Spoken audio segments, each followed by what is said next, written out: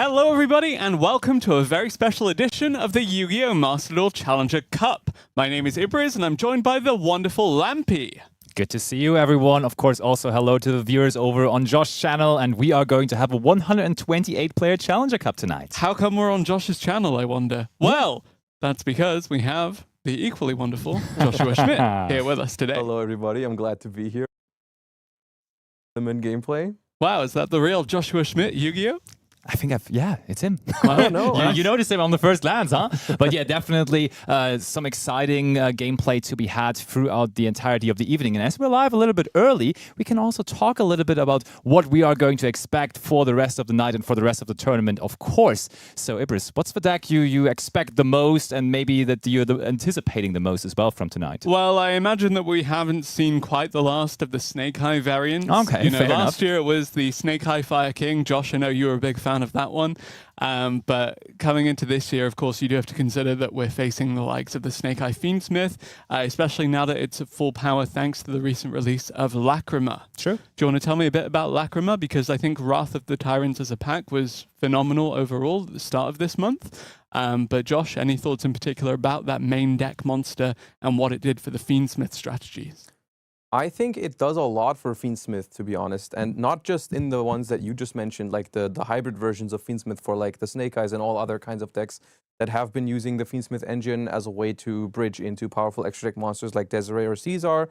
But I think it also does a lot for the Fiendsmith deck to stand up its ground on its own versus other strategies, which is something that I feel like has been missing with the first wave of the support. So now you can actually play sort of like more pure approaches to the Fiendsmith decks, which have been my favorite way to play the deck. So I'm really looking forward to seeing some of those. Yeah, for sure. And speaking of things that we're looking forward to and also things that have been missing from the game as of recent, Lampy, any deck that you're particularly excited to see tonight that maybe hasn't been as popular in the past couple of months? Hasn't been as popular. Okay, that is an interesting one. Well, I think Branded definitely got a spike in popularity after yesterday's update because, wow, that looked really, really good for the strategy overall. Yeah, of course. I mean, the new looking alternative arts of the card definitely are going to be hopefully seeing some play. Nice I couldn't field wait. as well. Oh, beautiful one indeed.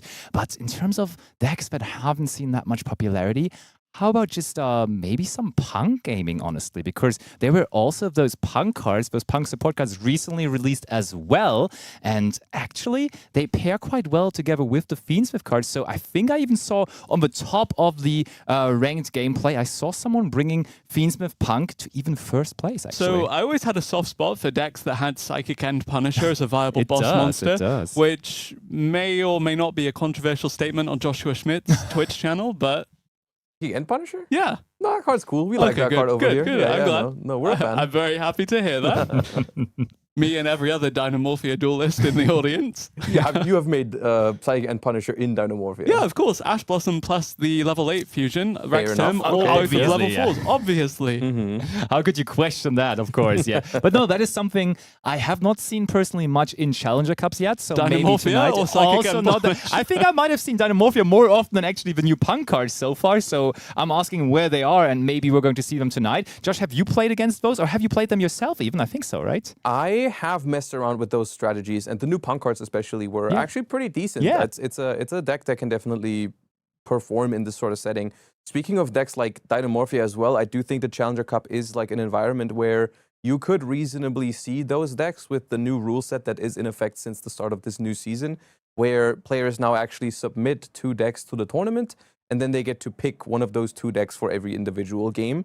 But of course, there is the decision to be made. If you lose game 1 of the set or you lose game 2 of the set, you get to pick whether you want to go first or second in the next one. And I think that opens up some room for decks like Dynamorphia to maybe be in your roster just for when you know you can guaranteed go first. Thank you for defending Dynamorphia in 2025. But also thinking about that nuance of having 2 decks available to you. You know, we have 2 distinctly separate strategies, whether that means bringing a going first strategy, whether that means bringing 10 Pi Dragon, or even when we saw Mist actually win the tournament on your channel very recently, bringing 2 variants of Snake Eye specifically tooled, one for going first, one for when he thought he would go second. Now, we spoke about Fire King a little bit earlier. Law-accurate rivalry here, Atlantean Mermail. Talk to me a little bit about that deck in particular, Lampy.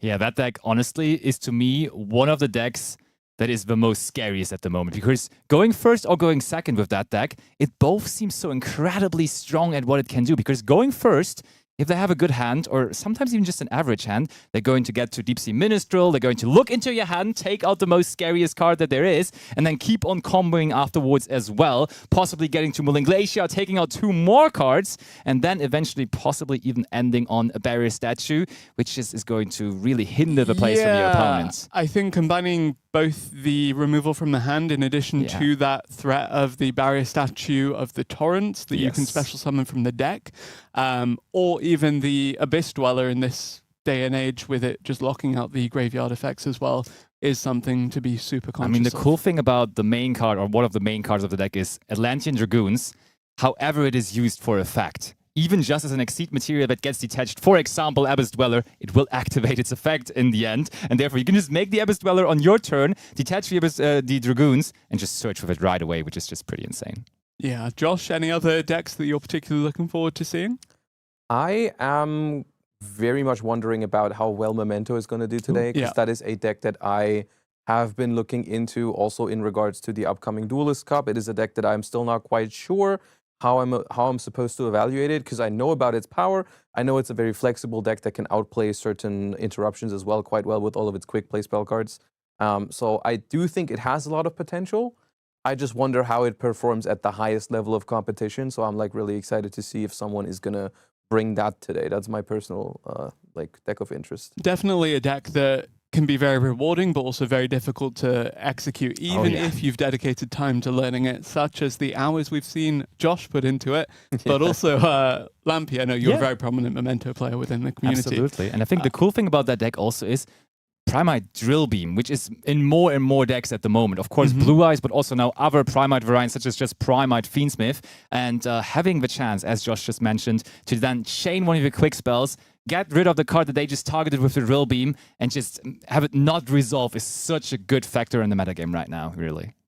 Yeah, I can imagine that. And actually, I think now with Blue Eyes being mentioned, we've hit my bingo sheet of all of the decks that I want to talk about for this evening, aside from Infernoble Knight. But, you know, saving that one for later. We have quite a few games ahead of us. Of course, we do have a tournament coming up. Yes. But actually, following on from the topic of us having a tournament coming up, of course, this Challenger Cup is in commemoration of the Road to Worlds campaign and qualifier. We have the Red Supernova Dragon, sorry, that side.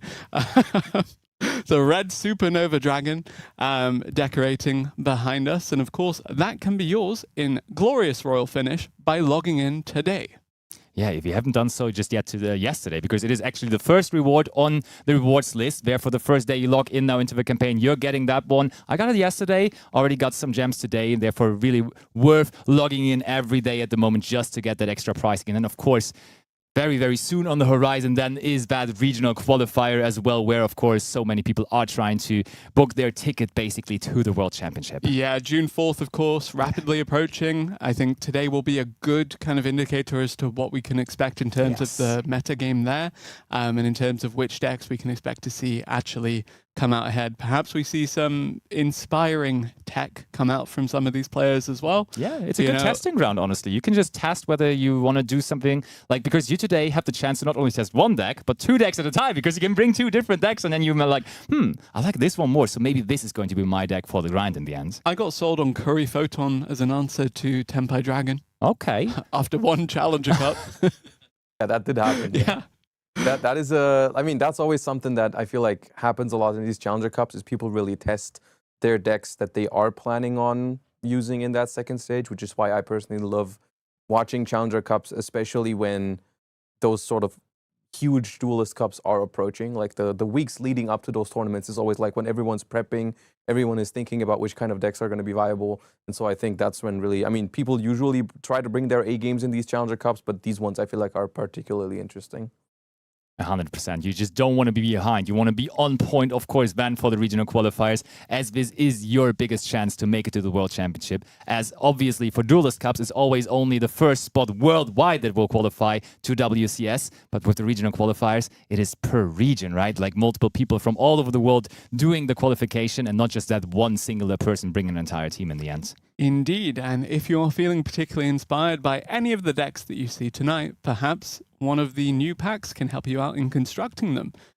Specifically just talking about Gate to the Throne and the amount that it brings in terms of the staple cards that we've seen across a variety of strategies, whether that's the Horus engine that we've seen splashed into the Telements. Splash, Telements. Yeah. But also Molchami Foolos, of course, just being a phenomenal card. Foolos is a big one just to get like a lot of different decks. A little bit of an update there. Just opening the pack basically guarantees you getting some very powerful and playable cards from all kind of different strategies. I think Rescue Ace and the Telements, as you just mentioned, are also in the pack, and therefore you can't really miss with it. You just like whatever you're pulling there, you're going to have like a good deck that you can go at, really.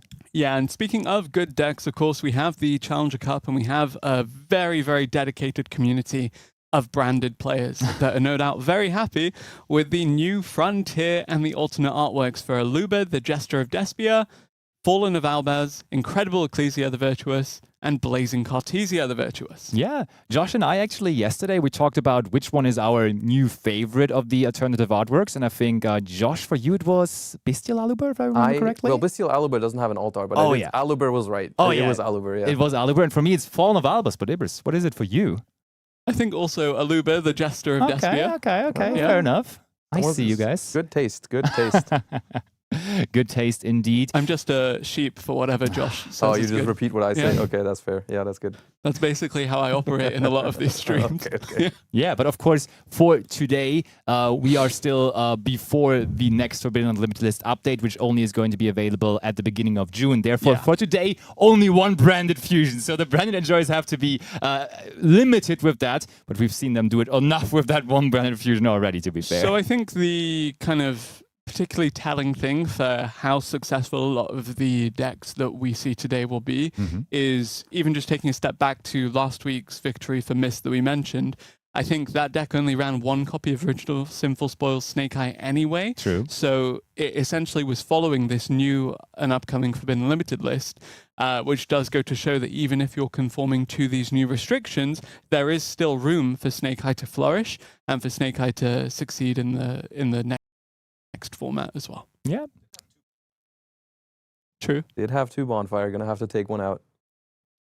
He will be fine. I think he will be fine with that. What can you replace it with? He will be fine with that. And in the end, is it Snake Eye that you're calling for today? Is that the deck that you think will win today, Ibris? I think someone's gonna rock up with a 60-card branded pile, and I think they're going to do phenomenally. Granted, I don't think we can count Tenpai Dragon out. It's Challenger Cup, it's competitive dueling, it's the best of the best in Europe, and it's going to be a great tournament. I think it's going to be all memento today. But you know what?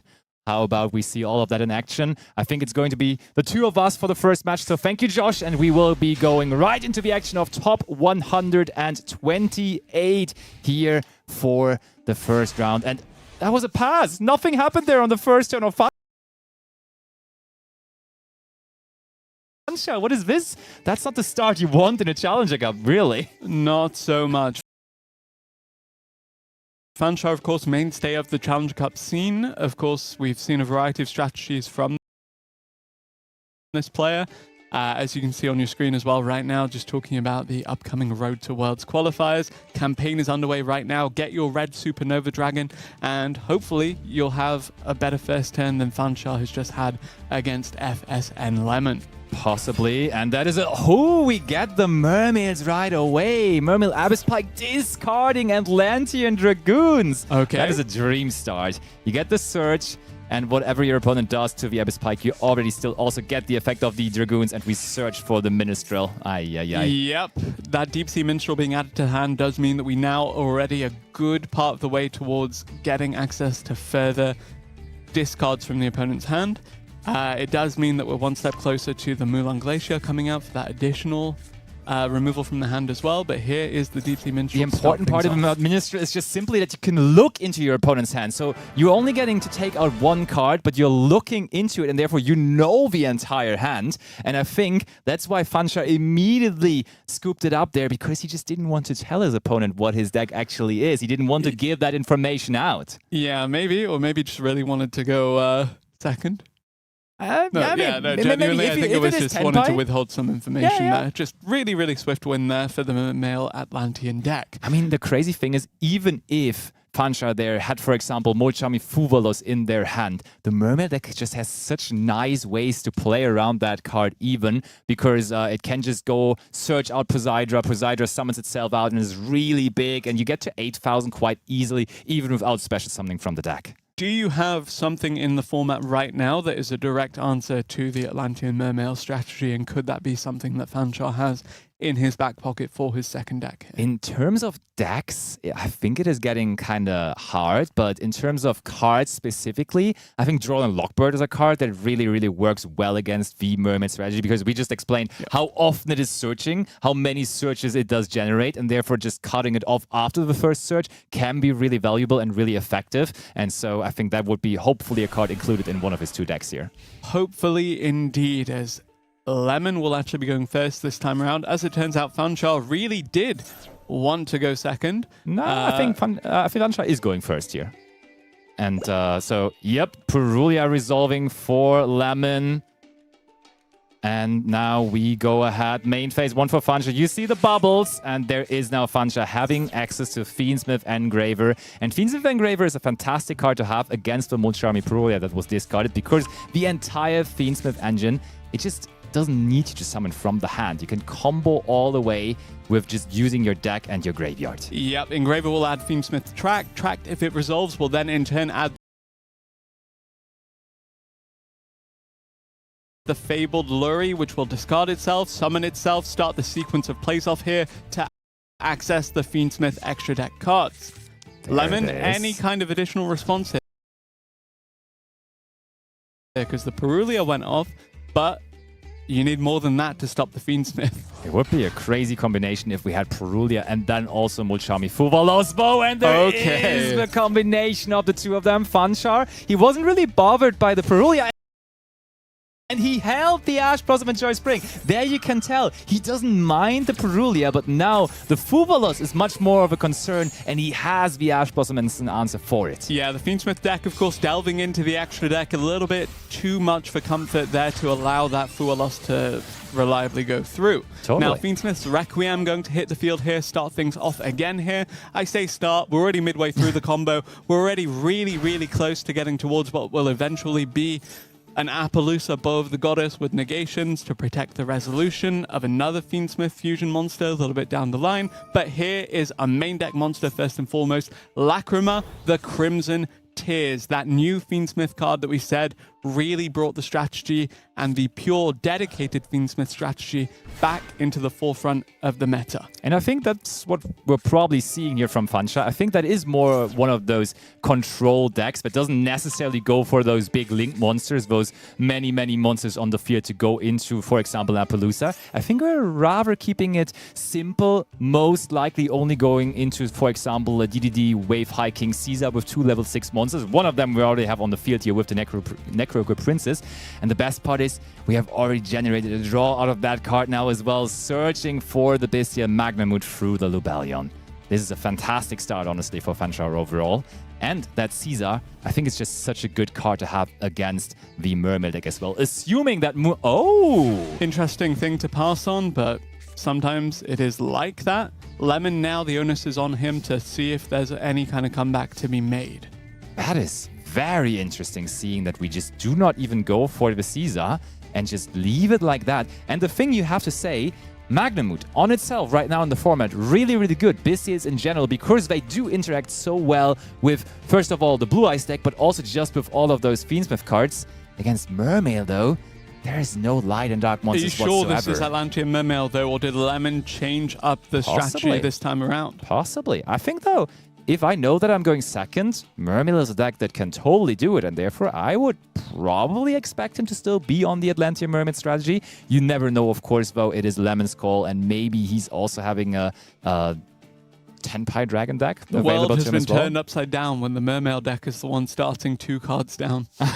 Ooh, we do go into the battle phase. That Evenly could matched? indicate it is the Tenpai Dragon strategy. Sengen Kaimin, evenly matched there would have not been even matched because there is only true, one there card is to only deal one with. card, yeah, okay. But Between is that an and getting Ash confused as to Blossom. who's going first or second, I think, yeah, the start could have been smoother here, but this is a pretty good start despite the Ash Blossom and Joy Spring coming through to stop that Sangen Kaimen. I mean, that Necrocrypt is Princess. the answer. That is the answer. I don't think the Tenpai deck can do anything from here on anymore because there is no more effects we could use in the battle phase. So main phase 2 it will be next. And that's not the phase that the Tenpai Dragon deck wants to be in at all. Yeah, main phase 2, not it for the Tenpai Dragon strategy.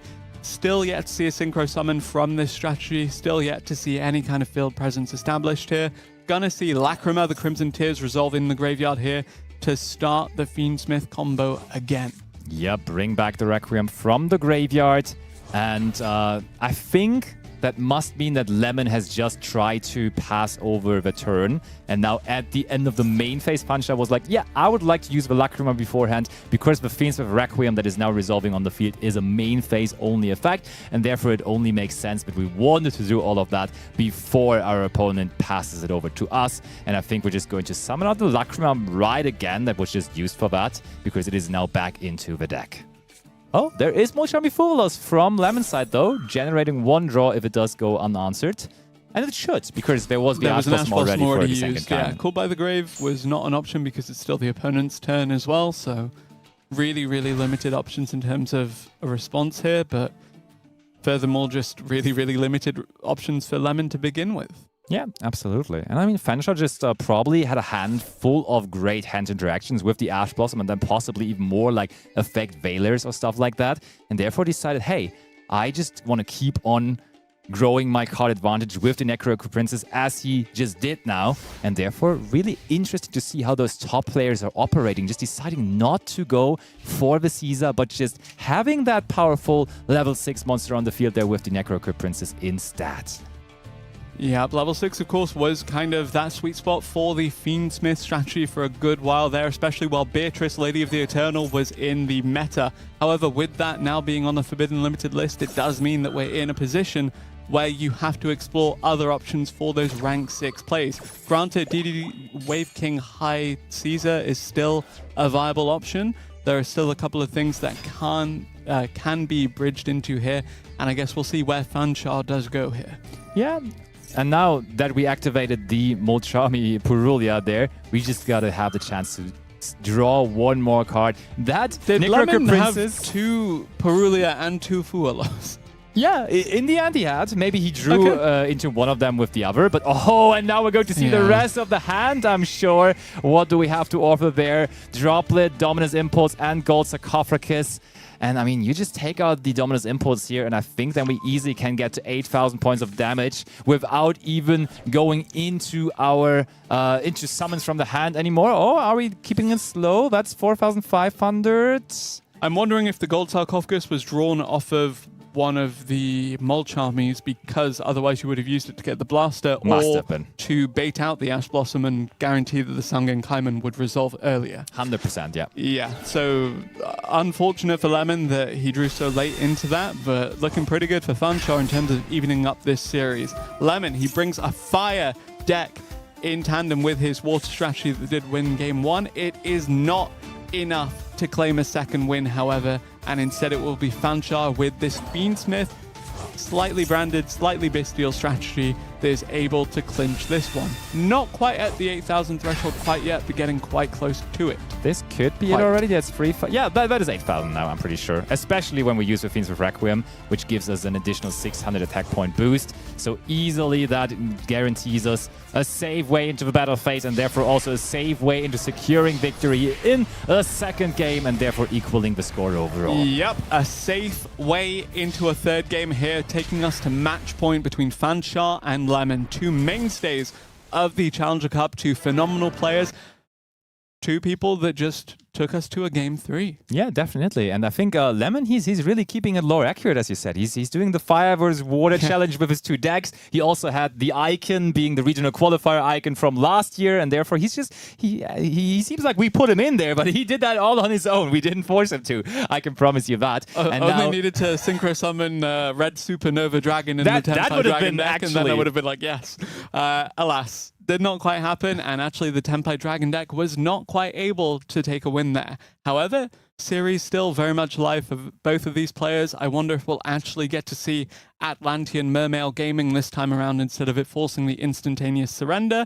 And indeed, if Fanshawe can have a better start against this strategy, if he's up against it in this next game. I mean, now there is no reason to be instantly scooping it up anymore for Fanshawe, right? Game 1, there was information to be hidden because your opponent doesn't know yet in Game 1 what your deck is that you brought. But now in Game 3, last game to be played between the two, so I think even if they're looking into the hand, Fanshawe probably will just let that happen. Yep. And therefore, let's see whether that is going to be the case. Going first for Lemon. And do we have those kind of cards? Oh, it looks like we do not. Yep. Setting 2 cards. That's tragic here for Lemon, because that Mermaid Atlantean strategy, it is very consistent. So seeing this is not very often the case. Indeed, and it's also not often the case for the Tenpai Dragon deck, even if you end up going first, because you'll oftentimes just see them want to keep the Mole Charmies functioning in the hand. This is not going to be the case here, though. Call by the Grave going to be used on the Engraver is as good a start as you can possibly ask for, though, answering that very, very key component of the pure Fiendsmith strategy. Yeah, totally. That's huge. But Fanshawe could, of course, just keep on going by having... Bestial having Guardian. That's really good. That's really good. Lemon, maybe just another Call by the Grave. That could be one of those cards that we just drew that we could not play the game with. But nope, we are resolving the Lubellion to grab the Magnamut. Now, for this very moment, there's only one lighter. Oh, Fanshawe now being the Tenpai gamer here. Interesting. This is a nice combination of decks that you... Fiendsmith Tenpai Dragon. Yep, I've been experiencing with that deck Maybe a little that's bit. why he kept his hand concealed to not have that come out. But speaking of things that have come out to maybe put a damper on that Tenpai Dragon play, it is the Pydra being answered by the Infinite Impermanence. We said the Mole Charmies wanted a clear field, so did that, unless you set it, which indeed Lemon did, negating the monster effect, but you cannot negate the Bestial Magnamut. But we have to give up on the Bestial Lubellion in the do that, graveyard. And there is one more draw if unanswered for Lemon now. It is answered, though, with the Ash Blossom and Joy Spring. And therefore, Lemon even down further on cards in hand, and Fanshawe probably just on his way to try to put out 8,000 points of damage, but he will need something like, for example, the Sengen Kaiman now, It is the battle of the main decks between two very, very extra deck focused strategies here. Instead of the big boss monsters in the extra decks, it is the disruptions, it is the main deck pieces, it is all of that just trading back and forth. Fanshawe here, he gets the Bestial Magnamut out. He has currently a negated effect, but still 1,700 points of damage on this Tenpai Dragon, and he has a main phase 2. Do we have a Synchro Summon? No not yet a tuner we do not. at No the tuner, moment, yes. but definitely no Sengen Kaiman, which was good news for We have a Lemon. Link Summon. We can go into a Link Summon. That's 2 dragons. I would always expect probably Heavenly Heretic Spheres. Seal of the Yeah. Heavenly Spheres there. And I mean, to be fair, Lemon didn't play anything last turn, so he needs to draw something now off the top of his deck to even get anything going. Otherwise, this looks perfectly in control for Fanshawe here. And we do search out Bestial Baldrake, which could provide, even though we cannot interact with light and dark monsters from Lemon's graveyard, could still provide interaction with monsters that Lemon might be summoning from the extra deck. But now, the moment of truth. Did we draw into something that could help us here? Are we playing the game? Are we unleashing the waters of the Mermail deck here? Maybe? Need a 1-card combo that does not get disrupted by the Heretic Seal of the Heavenly Spheres. Lemon, do you have it? That is the thing. If we drew like the best starter of the deck, which would be the Atlantean Prince, then you could just immediately give it back to the hand because it doesn't activate on the summon. So the seal would answer that quite perfectly. And Lemon, I think, by thinking here for so long, that's either a sign of them being hopeless and not knowing what to do at all, or them actually picking up an option that is worth considering and now trying to figure out how to approach the situation perfectly because they do see a way to get into this. Indeed, we need a way to deal with this Heretic Seal of the Heavenly Spheres, or at least play through that disruption, that bounce to the hand. Fanchar firmly in the driver's seat here. The Bestial Board Rake waiting in the hand, currently not being a quick effect, of course, though, because of no monsters on the side of Lemon. And Lemon is taking his sweet time. Is there something? I mean, maybe they're also considering to possibly just set a monster. Maybe they're thinking whether they need to do that to like withstand and survive the next turn. But I think you're not thinking about it for that long. You make that decision now, so I would rather expect him to have a play, but he just tries to figure out how to sequence it the best possibly. Because the Mermaid deck does have some amazing two-card combos. Just like imagine Abyss Rhine, discard Shadow Squad or something like that. That would definitely be playing through the Heretic Seal that we see there. But even at that point, I think we would just try to get off with it now. Yeah, and I think that there's definitely a lot of good things to say about the Mermail strategy in terms of how it can play out even in these difficult situations. That is probably not one of the best ways to approach it. I did just want to get your opinion on the Tenpai Dragon combined with that Fiendsmith strategy, because you said that it was very much a standard thing, or at least one that we've seen before, whereas maybe for our viewers at home, maybe also for me, it's one that I don't see too often. Yeah, I think in specifically Master Duel, I have not seen too much of it yet, but it was somewhat common in the...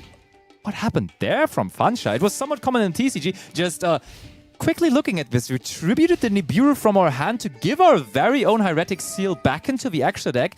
And I can't really make any sense of that. Maybe Fansha thought he could give the set monster back to the hand, but obviously Heretic Seal only goes on face-up cards on the field. So we just put our Heretic Seal there back into the extra deck. And I mean, we just, like, we lost our own monster there. That didn't seem too good. But yeah, the combination is kind of nice because you just, the Fiendsmith cards, they demand your opponent to respond a lot of the time because... But by getting the Nibiru to the graveyard, we then can banish it for the Druid Worm, and suddenly we have 2,500 attack points to play with rather than the rather humble 0 of the Heretic Seal of the Heavenly Spheres. We also have an tribute, rather, for the Bestial Lubellion. I saw the yellow glow and I got excited. Indeed. So, yeah, okay, now seeing that, it probably was all planned from Fansha's side. But speaking more about the synergy between the Fiendsmith and the Tenpai Dragon cards, the Fiendsmith cards, they are so powerful at what they do, so they demand responses a lot of the time. So, for example, if you see a Fiendsmith Requiem or a Fiendsmith Tract, you are very, very incentivized to use Ash Blossom and Joy Spring on that. And if your opponent does that, of course, they do not have those cards anymore for Sengen Kaiman or the other powerful Tenpai cards, such as Genroku. So usually what the plan is, you're trying to bait out the interruptions from your opponent with the Fiendsmith cards, and then there is your Tenpai cards to go after stuff afterwards as well. And the Bestials do make that even more nice of a concept because they are level 6, of course, so a level 6 Bestial plus a Chandra equals a level 10 Synchro. And we are attacking over Abyss Rhine there. That card doesn't do anything on its own. Baldrake comes in for some damage as well, but this is not enough yet. Yep, and we no longer have to worry about the disruption offered by that Heretic Seal of the Heavenly Spheres, so perhaps there is a way to play through this for Lemon if they're able to draw that very, very important monster. But by bouncing the Heretic Seal of the Heavenly Spheres back to the extra deck earlier with its own effect, we now have access to it for a second time. Well sequenced by Fanchar. Gave a lot of thought to how to play that one out. And Lemon, now, it's a repeat of last turn. Do we have something? And I mean, Lemon, though, hats up to them, or kudos to them for setting the monster, because we see if there would have not been that set monster, the game would have been over, but it was enough to also buy them another turn, so they could be rewarded big time here by finally picking up a playable card out of their Mermail deck. And Mermail Abyss Pike is a card that does activate on the summon of itself, meaning we do immediately get something off here, but we did not use the effect by the looks of it, though. Branded Regain will allow us to special summon something back, but there is Dominus Impulse to negate the special summon effect. And destroy the card as well, because there is the Infinite Impermanence in the graveyard of course, Lemon. We do chain the Heavenly Spheres, though, now. And that could either be on our very own branded regain to protect it from that, or we just give the pike back into the hand, and that is what we're going to do here. But this felt a little bit like a bait. So maybe we're just now going to... Oh, the last card in hand is an Ash Blossom and Joy Spring. All right, I mean, Fanchar seemingly left with no more playable cards in the hand. So maybe this was pretty well done from Lemon, because Fanchar now obviously needs another Bestial, another monster that can be attacking here. Another Tenpai Dragon, perhaps. Anything really does it. If he'd drawn a Tenpai Dragon. I guess we'll see. Let's see, is there anything that can seal the deal here? Fanchar does have the Tenpai Dragon Genroku, and that obviously is going to be... Hold on, though. Not obviously. The Abyss right now in the graveyard, discarding you can draw a card, the pike. Yes. Is there something that will be added to the hand that can actually answer this? Maybe it is. Maybe we drew into an Effect Ash failure? Blossom. Ash Blossom and Joy Spring would be the most prominent answer to this here. Genroku attacks. Now we're, of course, looking into activating the effect. And did we get lucky with the Ash Blossom again? Does not seem like it. And that is a Fadra. Big enough. Okay, we use the effect to bring back from the graveyard. It would have done it on its own, but that, of course, still is very good because... Did the Dominus Impulse from the hand lock out the Ash Blossom? Oh, nope. Dominus Purge locks you out from fires, but with Dominus Impulse, you can still use fire effects, yeah. True.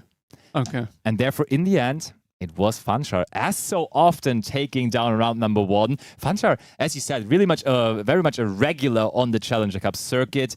Probably at this point having like 20 Challenger Cup wins or something. He's definitely one of the top 5 grinders, I would say. Yeah, and despite really getting destroyed in that first game, made a phenomenal comeback, brought a rather unconventional strategy. Even if we had seen it before in the TCG, it was still very surprising to see here. Yeah. But pleasantly surprising and honestly very well executed. Didn't actually see a Tenpai Dragon card from it in that second game. Was able to clinch the game without that, maybe showing just how powerful pure Fiendsmith variants around that Necro Princess can be. But ultimately, very well played. And actually, here we go. Ooh, another regular. That is Matrix, of course, already winning multiple Challenger Cups, I think, this season even. And there's, we even play Branded Beastie in the deck from Cliff Dwary. So this does absolutely strike me as another Fiendsmith control variant. But the Anaconda on the field is kind of interesting, actually. Is that a pseudo-branded fusion? I would presume so. But there is that Fiendsmith Lacrima on the field, and that doesn't really match well. And now that looks like Ling Summon, therefore I think it's pretty safe to rule out that this is a branded strategy. That is going to be the effect of Lacrima. I think this is probably just another control approach to the Fiendsmith strategy. And then, what are we playing? We could just basically be playing Red Eyes Fusion to make Dragonia, technically, or... Fusion Destiny. Well. Yeah. So Fusion Destiny will, of course, access Destiny Hero, Destroyer, Phoenix, Enforcer, sending the Dasher and one other there. I think it was the Plasma. I didn't quite say. Celestial. Okay, so this is the draw. Still, really well played. Destiny Hero, Destroyer, Phoenix, Enforcer, of course, being such a prominent powerhouse in the metagame a couple of years ago when it first came out. When paired with that adventure engine, of course, just that recurring threat of being able to destroy a card, kind of run interference there, having that monster come back time and time again to just pop again. Really powerful. Granted, I haven't seen too much of it these days, but we do have the option to then link summon again on top of it with a link to Masquerena on a quick effect and a link to Verte Anaconda. So theoretically, we could get that link for Appaloosa Bow the Goddess with 2 materials. With 2 or even 3 materials if we wanted to use the DP. Phoenix Destroyer and Enforcer for it. But I think you rather don't want to do that because you want to get that card into the graveyard with its own effect, destroying it so it can come back on the next turn, of course. But as you said, I haven't seen Phoenix Enforcer in a really long time, to be honest. So it's interesting from Cliff Dwary here that is the option that they wanted to bring with the Anaconda. The main concerning thing about that, obviously, is, resolving Fusion Destiny or resolving the Anaconda for the Fusion Destiny is really good, but as we saw the 2 cards were, playing Celestial and Dasher for that, not really that great because you really don't want to draw those cards. And now a Lightning Storm from Matrix, activating double Upstart Goblin. This, I think, can again just be Tenpai Dragons, honestly. Yep, so link summoning in response to that is pretty interesting to me because it suggests that we'll see something forced here that maybe would have been held for a little bit later on when it could be used as a viable removal tool. Of course, the IP Masquerena by itself would in turn protect whatever is summoned here, at least somewhat. The SP Little Knight now just coming out. Very, very prominent combo back in the day of the, I say back in the day, last year. all day long, basically, yeah. Of the IP Masquerade into the SP Little Knight for that quick play speed removal. Destiny Hero Destroy Phoenix Enforcer, another quick effect. Going to be destroyed by the Lightning Storm, going to summon itself back because it was destroyed by a card effect. Yeah. Lightning Storm, as you mentioned. Not on its own terms, basically, True. but still being destroyed by card effect, therefore ready to come back. But Matrix has no interest in getting it for a comeback because I think Matrix only has one thing on his mind right now, and that is going for game this turn. Really. Lightning Storm does suggest, as you mentioned, the 10 Pi Dragon strategy. Triple Tactics talent could, of course, guarantee you take away that SP Little Knight to deny that quick effect removal, or you draw 2 cards and get a little bit more greedy with it if you don't have what you need. Or you in those take four, the third or you option. just take something else, yeah. We look into the opponent's hand and Cliff Wary. Is there, for example, a Maxi? Because yes, you would need to chain it here. There is a Maxi, but we decide not to chain it, interestingly enough. So we're making Matrix choose whether they want to get rid of that or the Ghost Ogre and Snow Rabbit, maybe. Pretty scary hand, all things considered. Yeah, I agree. The Druid's Worm versus the 10-Pi Dragon part of the deck, not really that great, but it at least sometimes can come in as a last protection. They take out the Maxi and the Ghost Ogre. It does only have that scary factor about it when there is the field spell, but now there's also the Ultimate Slayer from Matrix, making sure that SP Little Knight does not get destroyed by card effect, because it could not be, but just goes straight back into the extra deck. Yep, there is the Ultimate Slayer resolving to send the SP Little Knight, and also the Tri-Brigade Arms Bucephalus 2 going to actually send a Beast Warrior, Winged Beast to the graveyard. Garura will allow a draw of a card, just kind of replacing that Ultimate Slayer that was commit there to remove. Heavy Storm now going to be used to remove one branded lost. Was it branded lost or was it branded? Branded Beast it was. Branded Beast. When Sorry, now yeah. the Striker So, cards as Sky well. Striker, 10 Pi Dragon. We've seen so much removal commit so far between the Lightning Storm, the Heavy Storm, so many Storms, so many Triple Tactics between the Thrust and the Talents, but the combos, the spell cards, they don't end there. Here's Sky Striker, here's Kagari in response. And do we see the 10 Pi Dragon deck actually come online here with the Sky Striker cards? I mean, we do need a 10-Pi card, because there is a cool way for the 10-Pi Sky Striker deck to bridge into your 10-Pi cards with the Sky Striker cards when your opponent controls a monster that you can crash into through the Hita, but there is no monster to currently crash into, and therefore that is not an option that is available to Matrix at the moment. So with now activating Hornet Drones again, I'm almost getting the feeling that maybe there is no 10-Pi cards really available to them.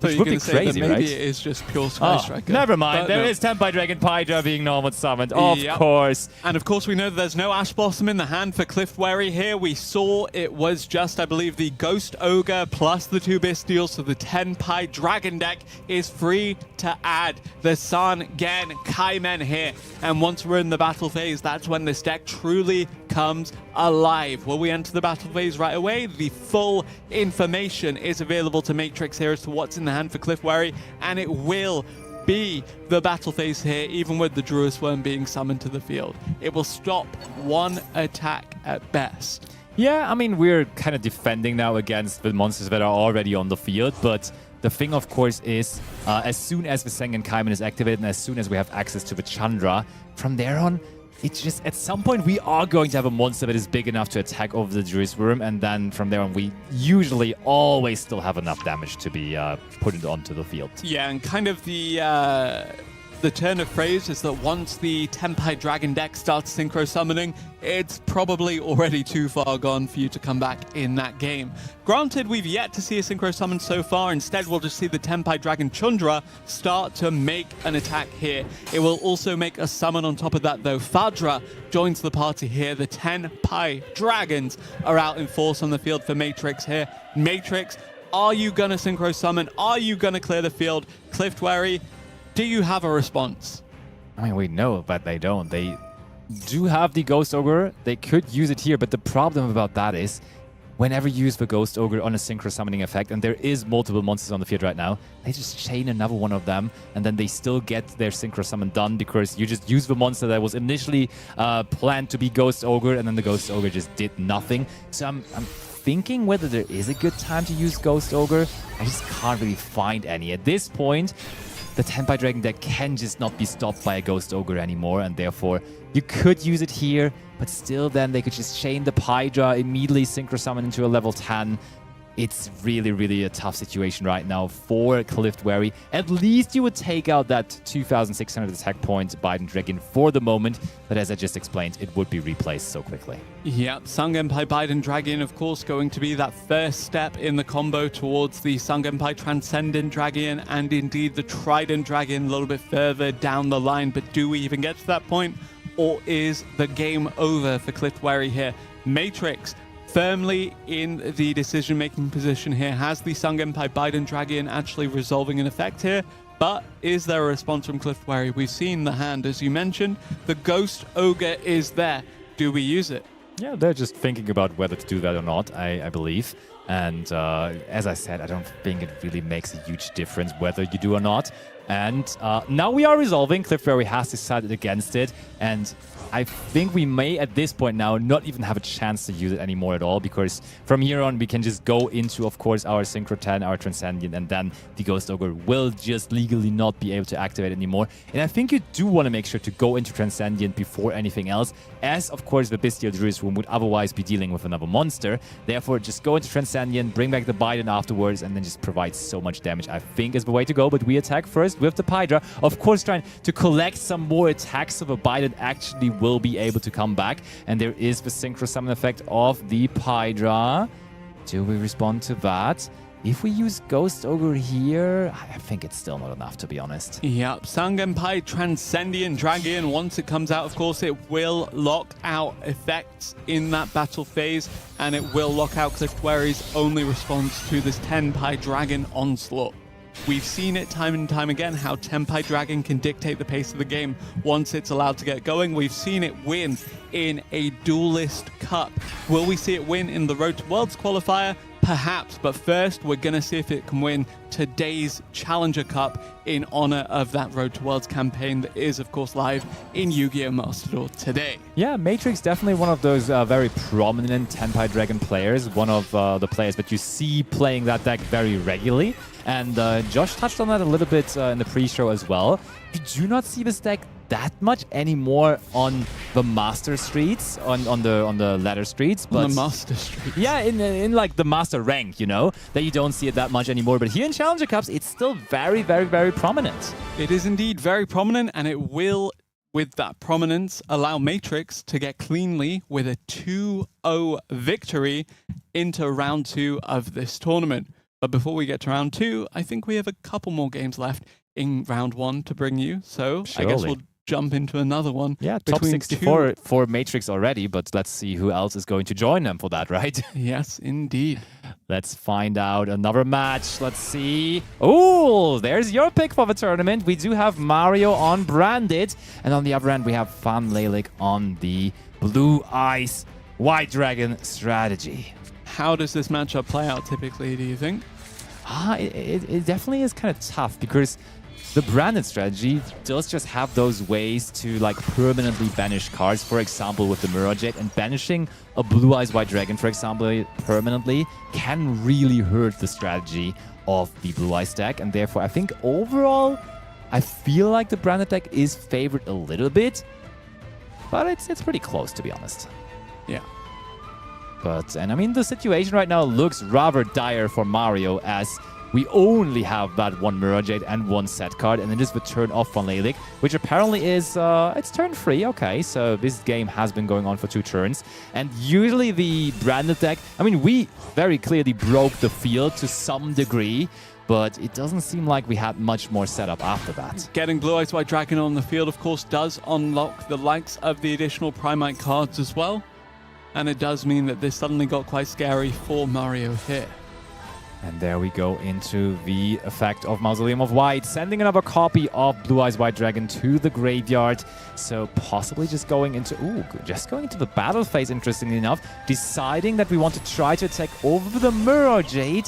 3,300 attack on that Blue Eyes White Dragon, but first we have the effect of Mirror Jade, the Ice Blade Dragon resolving, but the effect in the graveyard will be negated by the Blue Eyes Spirit Dragon. Oftentimes we'll see that used on the own duelist's True Light, but this time around actually has the luxury of resolving to stop something in the opponent's graveyard. Yeah, and honestly, this situation right now is so controlling, so good. We can't really see the graveyard of Mario. Sometimes the graveyard follow-up from the branded deck can be scary, but when we just look at the field and when we see that Funleylick still has 2 cards in hand, it looks very favorable. That's a new one. That is one that actually recently came out that I think a lot of people had quite high expectations for. The Lightstorm Dragon.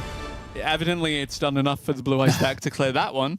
But tell me a bit about that card and what it does for the strategy, because I think despite Blue Eyes kind of falling down in terms of prominence in the metagame discussions, that card did a lot for it.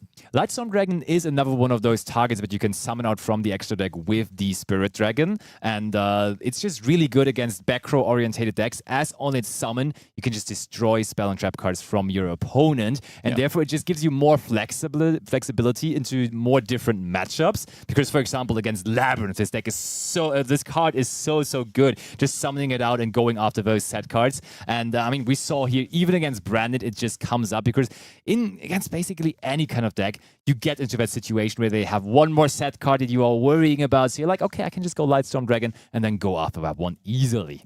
Yeah, I really think that it did a lot for the strategy overall, but granted, the Primite cards probably helped a little bit too with Blue Eyes coming back into it. But regardless, Blue Eyes, phenomenal job there to take down the branded strategy from Mario.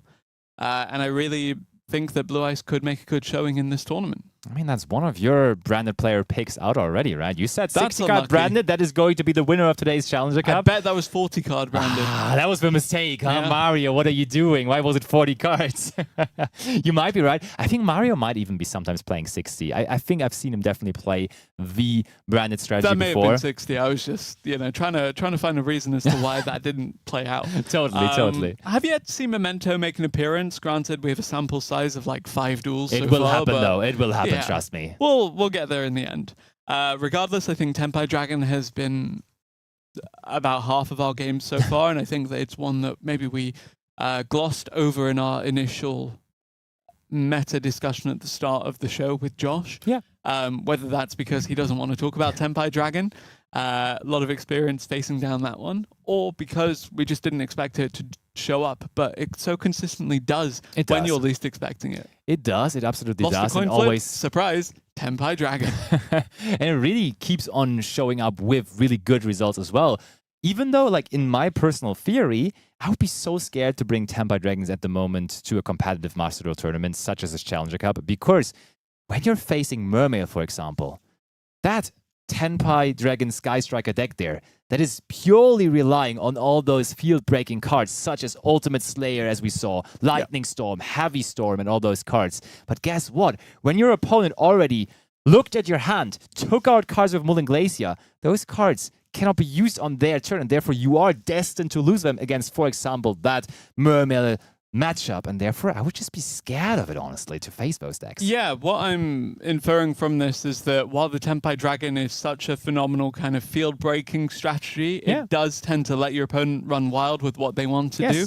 And honestly, just, the Mermail does too much if you allow it to do so. Granted, sometimes it doesn't have the ideal start. Sometimes you don't see the cards you need to see. We saw that just there, as we saw earlier. But something else that we saw was the branded strategy.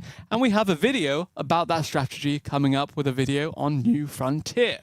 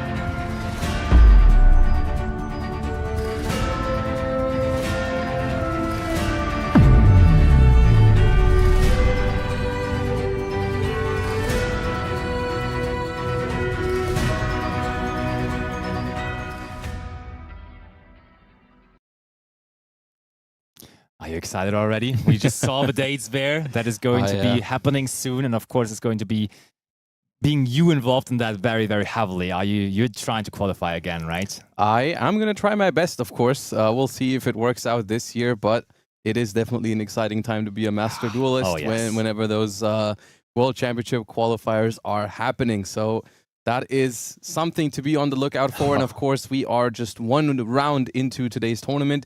We have a lot of action left. We are headed into the top 64 next. You have been just enjoying some top 128 gameplays just now. I do have that. Tell me a little bit about that. Yeah, I mean, we saw Tenpai Dragons, and honestly, I think we have the same idea about it. It's just weird how you just don't really see it on the ranked streets, but then in Challenger Cups, it's all of a sudden just so viable again, and so many people are playing it. And it's just the obvious explanation, the concept of having two different decks. Is that just what explains it, or what is the real explanation for it? Partially, I would say so. I think it comes definitely with the factor that in Challenger Cups, you kind of construct your lineup with a certain goal in mind of these decks, right? Because the loser of a game gets to decide who goes first in the next iteration of the series, of course, which makes it so that a lot of players try to play a deck for the first game where the coin flip actually dictates who goes first. True. They try to pick a deck that can kind of do both, right? The kind of decks that you would also play in ranked all the time, where you also don't know whether you're going to be going first or second. So you try to pick a deck that can kind of do both pretty well. And then people ask themselves the questions of, but what if I win game one? You know, my opponent probably picks a deck that is pretty strong for going first in the next round. So what can I do against that? I think that's where the Tenpai Dragon deck comes in. Fair enough. And just fills that role pretty well. The fun thing is with these Challenger Cup lineups is that you don't get to do all three. You can't be prepared for every single scenario because you've got game one where you don't know whether you're going to be able to go first or second. Technically, you also want a deck that you can pick when you know you can go first, right? So like Labyrinth or other combo decks like Mermail or Memento or something like that. You know, that is something that would also be an option, of course. But then also you kind of want a deck for when your opponent gets to go first, right? So you can only pick 2 out of the 3, basically. So I think for some people, they are rather safe than sorry. They'd rather have the good deck for when they get to go second. Some other players are happy with their game one deck when the opponent goes first.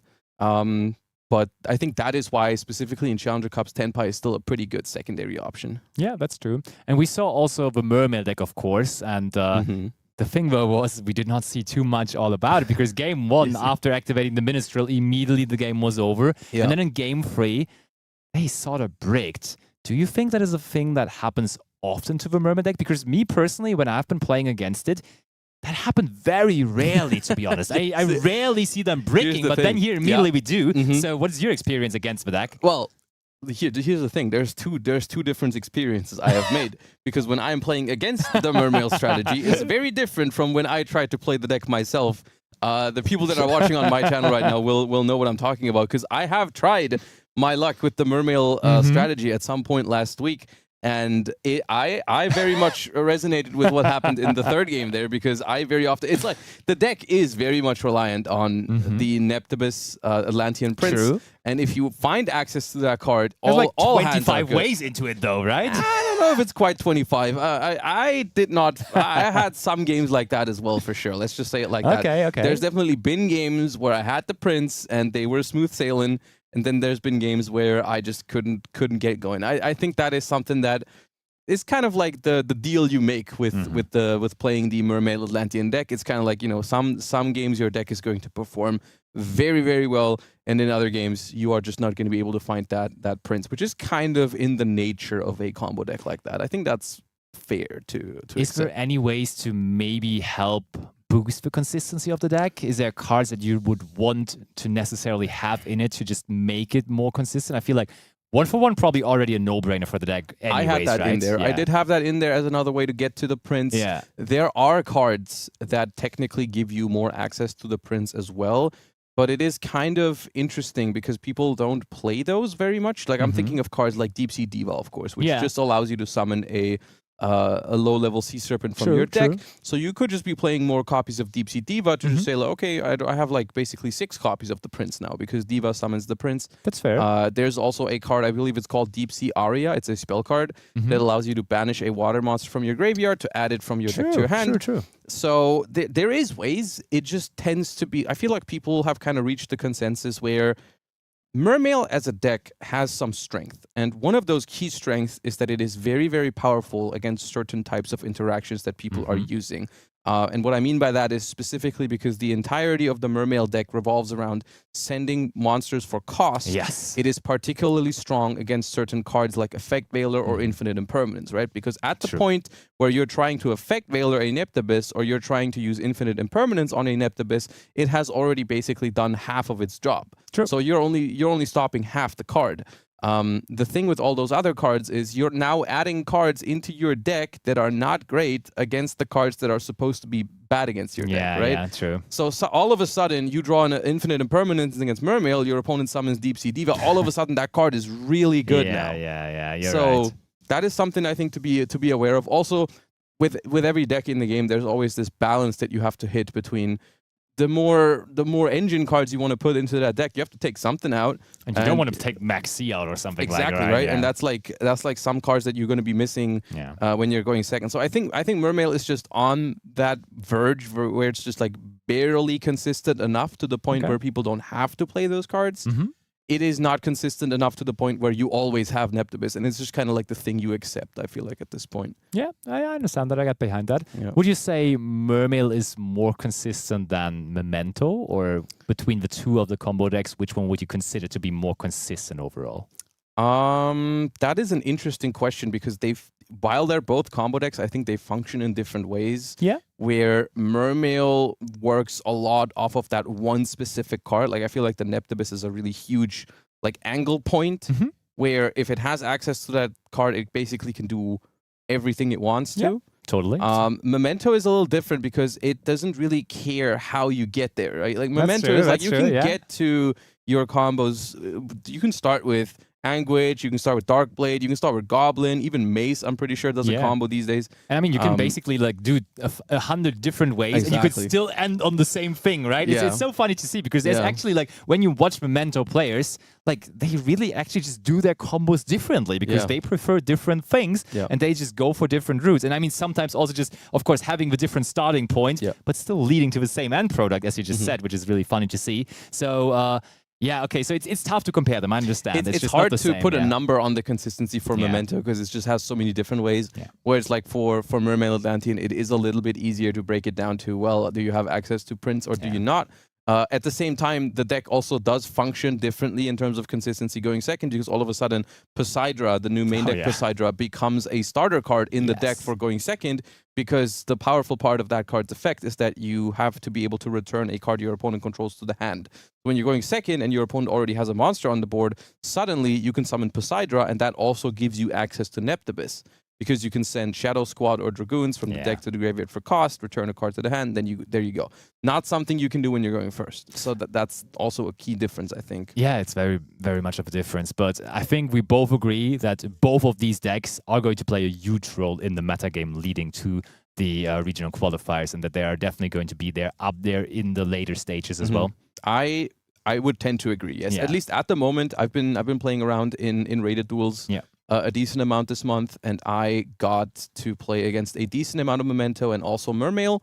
I personally, for me, I think the Memento deck is more of a consideration, mostly just because I have made those experiences with Mermail where I've tried it and it just didn't really perform on that first session that I had with it. Of course, it's not something you should base the decision around. It's just like you have one session with the deck and it doesn't quite work out. Of course, there's still ways you can improve it and so on and so forth. But just right now, I'm leaning more towards the Memento deck if I had to pick between those two. That's fair. I mean, you, of course, as a content creator, you share a lot of that journey also with your viewers. But what would you say as a general concept for preparation for those kind of tournaments, such as the regional qualifiers coming up?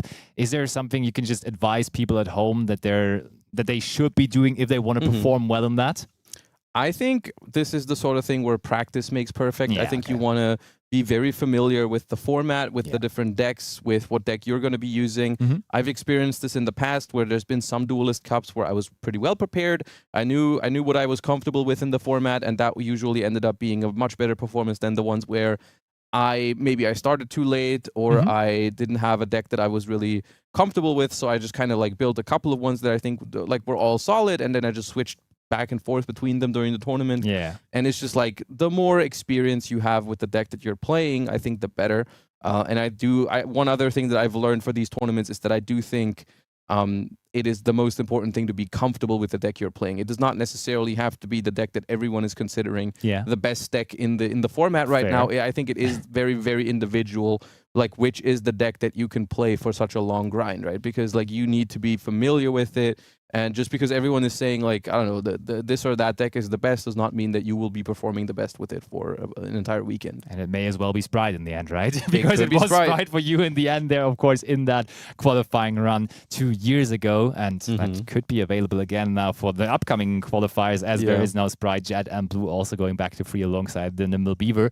But would you say that is a general thing that you can point out with that? Because you said you had Duelist Cups where you have been switching decks. Would you advise that to people that they have different decks available, or do you think it is better mentally, but also just overall in terms of results to just focus on one deck specifically? Or what do you think is the best approach to the situation? I don't think there's a clear-cut answer to that question, because I do think on the one hand, I would advise you to be to know what you're going to play beforehand and to understand like the format enough to the point where you can narrow it down to maybe a deck or two. And on the other hand, if you are there and you are taking part in the tournament and you notice that what you thought was going to be a good idea or what you have prepped isn't working out for whatever reason, you maybe the format is different than what you anticipated. Maybe you thought like, oh, this deck is a really good pick because it has a really good matchup against I'm just making up stuff. Like, let's say you think Blue Eyes is going to be really popular in the second stage, and you prep a deck that is pretty good against Blue Eyes. You're pretty happy with the matchup. But then all of a sudden, people just play more branded than what you thought, right? And all of a sudden, your deck doesn't perform against branded. It always works out like that. That people play more branded than you would expect, kinda, for sure.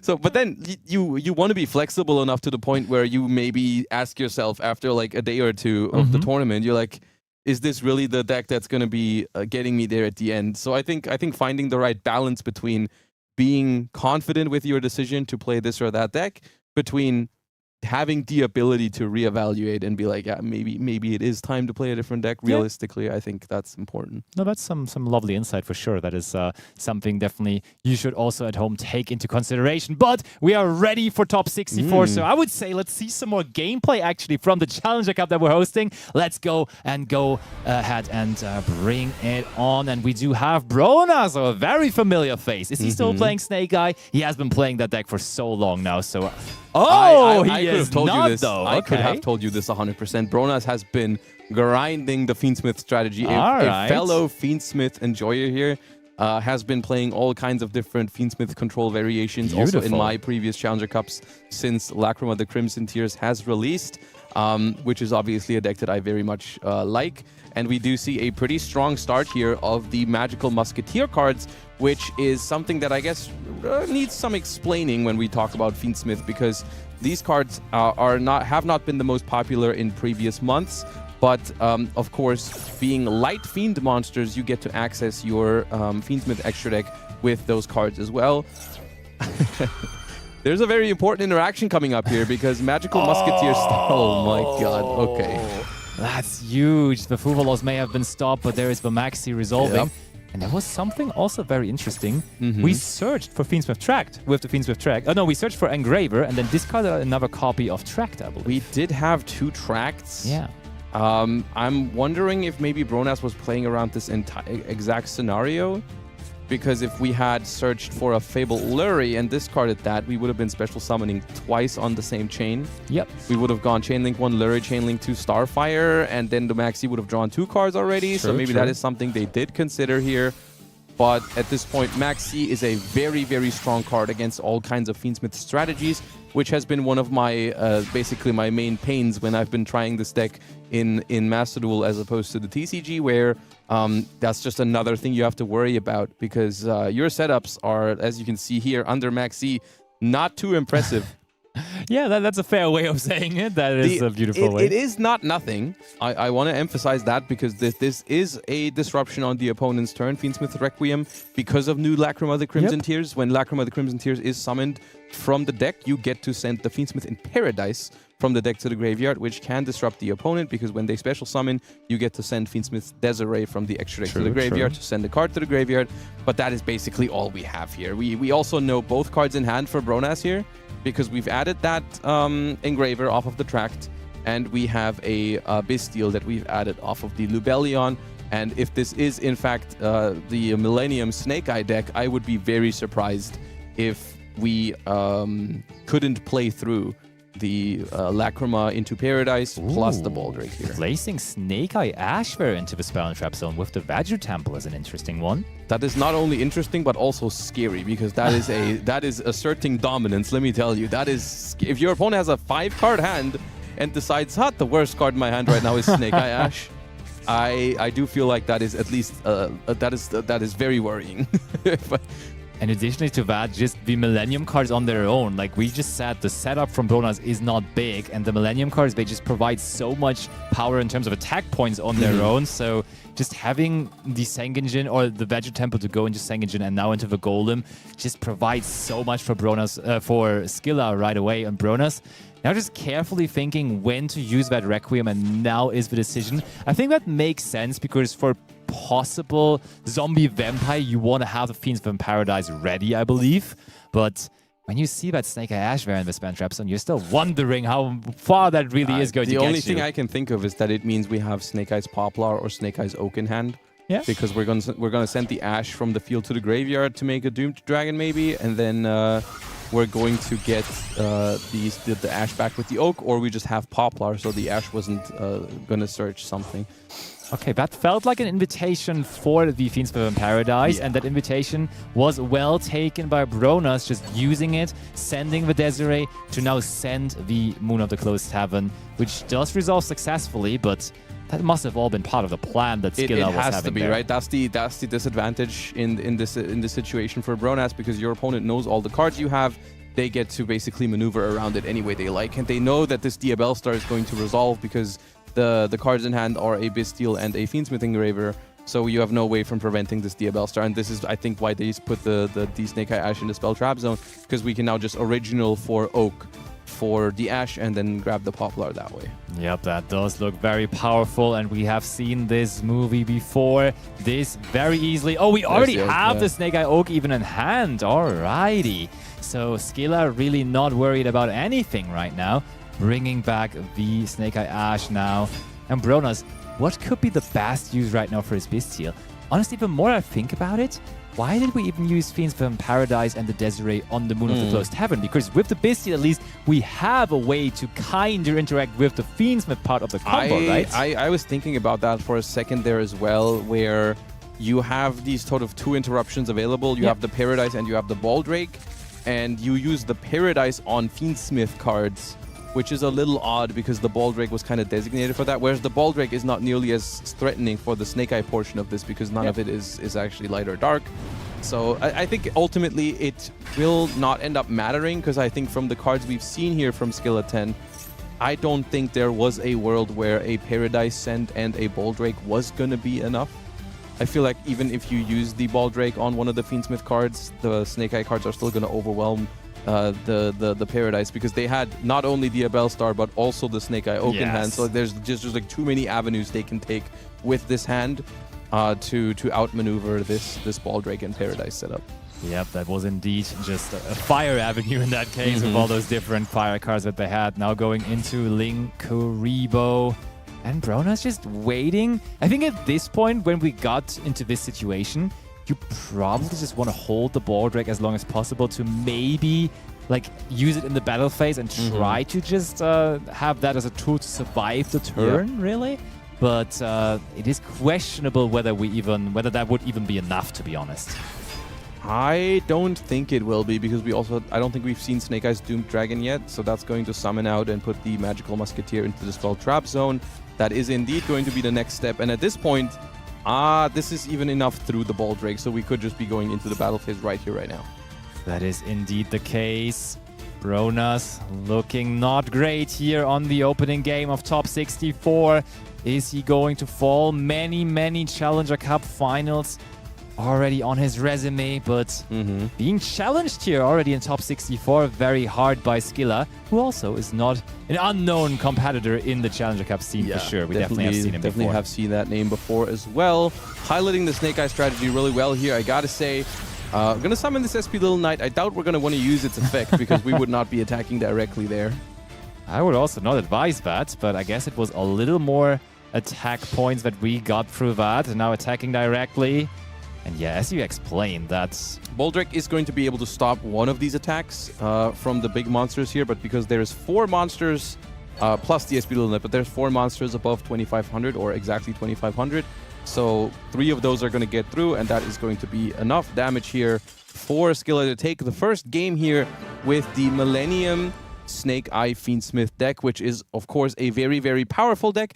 And I think it showcases very well one of the main challenges for this upcoming format, or for this current format, which is that the Millennium Fiendsmith Snake Eye deck is still so popular, and it is very hard for a deck like Fiendsmith Control in particular to keep up with it, because it has so many different avenues it can go down. You don't even know exactly which cards are the best against it, because the Fiendsmith Control deck very much relies on non-engine to like basically counter the opponent. Like, so the choice of, do I put Bystials into my deck? Do I put Ghost Ogre and Snow Rabbit into my deck? Do I put Effect Veiler, Nibiru, all this kind of stuff?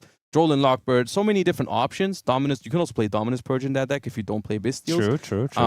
And it's difficult because you're basically picking between different cards that are all valid against that deck, but like they're all only good against certain portions of it. Like a Ghost Ogre and Snow Rabbit is not going to get you very far when they start with the Fiendsmith cards, but it is pretty good against the Millennium cards. True. A Bystial gets you very far against the Fiendsmith part, but it doesn't do that much about the Millennium or Snake Eye part, so on and so forth, right? So like you put yourself into this position where you're playing a deck that relies on non-engine, but the non-engine itself is not super reliable. And so it's a little bit of a gamble then, even if you draw the right cards in the right moment, because you kind of need to include some cards to counter the specific parts of the deck. But then when you draw the wrong one for that matchup, it's kind of, it's tough. It is tough, yeah. And it's like, in theory, it can do it because it can play all of those cards that we just mentioned. You don't technically have to decide between all of these, because you can play a chunk of those kind of cards. Like you can play 20 or more of those cards. So in theory, the answers are all there, but then in practice, that's sometimes a different story, because are you going to draw the right ones together? Because sometimes you draw 2 answers to the Fiendsmith and no answer to the Snake Eye. But the deck, that's the thing, in theory, it can have all that. So let's see if Bronas is going to run it back with the Fiendsmith deck. They are going to get to go first here, and let's see how this second game of the Top 64 plays out. Ooh, we switched sides. We are now also again a Snake Eye player. And so we both were, right? You said definitely kind of a Fiendsmith enjoyer lately, Bronas is, but also he just has such a history with the Snake Eye deck too. That is true, yeah, that is true. And he is immediately going to discard the Snake Eyes Diabellstar that he searched for the Diabellstar, the Black Witch. And that's a pretty big giveaway. If the Wanted ever searches for Snake Eyes Diabellstar, you can guess what card is in their hand. That is going to be the Diabellstar here, grabbing the original Sinful Spoils, soon to be limited. And that is currently resolving. We are not stopping it. So that is Snake Eye Ash hitting the field and attempting to add, presumably, Snake Eyes Poplar. Do you remember whether it's the same sleeves for Skilla here? Because I feel like it's different ones. I definitely remember the winter, the board that they were using. Yeah. I think that was the same one. Okay, fair enough. So maybe it is still that Snake Eye Millennium Fiendsmith deck, which obviously does have good tools going second and definitely has powerful ways to play into fields. So it's not surprising also using it going second as well. It is a valid option for sure for going second. I will say if I'm expecting to go up against Snake Eyes, maybe because Bronas is a known player for Snake Eyes as well, I don't know if I would really try to go in with the same deck here going second, because I do think between these 2 decks, if the one that makes their board first is pretty much in an advantage. Normal summoning Molcharmy Fuvolos does definitely tell you this is not the optimal opening for Bronas. Sure enough, though, it's still a monster that you can, of course, use for going into Moon of the Closed Heaven at the very least. I think at this point he does not mind that being the normal summon, because we did get into the Snake Eye cards with a special summon from the Diabell Star. Yeah. I think the reason we normal summon the Mold Charmy here is because we don't want to link away that Flamberth Dragon too soon. Just in case there's an Nibiru, the Primal Being, we still want to leave the revive effect for 2 level 1 fire monsters open and use the Fiendsmith cards first to potentially set up an Appaloosa or a Caesar, and that way we can insulate from Nibiru that way. Yeah, that's true.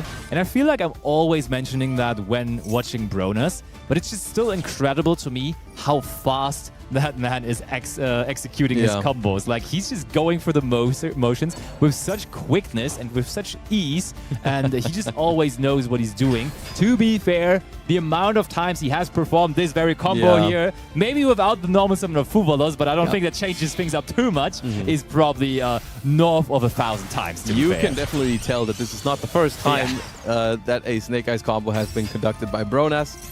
So we do see the Fiendsmith sequence fusion summoning here. Most likely going to be a Fiendsmith's Desiree. Actually, not gonna go for a Appaloosa or Caesar line here. Interesting. At least not yet. And ooh, is that Bronas thinking? You wouldn't expect it, because Bronas, as I just explained, is usually not the one thinking. So is Skilla possibly thinking about using Nibiru there? That could be problematic. Ooh, Fiendsmith's Agnum Day is not a card. I mean, I'm not surprised to see the card today in general. Yeah. But I am a little bit surprised to see it in Snake Eyes, because the Snake Eye deck typically has a pretty tight extra deck where you oftentimes see them forego this option of Fiendsmith's Agnum Day, which is, of course, one of my favorite Fiendsmith cards to play with, because it's very fun to attack with it and then tag out into another monster that can also attack. But in Snake Eyes, typically, I would say you see less of that card. And I feel like we did make ourselves weak to a Nibiru here quite substantially. I do have to agree. I mean, after the Nibiru, we still at least would have the Agnum Day with the Lacrima in the graveyard. So on our opponent, we could bring out Desiree on our opponent's turn. But still, it does seem kind of vulnerable into a Nibiru. Just getting rid of 5 monsters at once here, because now we also lost the safety net of the field spell as well, right? Yeah, so I mean, to be fair, sometimes you just want to risk it. Sometimes it makes sense to just hope your opponent doesn't have it. And in this case, it does seem like we will not get punished for risking the Nibiru. It seems like the opponent does not have it, because I don't think they would have let us get this far. So now we do get the reward of taking this risk, essentially, which is that we get to end on Desiree as well, which is pretty powerful. Risk it for the biscuit is Bronas right now, and he does not even want to end on the Desiree. We're still linking it off. Go for ending on Desiree, don't worry. Yeah, I mean, it will come back for sure. Absolutely. It will be in the graveyard alongside the Lacrima, of course. And that now gives us the chance. And I mean, it also did the on-field trick already by negating the own Promethean Princess. Yeah. Gaining us access to now just linking it off into a non-fire monster. Preferably, of course, that Appaloosa there. And now we go ahead and we pass on the Appaloosa, the Flamberge Dragon, and then also next to it, obviously, the IP Masquerena in the Spell and Strapstone, and Skilla playing into this. Does he have a dedicated going second deck, such as the Tenpai Dragon strategy? We sure enough will find out in a very short moment. But you spotted the same accessories from Skilla's side, so maybe it really is just simply that Snake Eye deck again on his side as well. And there is confirmation, as we now have the same field spell on both sides of the field. And, do we want to respond to that? Does not seem like it. We are currently picking the card we want to put into the Spell and Trap zone. That is Flamberge Dragon. Yeah, that's an interesting one to start off with. But of course, that means now if we see Bronas using, for example, the effect of Flamberge Dragon or his very own field spell, that is going to, in return, then give us the Flamberge Dragon to the field, which just by pure power, by 3,000 attack points, is a good card to bring into rotation there for sure. But let's see, we are still not 100% certain. Skilla trying to still map out on how to approach this turn, on how to play into this field, which is definitely none to laugh at whatsoever. So, Skilla, does he find an answer? Does he find a way into it? We're still just thinking about this. Skilla takes his time, and we do go in for the bonfire, which still currently is semi-limited. So he's having one of those 2 copies, which is going to search for Snake Eye Poplar. And now you got to ask the question: do we negate the Snake Eyes Poplar effect in hand? I mean, it's one of the effects we can just like freely negate right now, but also you don't generate card advantage with it.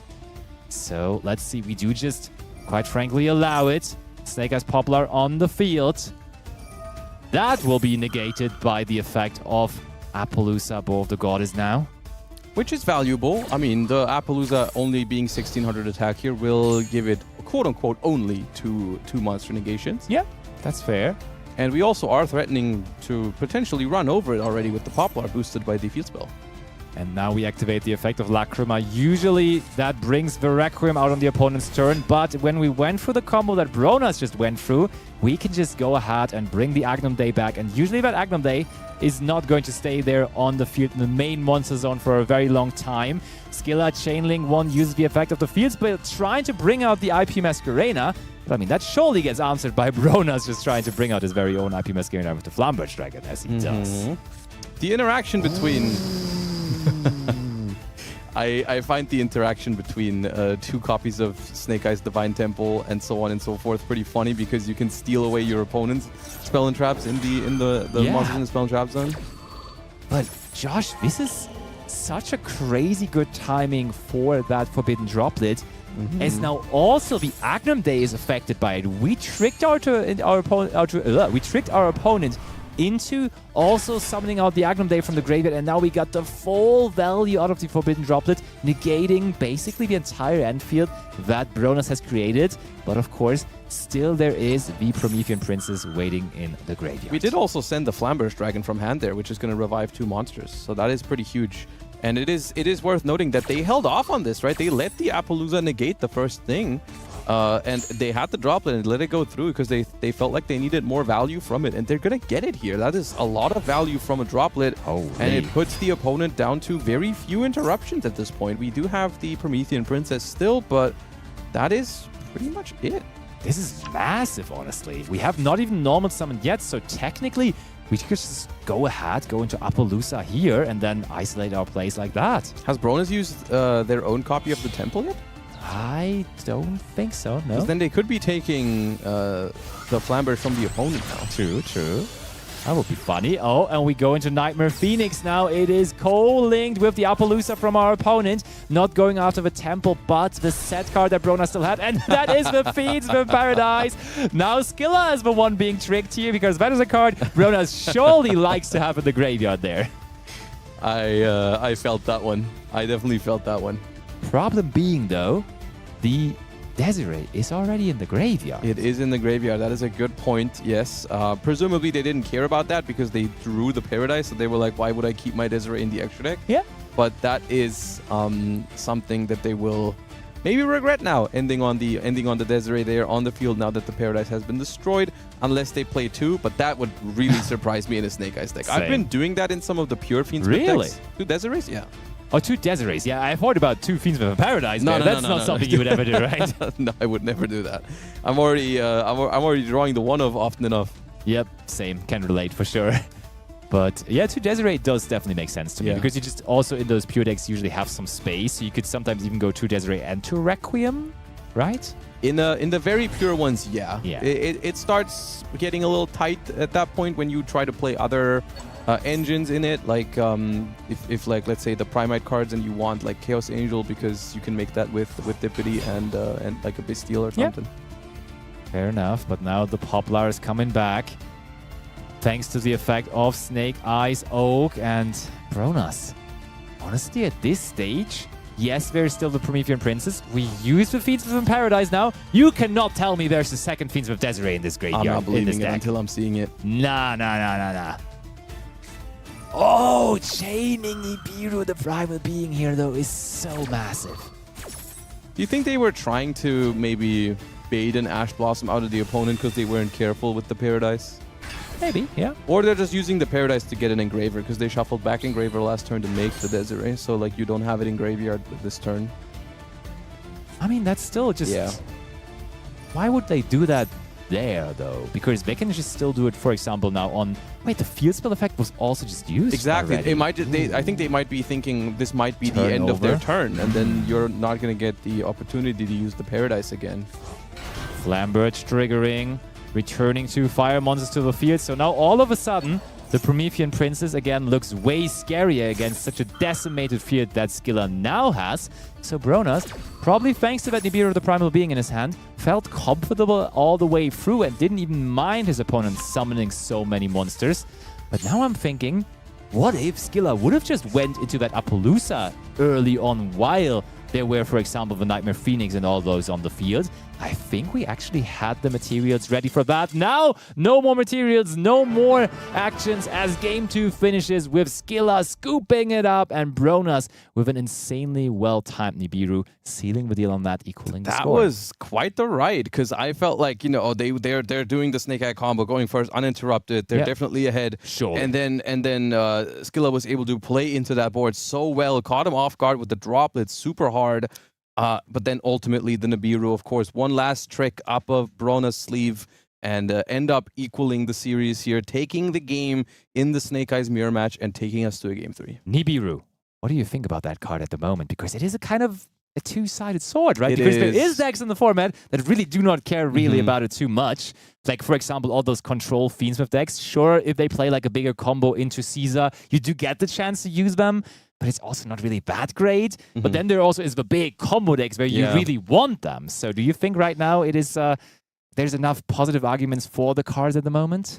I think there's enough arguments for you to want to play it. I don't think it is like mandatory to the point where I feel like you're making a mistake if you're not playing it. I do think it can be very reasonable to prefer other cards. And I do think it is fair to be aware of the fact that with Nibiru, it's always a matter of, I think Nibiru alone is something that you can't really rely on. You do kind of need to pair it with other cards, or like when you're going first, like we saw in that game, it is one of the best cards to like secure a board state. Like when you make a solid field and your opponent starts playing into it and their hand is like super good, even there with the Forbidden Droplet and stuff like that, and they basically negate your entire field, start playing into it. If you can hit them with a Nibiru behind that, I think it is very, very powerful. So that's always something to factor in. Like, for example, when you're comparing Nibiru to a card like Molcharmi Fuvalos, for example, that card going second can be turn-ending to Snake Eyes on its own, right? Even if they have 3 or 4 pushes in hand, even better even, right? The more pushes they have in hand, the more powerful the Molcharmi becomes. But not the same story when you're going first, of course. The Molcharmi is not going to add much to it. That is true. One more push only remaining in this top 64 encounter between Bronas and Skilla, though, as we do head into the third game. And Skilla is back to Millennium Snake Eye Fiendsmith Gaming. And I think it was that deck actually for all 3 games, as the sleeves still stay the same for them here. And we use the effect of that Sengejibe. Do you think maybe he has 2 different versions of them? Because Forbidden Droplet might be one of those cards that you have the designated going second version. To be fair, though, the card is decent enough to also have it in like your regular version of the deck, right? Yeah, I mean, it's both possible, right? So it wouldn't be the first time that we see someone turn up with basically 2 different variants of the same deck to these tournaments. I think Mist, aka Herman, did exactly that on my last Challenger Cup and ended up winning it with 2 different versions of the Snake Eye deck. Very much. Absolutely true. And now those 2 Millennium monsters easily convert into Moon of the Closed Heaven, and therefore all we need for a full Fiendsmith combo. So, yeah, when we start out like that, not even using our normal summon or anything, Nibiru, as we just talked about it, becomes less of an issue, right? Because they would have to use it when there is a Caesar scary, and then it's just... You kind of are forced to use it at a certain moment, and they still have pushes left, so it's really not that easy to address that card there. It's, that's basically the best way how any sort of Fiendsmith deck can play around cards like Nibiru is by just threatening an answer to it relatively early on, right? Like either the Caesar or the Appaloosa is something that these cards can summon relatively early, and that's why basically if your opponent is playing a combo deck that is Fiendsmith plus something else, you basically need to pair the Nibiru with a different card. The theme of normal summoning Molcharmi Fuvalos continues, though, as Skilla saw Bronas having success with that and therefore copying the technology here now in the third game. And he's going to use the Fuvalos and the Lacrima to go into Fiendsmith sequence, which is cool because now we keep the Engraver in the graveyard, of course, and we can even later on maybe use the effect, but we might also just use it as a fusion material now if we also decide to go into Desiree here early. Nope, that 2 is monsters. Lacrima, 2 monsters. That means Lacrima. Well, Fiendsmith's Lacrima, because there's 2 now. Fiendsmith's Lacrima on summon is going to revive that Engraver, and that is exactly the point of the combo that I was talking about. You're going to be forced to interact with this, because otherwise this is threatening Apollousa or Caesar. It is, but that Druid's Worm is also just taking care of the Fiendsmith Engraver, ruining the plan that Skilla had. And now this is the moment where those Bestials are so good, and that is why you are currently considering to play them so much, because they do just interact so nicely with the Fiendsmith cards. Now the Vedra Temple, how good even is that? Another Mulchami Fubalos, but we gotta realize that Sengenjin was used already, so that basically just means this is Snake Eyes Doom Dragon. Yeah. And there it is. So, okay, yeah, nice, but also quite handily now going first deals with a monster on the opponent's side of the field, which otherwise could have been quite problematic with the Bestia Druid's Worm. And then, if we now still have a normal summon, going into Apollousa. Then we normal summon Fuba. Ooh, wait, you're right. It would have to be a Dia Bellstar or an original Sinful Spoils at this point. I'm confident they have that, honestly. Which is not unlikely. Yeah, the way they played this, it is not the most unlikely thing, but they could also just be passing here. Depends. Ooh, I mean, Bronas is praying for the latter to be true. Nope, there is the Diabels of a Black Witch. Of course, Skilla just isolated that part of the combo with the Apollousa. A well-timed... I mean, you would think a well-timed Infinite Impermanence could stop this now, but of course, not possible anymore to that Druid's Worm chilling in the Spell and Trap Zone there currently now on Brona's side of the field. Yeah, I mean, it is not just because it's in the Spell and Trap Zone. Bestials in general have this sort of negative synergy with Infinite Impermanence, because very often you want to use the Bestials first in this format, because people start with the Fiendsmith line very, very commonly. Yeah. And the Bestial is then going to be in your way for the Infinite Impermanence, whether it's in the Monster Zone or the Spell Trap Zone. To be fair, if there was an Infinite Impermanence, you would probably also just expect it to be used on the sequence, maybe. Could have done that, yeah. Could have probably. Especially when you have a Bestial, so you just know that maybe you are going to block your field eventually. Then probably that is just a good advice. But now Skilla is off to the races, and we are in another Snake Eye race, and that is going to give us Snake Eye Ash into Snake Eye Poplar into the Divine Temple of the Snake Eye. And yeah, Skilla enjoys life right now, honestly, because that is already half of his end field basically on the field with the Apollousa, but he's still equipped with so many more tools to keep on going here. Snake Eye Ash is being used. Is that going to be Oak, or is that immediately going to be the Snake Eyes Flamberge Dragon? None of that, possibly. Ooh, okay. But of course, there is the Apollousa. You definitely are going to use that on it, but is there maybe another thing? Nope. Ah, it's not. But you know, I mean, yeah, not even Nibiru is great now, because... I also think this is something where at a certain level, you got to realize that the point to Nibiru has already been reached. Yeah. Because this Apollousa was very telegraphed, right? If they were all about stopping this Apollousa from happening, they would have probably used Nibiru when the Doomed Dragon was summoned and was trying to push the Baldrake into the Spell Trap Zone. Because the Nibiru there was very nice, because it would have tributed your own Baldrake to then send the token away. So they would have not even gotten the token in exchange for it. Yeah, Druid's Worm, but the rest that you said is totally true, of course. Oh, did I say Baldrake? Yeah. I mean, they're brothers, so it definitely... I don't think any of them feels offended by you just calling them each other. But Linkuriboh now. But yeah, I agree. And I think that is something about playing Yu-Gi-Oh! Master Duel at a competitive level that you also have to learn, right? Because that is not something completely obvious, because I think to newer players and to beginning players, they will just keep on respecting cards. But if you think about it logically and critically, you can just rule out Sorter, and therefore you can just adjust your combo line due to that logical thinking process that you have there. Yeah. And yeah, that's very well explained by you, that probably there just is no real chance that there is Nibiru for Bronas right now. I mean, there are scenarios where it is correct to even hold a Nibiru at that point. Like, for example, if you have the Nibiru paired with something like an Effect Veiler, where you can just say, okay, I'm going to let you do your entire thing, and at the very end of it, I'm going to hit you with a Nibiru paired with the Effect Veiler onto the Apollousa. Totally. So that it doesn't matter how many extenders you have in hand. I'm going to let you use all of them and then Nibiru Veiler you at the very end. But for the most part, like we can rule out the possibility of like a singular Nibiru being in Bronas's hand, I think, at this point. Probably true. Now, Promethean Princess, what are we going to bring into the Spell and Trap Zone? Looks like... Ooh. Hold on, he was there. I called him. He was there. Yeah. He always hears your call. I think Baldrake should be an auto-inclusion into your regional qualifier deck just because of that personal relationship you have with it. Just one, and when I need him, I'll call him. Exactly. And then Druid Swarm shows up. Yep.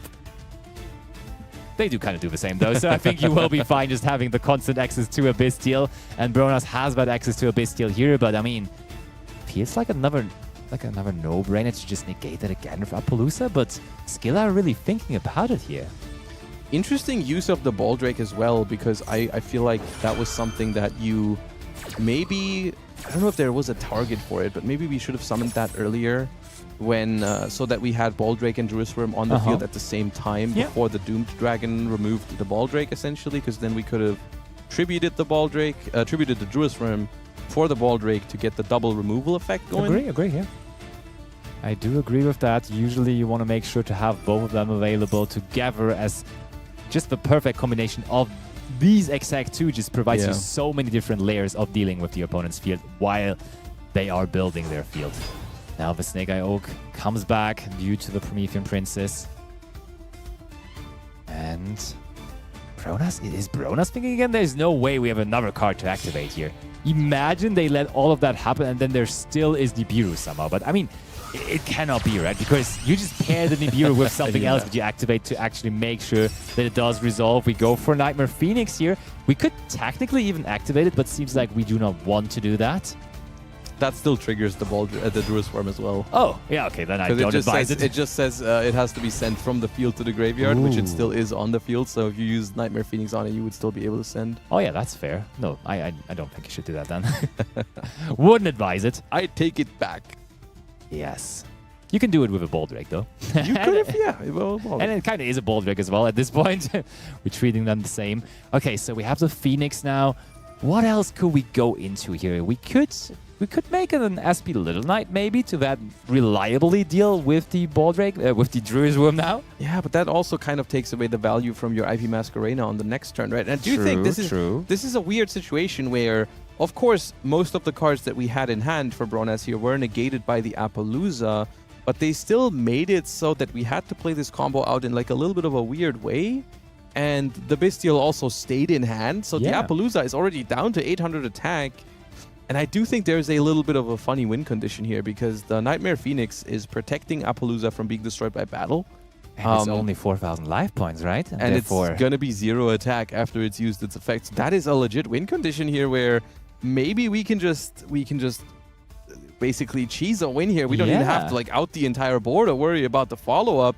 If we can just stick some monsters onto the field that are big enough to run into this Appaloosa. And that is a good start, realistically, with the Feedsmith Tract. And I mean, you've got to consider there to just immediately go for the IP Masquerena into SP Little Knight to rule out that Lurry that they're about to search. And so, okay, that D is with a 2. Okay, fair enough. Yeah. Honestly, though, that is a goofy-looking field here from Skilla in the end, isn't it? Like, it's not your regular Snake Eye You know what?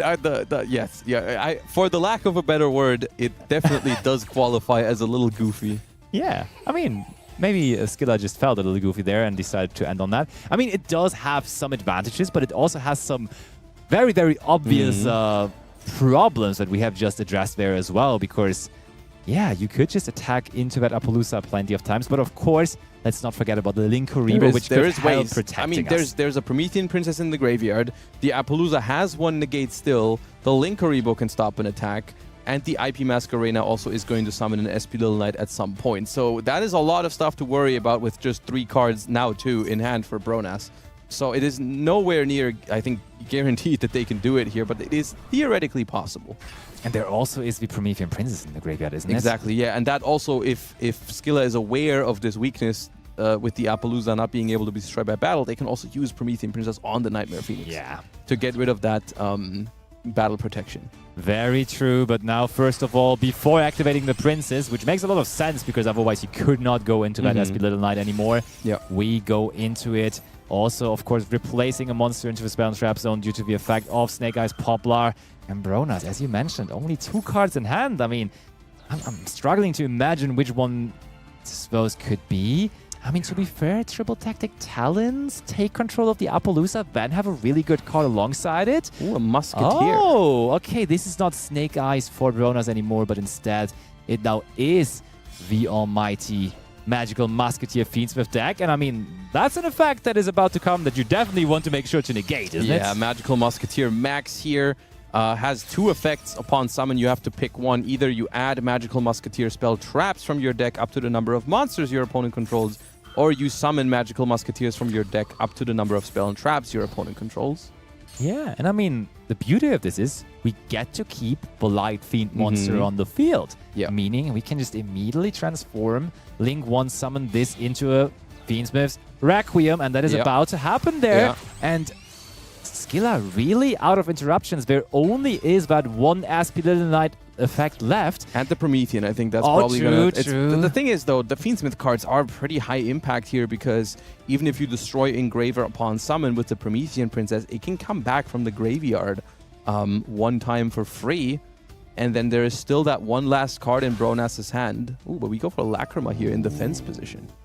That is a card you just go after with the... Oh, you go after it with the Promethean Princess. My would have instinct thought- was also calling for the Aspie Little Yeah, Knight, but same.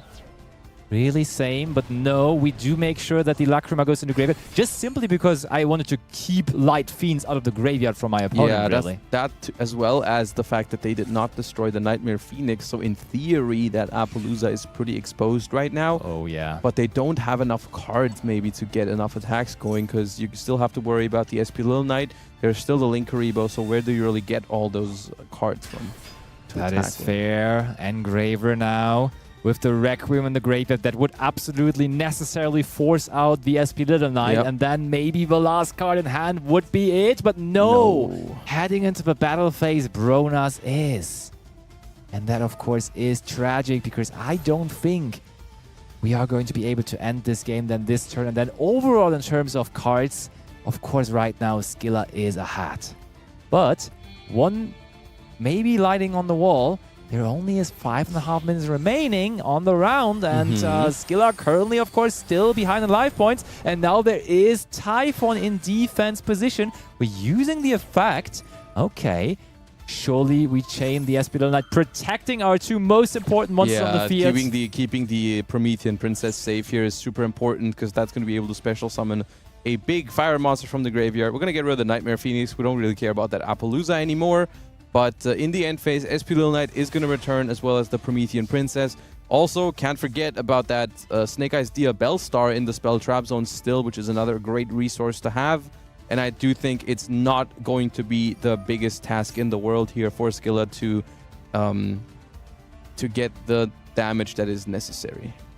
I do agree. Promethean Princess effect brings back the Flamberge, and honestly, that is almost all it needs because... Oh wait, Flamberge cannot activate, of course, for the time being. So maybe actually not the most scariest card right now. It still attacks over the Typhon, and then you still do a lot of damage, actually putting you ahead of the of the life points race, if that ever ends up mattering here.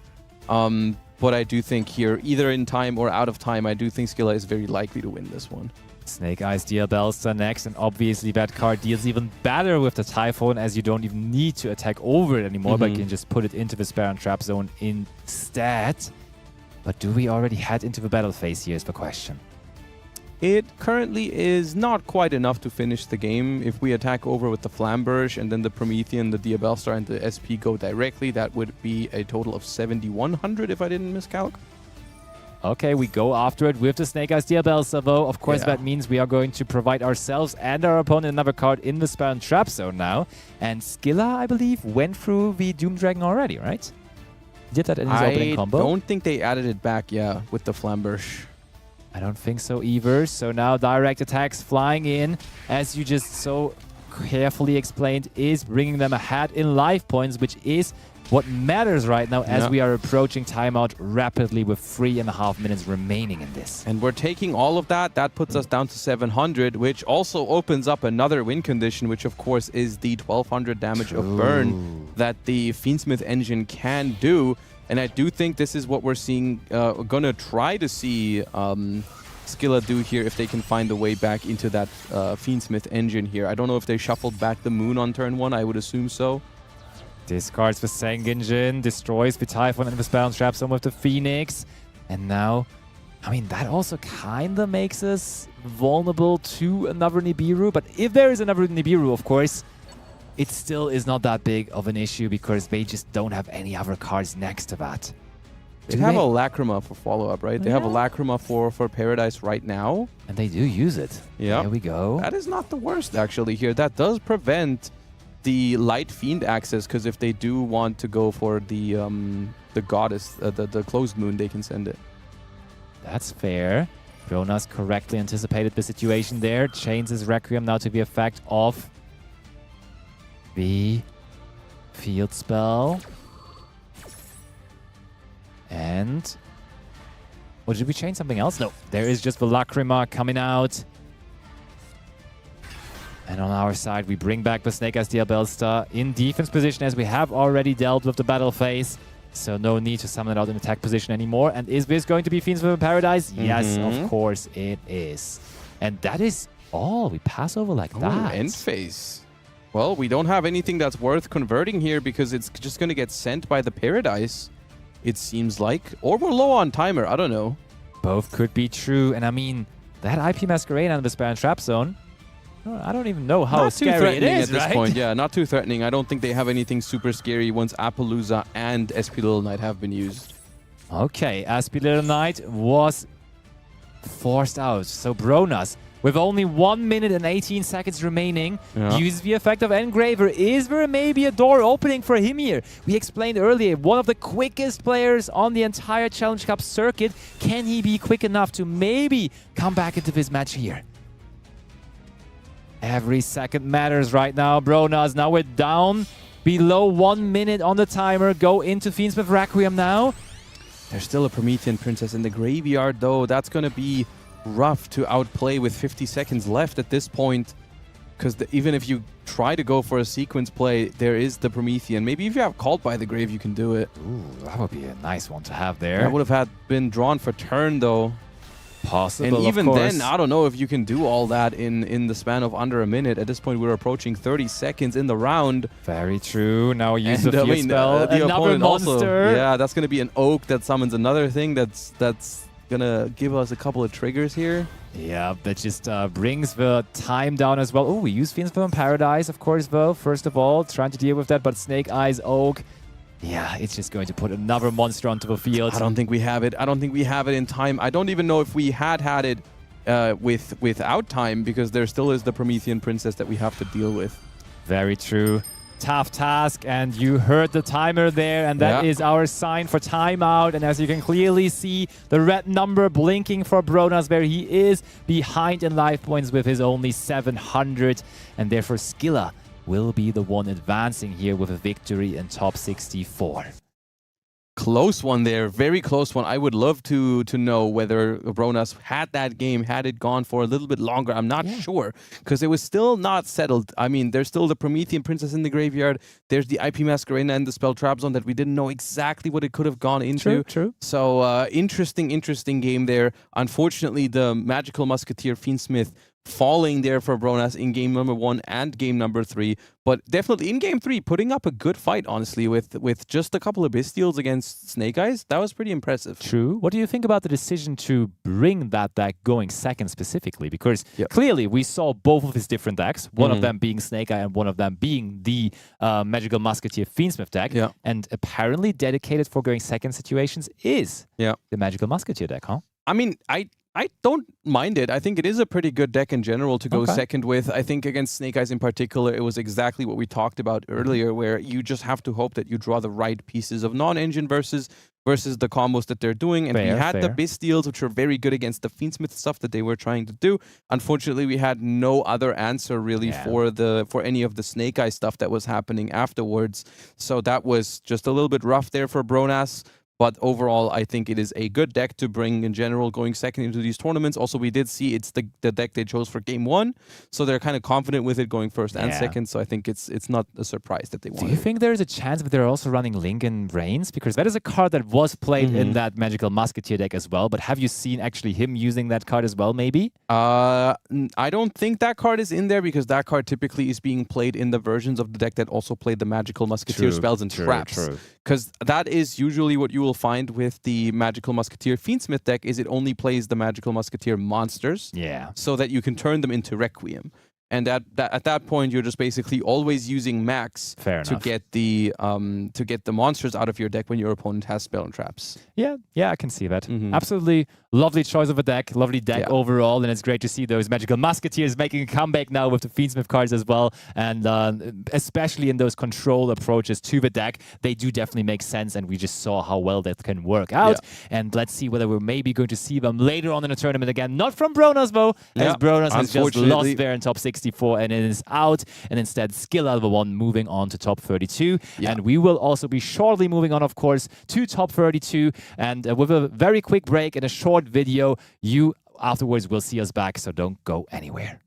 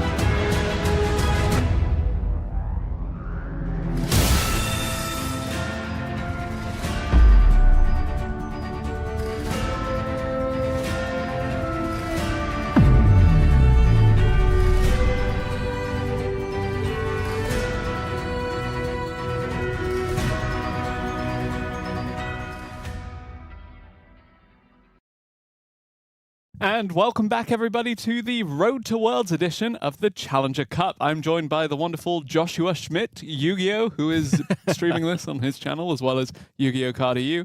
Wherever you're watching, thank you for watching, and thank you for joining us, Josh. I'm glad to be here, and what a top 64 it's been. It was down to the very last second there between these two players, and we are therefore back with a very short break only, and so we're here, top 32. We've got FSN Boss, a player that you are also very familiar with because you've met him at the Malaga Invitational. Yes, indeed. Prominent player within the Challenger Cup ecosystem, and of course now facing off against the Fire King Island, a deck you're very familiar with, having piloted it at last year's WCS. What was that in respect of? I am just wondering if that is maybe a pure Fire King deck that we're seeing here. Dinkabui technique. Exactly, because they just recently got the third copy of the High Avatar Kyrian back as well in Master Duel. I believe that is the last or the second last update. Of course, the deck is very often played with the Snake Eye cards, just like I did last year at the, or this year at the, no, last year at the World Championships. 1 year. The last one. Yeah, regardless, yeah, really happy to see that Fire King has been able to hold on, especially with these variants, aside from the Snake Eye engine, kind of elevating that to the next level. I really think, well, obviously not a super controversial opinion, but the Fire King Courtier Ulcanix really doing a lot of favors in terms of that card is great for the deck. Yeah, that card is phenomenal. Have yet to see whether this is pure Fire Kings or the hybrid version with the Snake Eye cards. It could still be both. However, the Garunics there in the middle of the board, the old Garunics actually, gives you a little bit of a hint, as well as the Skyburn. The more cards I'm seeing, the more I feel like this might be pure Fire Kings, which is one of my favorite decks to play in Master Duel at the moment, actually. Yet to delve into the extra deck so far. Got a couple of level 8s on the board, though, so do have the option of going towards... Well, actually, level 8 irrelevant. We have 3 monsters on the field. So, yeah. Promethean Princess, Bestower of Flames, one of your favorite monsters, one of my favorite monsters, one of everybody's favorite monsters. It's a disruption. It's an extender. What more could you ask for? And at this point, I am pretty confident. I recognize this board. This is a pure Fire King end board if I've ever seen one, because we are just going to call it a day with that, and that is going to be all we're going to do. We're going to pass it over to Boss here. The Nibiru is going to be used, but of course we have our Vata to try and stop it, which we are going to try and do if there's no further... Oh, there is an Effect Veiler here, actually. That is good now. A lot of respect for that, of course, stopping the Arvata from preventing that. Yeah. Obviously, it will put the Promethean Princess Bestower of Flames in the graveyard, but it does mean the Fire King Skyburn is temporarily turned off because there's no more Fire King monsters on the field in light of the big Nibiru token that will be there instead. And no fire monsters in general means that even though the Promethean Princess is in the graveyard, we are currently lacking a fire monster to use it on.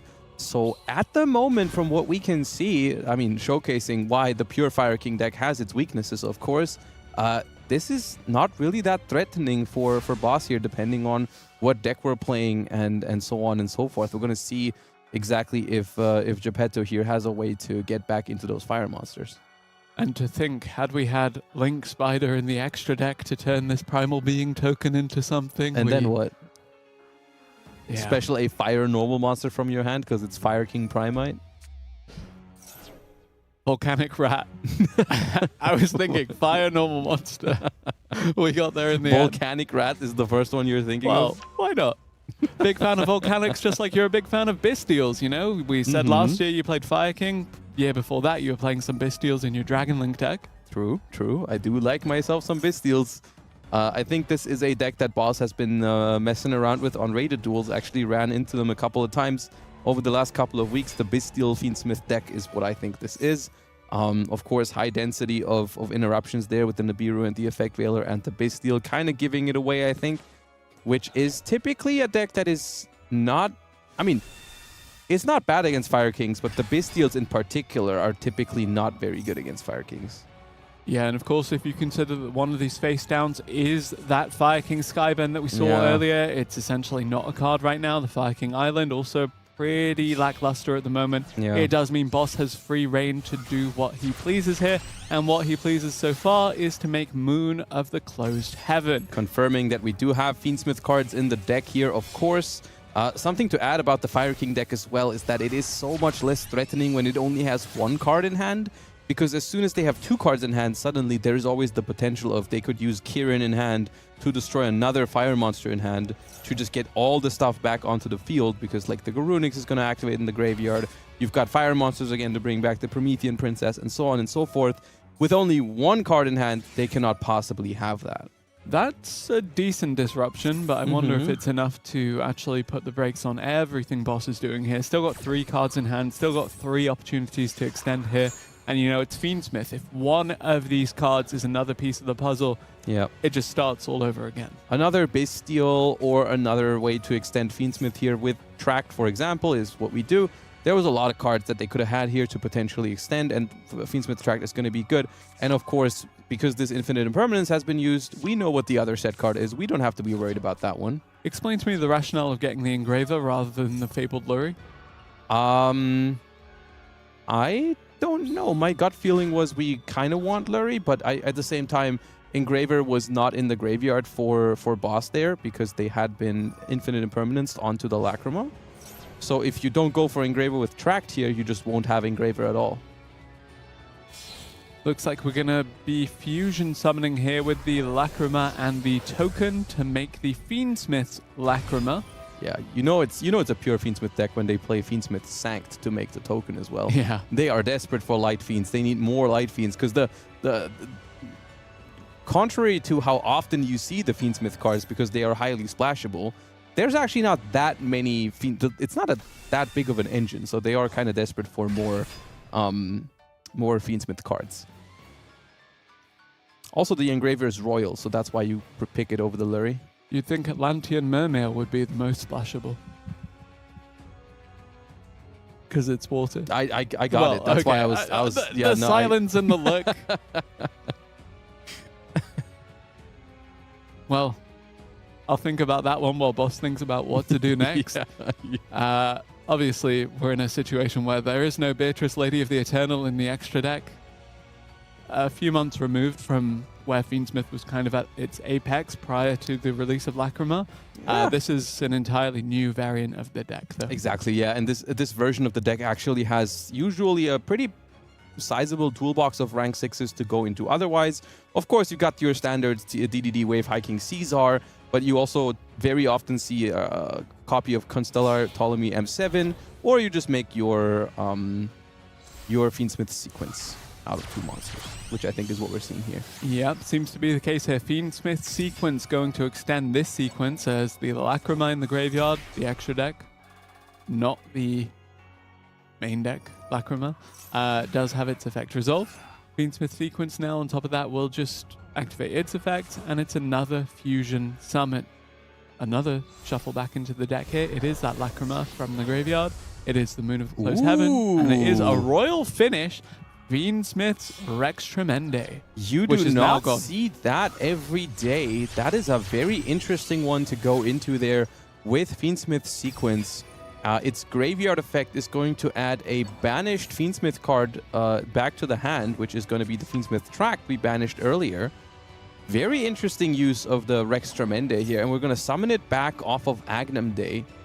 Of course, that's going to make it relatively big and also inflict piercing battle damage.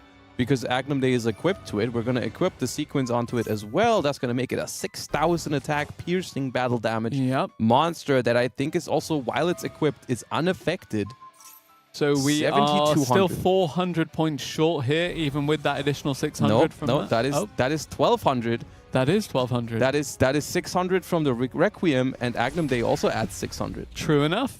And that is going to be enough. Yeah, more than enough, actually. Boss, looking good with that pure Fiendsmith build. Unfortunately, the pure Fire King not quite able to claim a crown this time I have trouble even who to root for here, because these are two of my favorite decks at the moment, but I gotta give it to the use of the Rex Tremende. That is not a standard card you see in all other versions of the Fiendsmith deck, so I was very surprised to see that there as well. So I do think that was pretty exciting to see actually what they could do with that. It was, and yeah, honestly, it did pay off for Boss there, of course.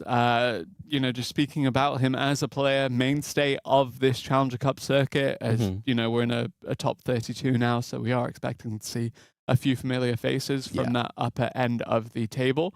But also just considering, you know, this is a guy that did fall short when he did show up at the final in Malaga. So being able to prove yourself again in this, the Challenger Cup Road to Worlds edition. Yeah. Really, really good opportunity for him. And, well, I guess we'll see if he can repeat it again once we do head into Game 2. But, you know, speaking of Game 2, will it be Fire King versus Fiendsmith again? I really hope it's Fire King. Like, I mean, from Boss's perspective, I do think it's likely we see the Fiendsmith deck again, because Fiendsmith, I think, is one of my favorite picks for these tournaments when you don't know for sure whether you're going to go first or second, or you assume you're going to be going second. Of course, you could just run it with Tenpai, but the Fiendsmith deck is also like pretty well equipped to go second. Typically, we're going to see Geppetto going first here, and I'm just hoping to see the Fire Kings again, because I don't want the deck to just go down once and then to not see it again. Are you saying pretty well equipped because there were like 3 Link monsters equipped to that fusion monster? That is specifically not why I said that. Fair enough. That is Fire King Curtia Ulcanix actually making its first appearance here for the pure Fire King deck again. You're a very happy man today, Joshua Schmidt. I am very happy about that, yeah. Perhaps almost as happy as Boss is to let this resolve. That, I don't think he would be that happy about. As possible, the Ulcanix is going to be a strong answer here, because it is not a targeted negation, so you can't even dodge it with a potential Kirin, which is always the danger of using like Effect Veiler onto the Ulcanix. But now you've baited out the Ash Blossom and Joy of Spring, and you can do this. See, that would have been a very, very large punish. And we also have the Max C here, Ash Blossom and Max C, the duo of going second cards here, hitting Geppetto. Now, Fire King typically not the worst into Max C because the deck isn't trying to do a whole lot of stuff anyways. I think they actually care more about the Ash Blossom here. Yeah, seem to just have this in defense position now. I wonder if you do commit further and give a couple more cards over. Any further, I don't think it's worth it because it is a disproportionate amount of draws because Fire King just summons like a lot of stuff that just does inconsequential things until you actually reach like the Arvata. Like for example, in order to get the Arvata onto the field, you'd have to like summon like 3 times. You can also infer that there's no Ash Blossom and Joy Spring in hand for Geppetto here because it would have been used against that Max C, which means boss almost definitely has free reign with which to extend with this branded portion of the, well, assumedly Bestial Fiendsmith again. Oh, and we do see a less aggressive hand here from boss this time around. This does happen with the Fiendsmith deck, especially in matchups where you can't just summon out the Bestials because your opponent is not using Light or Darks. Circle of the Fire Kings. That is going to be very, very good here in the end phase. That might actually be a game ender here because that is a card that allows you to destroy one of your monsters to bring back a Fire King from the graveyard. So we are going to swap out the Kirin with the Olcanix and able to use both of their effects in the process.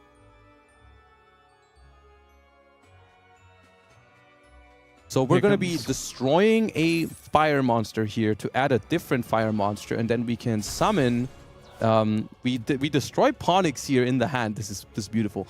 We're destroying the Ponix in the hand for the Olcanix, and now Kirin revives the Ponix from the graveyard right away, destroys a card, and we get to trigger the Garunix in hand.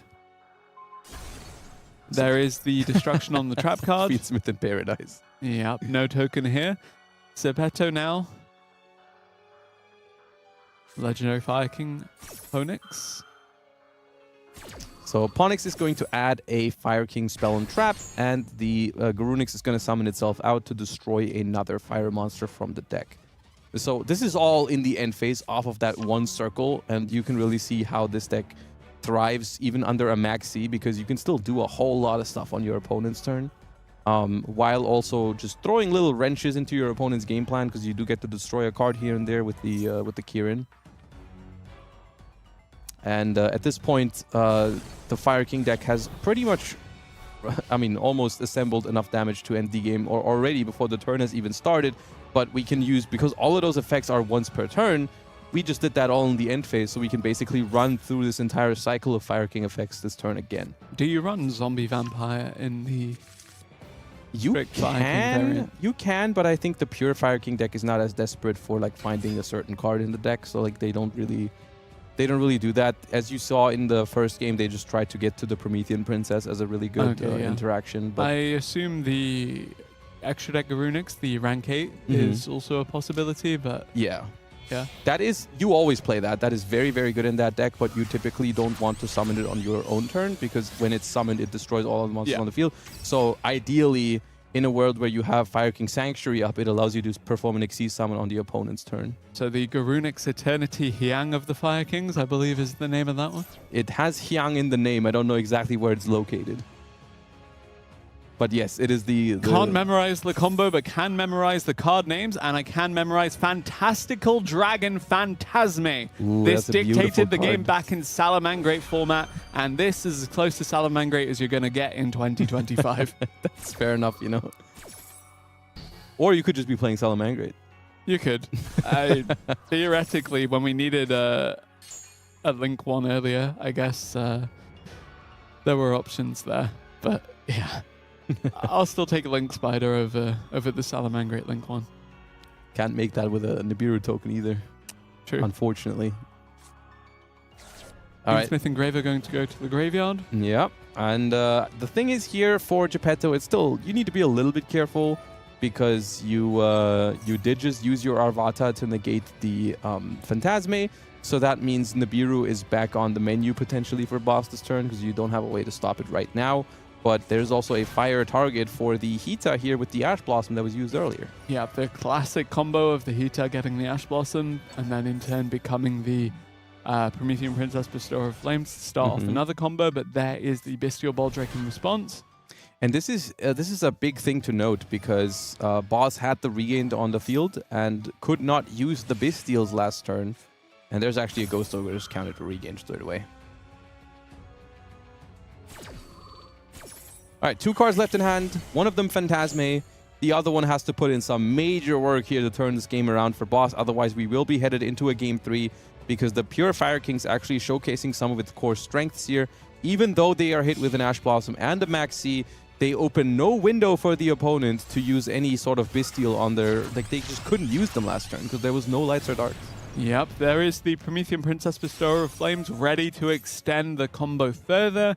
Boss, do you have any kind of disruption? Apparently not. Does not seem like it. However, we have not quite reached the 5 summons for the Nibiru threshold, so that is still something that could potentially be happening later. Otherwise, I do think this is going to be enough damage here for Boss to end the game this turn.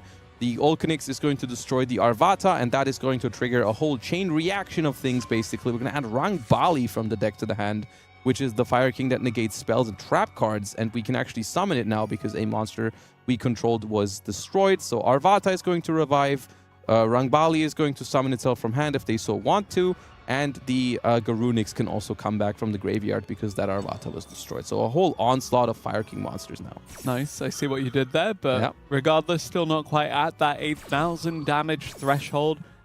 Getting quite close to it. Gonna be there after these summons have evolved, yeah. Yeah, I'm sure this Nibiru token is going to have at least 8,000 points of attack. If there is a Nibiru, that token is going to have 8,000 attack, yeah.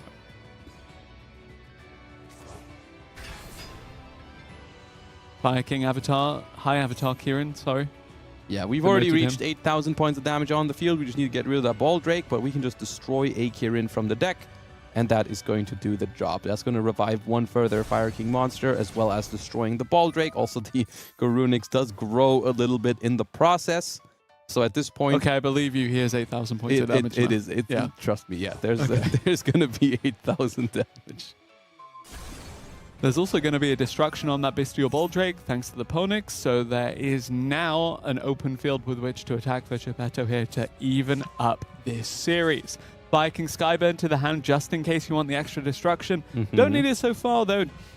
Do need this battle phase, though. Yep. All of these that attacks. is granted. We do get the battle phase, so there is no Nibiru here to answer this Fire King board. Even if there was, we probably had enough follow-up to carry the game home at some point.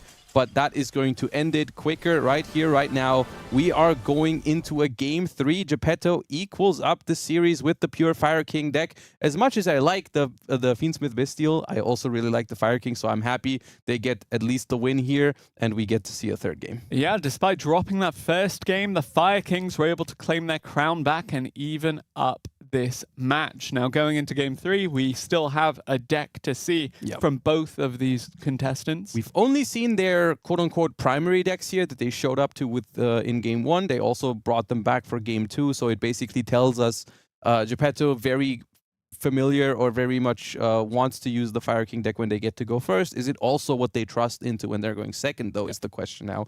As well as for Boss, you know, they assumed they were going to go second that last game. They didn't know what would happen in Game 1. So it seems like the Fiendsmith Bestial is kind of the deck that they choose when they're not quite sure whether they want to go first or second, or whether they're going to go first or second. For the third game, very possible they have a dedicated going first deck. Bring in the second variant of the Fire King with the Chaos Hunter. to counter what? Yeah, well, I guess we'll see. Here we are. Game 3, FSN Boss versus Geppetto. Ooh, I notice a different field here. I don't know how much you can interpret into that, but we are no longer on the new branded Despia field that we saw We're also in the no last longer game. on the Fiendsmith by the looks of things. Yeah. Blue Eyes White Dragon going to be the deck choice here for Boss. And that is a popular choice, I think, for players when they know they can go first, because that deck setup is quite strong. It can sometimes struggle to take apart a field that your opponent makes, so you don't have to worry about that when you know you can go first. So we see the wishes resolving here, which is always a huge deal when that card is not hit with Ash Blossom and Joyous Spring. You know your opponent doesn't have it because you would always Ash that. Yep, the Sage with Eyes of Blue here going to add the Maiden as well. So it does mean the Blue Eyes deck is just allowed to extend until it isn't. Effect Veiler going to run interference there. The cool thing about the Blue Eyes deck is that it has very good ways to play under these sort of cards like Effect Veiler and Infinite Impermanence, because all of your monsters have a good effect, like the Sage here, to add, but you can also turn them into the Link monster, which provides further value. So even though you lose out on the add, you still get the Spirit effect. Yep, Spirit with Eyes of Blue here, just going to further extend, unless there's another disruption from Geppetto, going to add that Mausoleum of White.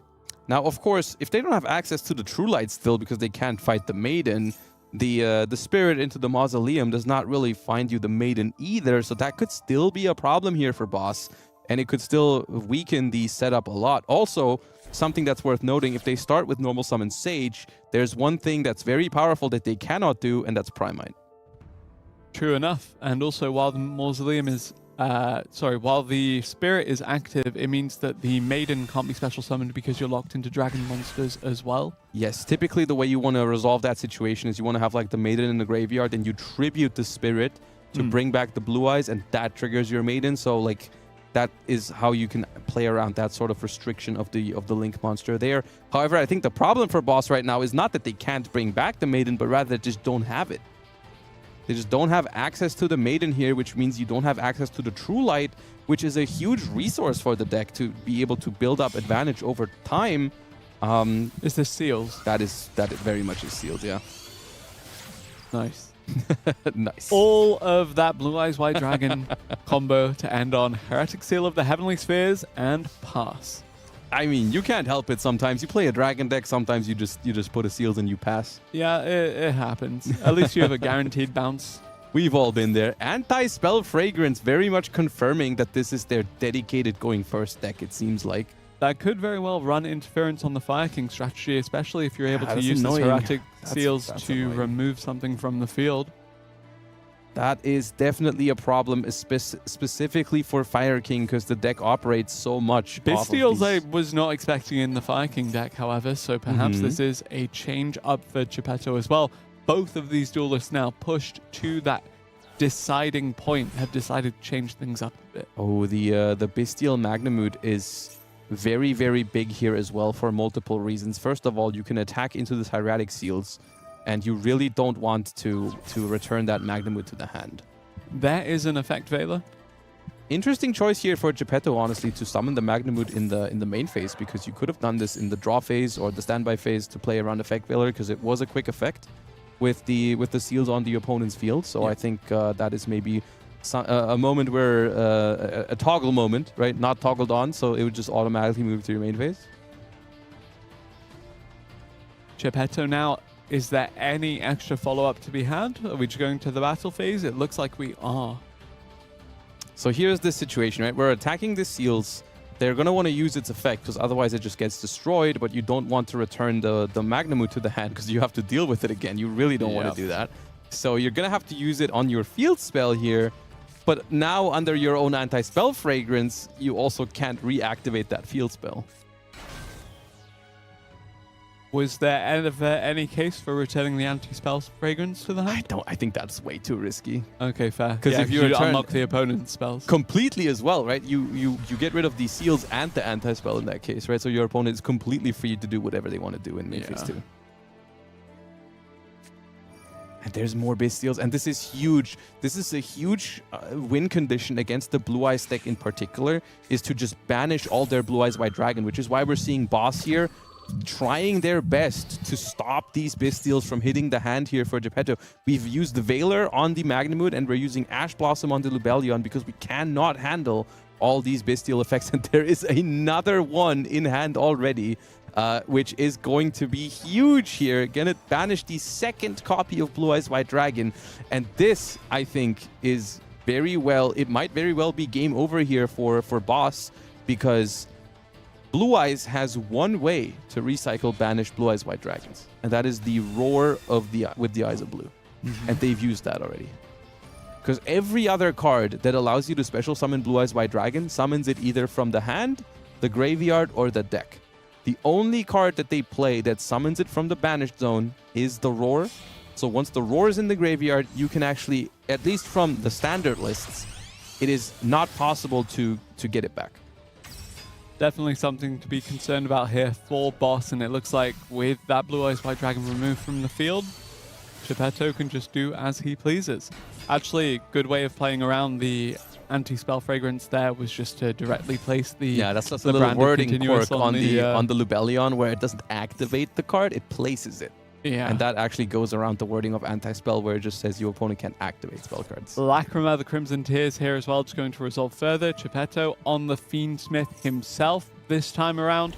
Traded away the Pure Fire King to embrace this strategy instead, and it looks to be paying off so far. I'm very happy with the turnout for today's the Fiendsmith control enjoyers are really showing up in huge numbers today. Necro Princess now coming out.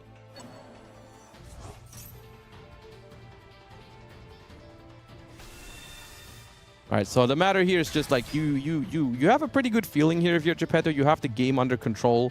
You've banished both copies of the Blue Eyes White Dragon. You don't think your opponent can get it back. So like, what's the best way to like get this game home? Basically, like how are you securing the spot? We're gonna be going for a Caesar here alongside the regained, and that's going to be a pass turn. And it's going to be very hard for Blue Eyes to even do anything here, because the thing is, the anti-spell here comes back to bite them as well, because it eliminates so many potential draws we could have had here. You draw a Primite Drill Beam here, a Primite Lordy Load, anything of that nature, you just can't really play your own cards. True enough, and actually go, that seems to be the case here. Boss now just setting, Boss I imagine just going to pass as well, the field spell even having to be set. Getting a little bit of a taste of their own medicine here with the anti-spell fragrance. Not able to play here at all. Just going to have to set and pass.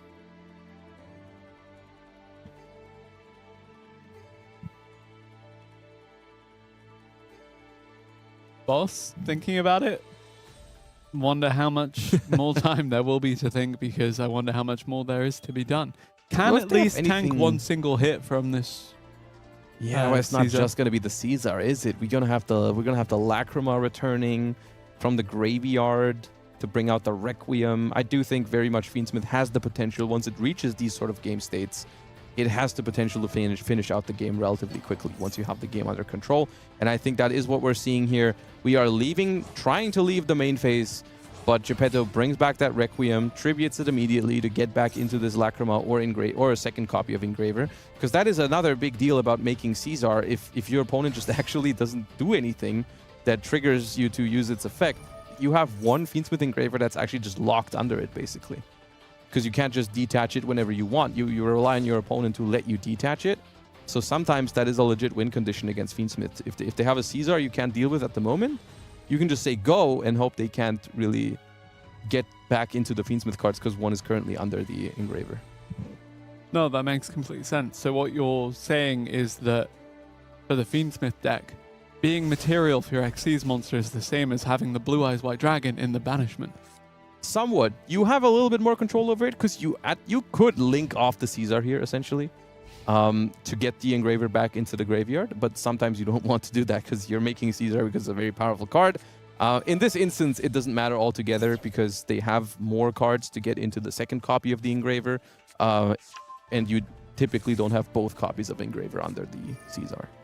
It can happen, though. Bestial Saronir going to resolve its effect from the hand as well, and we're rapidly reaching closer to that 8,000 damage mark. Yeah, they definitely have the tools here to do it. They are just trying to play it safe, because there's also that one face down card that you kind of have to be aware of. Because if it is a trap card, it can be activated this turn. I don't know which trap card they would have drawn here, but since it's obviously a dedicated going first deck here with the anti-spell, it could also have cards like, I don't know, Solemn Strike, Solemn Judgment, so you're trying to find a way around those. Fiendsmith's Requiem now going to come to the extra monster. But See, there Solemn is Judgment. a trap that you did mention, Solemn Judgment. It's there for good measure, and it's going to take boss below that threshold of being. Okay, so we have prevented the Fiendsmith Requiem. But we've lost the We game. have also lowered the bar drastically about how much damage they have to put up. And they actually just have enough damage on the field. To be fair, at that point, I don't think you have a way to prevent this with a Solemn Judgment at any point. Whatever you can stop with it, you're probably going to fall under the life points. So And he fell short in Malaga. He falls short here, but he's still the boss. he arguably is that, yeah. He inarguably is still the boss. Actually, yeah, you can't argue that. But you to be know, fair. who is doing great and who did do great just then? It was Geppetto. With my favorite lineup so far, I gotta say. Pure Fire King and Fiendsmith control. That could very well just be my recent rated duels history is probably just those two decks for the most part. So yeah, like that one a lot. That was a long match, but we are actually not quite done with our top 32 here. We have Mordred going up against MSB here, and we are in the middle of a Fiendsmith deck. It could still be anything at this point with a Lacrima on the field, but we are definitely seeing a Mermaid Atlantean deck here popping off on the bottom of the screen, and this is something we actually haven't seen today.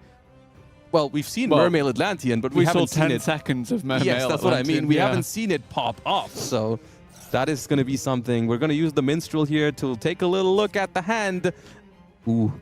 Yeah, so the Summon Skull, Yeah. of course, pretty iconic now, is just enabling a lot of those Primite strategies, but with the removal of the, I believe, the Nibiru, the Primal Being, it That just, is the saddest Nibiru ever. It got removed from the hand when it still had the 4 on it. It wasn't quite ready yet. Yep, still cooking, and someone else that's still cooking is Mordred here. The Atlantean combo continues. Have yet to see the Mulan Glacier come out to remove more. Oh, actually, never mind. Have seen the Mulan Glacier.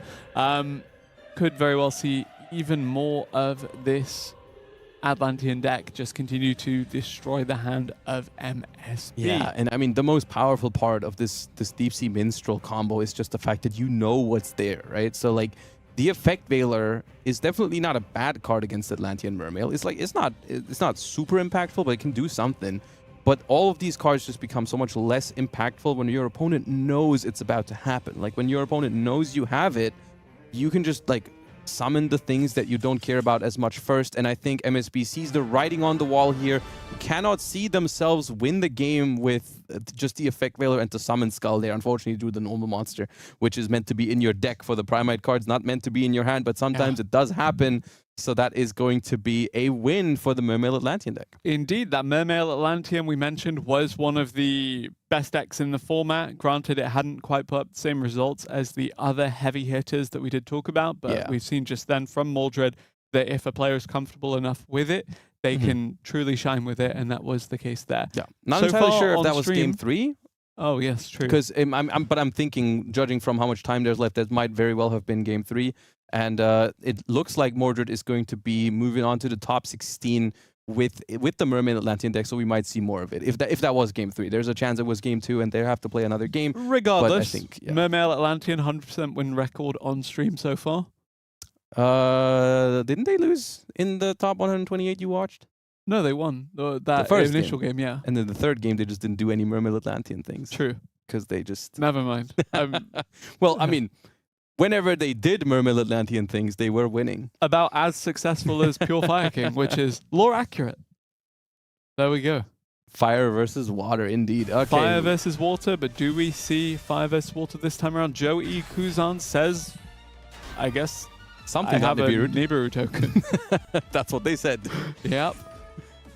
Looks to be Fiendsmith versus Blue Eyes with the Primite cards on the side of Dragon here, as well as another iconic rock monster, and of course that Nibiru that we did mention. The Primal Being token facing off for Joey Kuzan there. It's a big token as well. It is pretty big, 8400. If it attacks directly, it could win the game. So we have turn 2 of the game here, actually. So it was a matter of Dragon making some sort of board here. We don't know exactly what it was. And the Fiendsmith deck here playing into it. And his name is Dragon, and he's playing Bestial and Dragon Primate. You like that? You know, we said lore accurate about the fire water. Look, Snake Eye Oak. Wow, fire! Again, as we have Snake Eye Fiendsmith.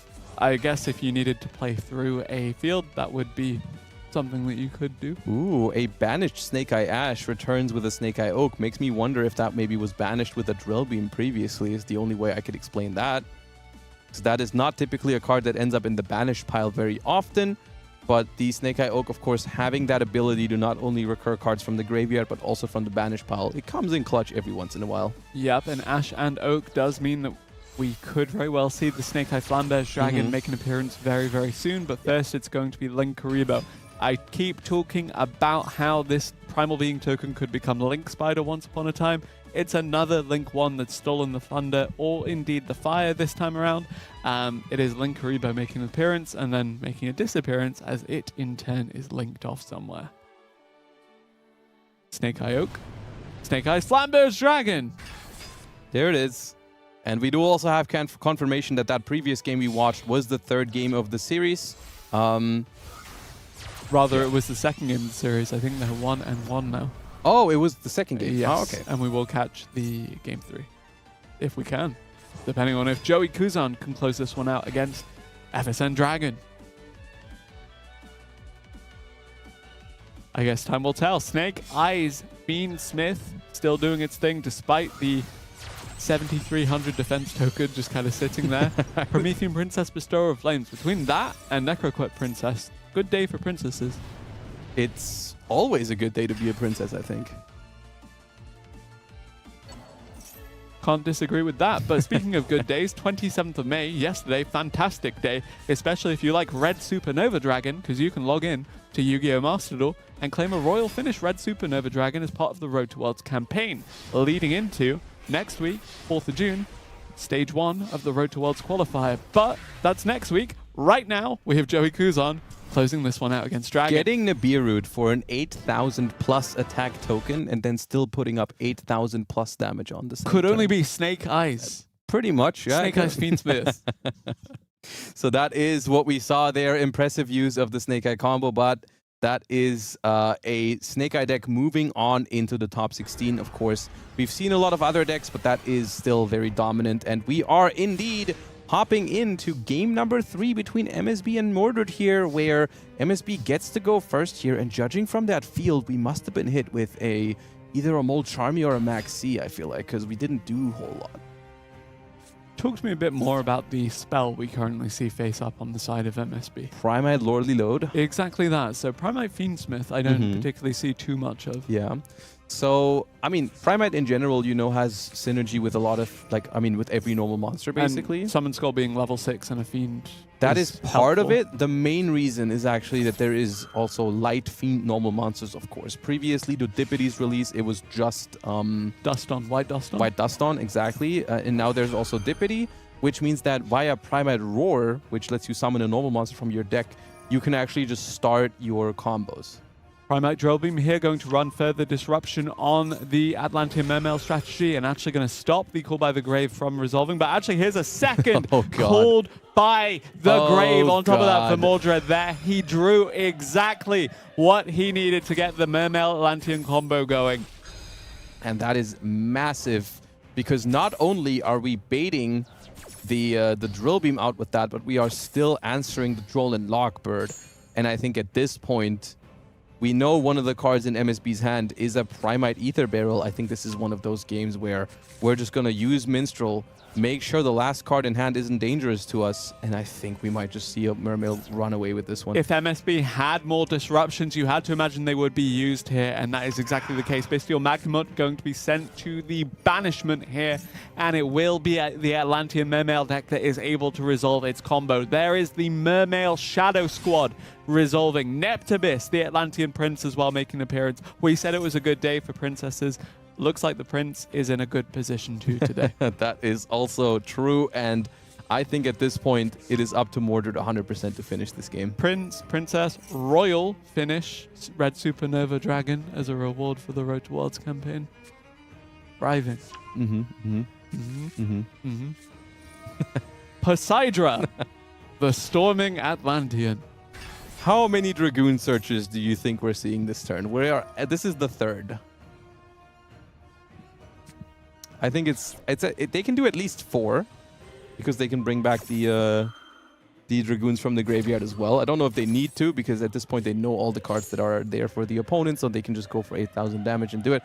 This deck is one of the scariest decks in the game if it actually gets to pull off the combos. Yep, that is bringing back stuff, but sending back the Lacrima to the hand here from the side of the Atlantean deck, just fully playing out the control aspects of this strategy, being able to remove the Engraver from the field as well. Everything is looking so good for Mordred here.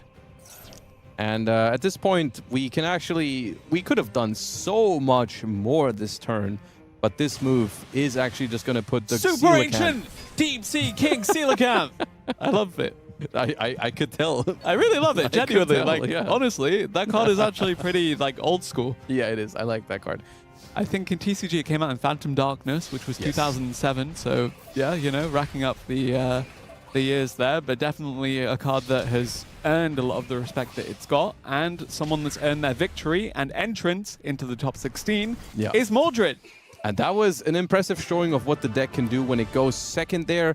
And once again, another showing, even though it was a different match, of Bestials being quite situational at the moment. You'll have matchups where Fiendsmith cards are involved and Bestials are so powerful. We saw them completely carry the game against the Blue Eyes deck earlier. But then there is decks in the format at the moment, like Pure Fire Kings, like Mermail, where those cards are just, they're basically sitting ducks in your hand. They just don't play any lights or darks. Yeah, very conditional, even if they are very, very useful. So despite that, being able to overcome this with the Atlantean Mermail strategy, really well played by Mordred. So far, that deck looks to be one of the front runners in this tournament.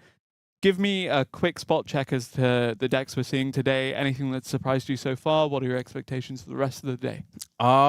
So far, it's been a pretty healthy mix, I would say. We definitely see something where people are definitely playing around with the new rule set a lot, where you would definitely see they have their decks that they dedicate for going first, they dedicate their decks for going second. You specifically for the going second category, we primarily saw Tenpai and Fiendsmith control. For going first, we saw a decent amount of Blue Eyes. We see the Snake Eyes. We saw the Pure Fire King, which was pretty refreshing. And that was, I think, the story of the day so far is that people basically divide their decks, I think, into these two categories. Yeah. And there is pretty clear ideas of what the best decks for these are. Although, on the other hand, we did see Mordred also just pick second or pick the Mermaid Atlantean deck for that match where they were expected to go second as well. So, like, yeah. True enough, and actually seeing a good amount of variety here between the Tenpai Dragon, the Snake Eye, the Blue Eyes, the Fire King, the Atlantean Mermail. Have yet seen Memento, but maybe we will see one, and Lampy will be very happy. I really hope so. That's what I'm looking for. Lampy will be very happy. You'll be very happy. I'll be very confused. You know, it is par for the course at this point. But speaking of the course, we have a whole top 16 coming your way very shortly, just after this short break.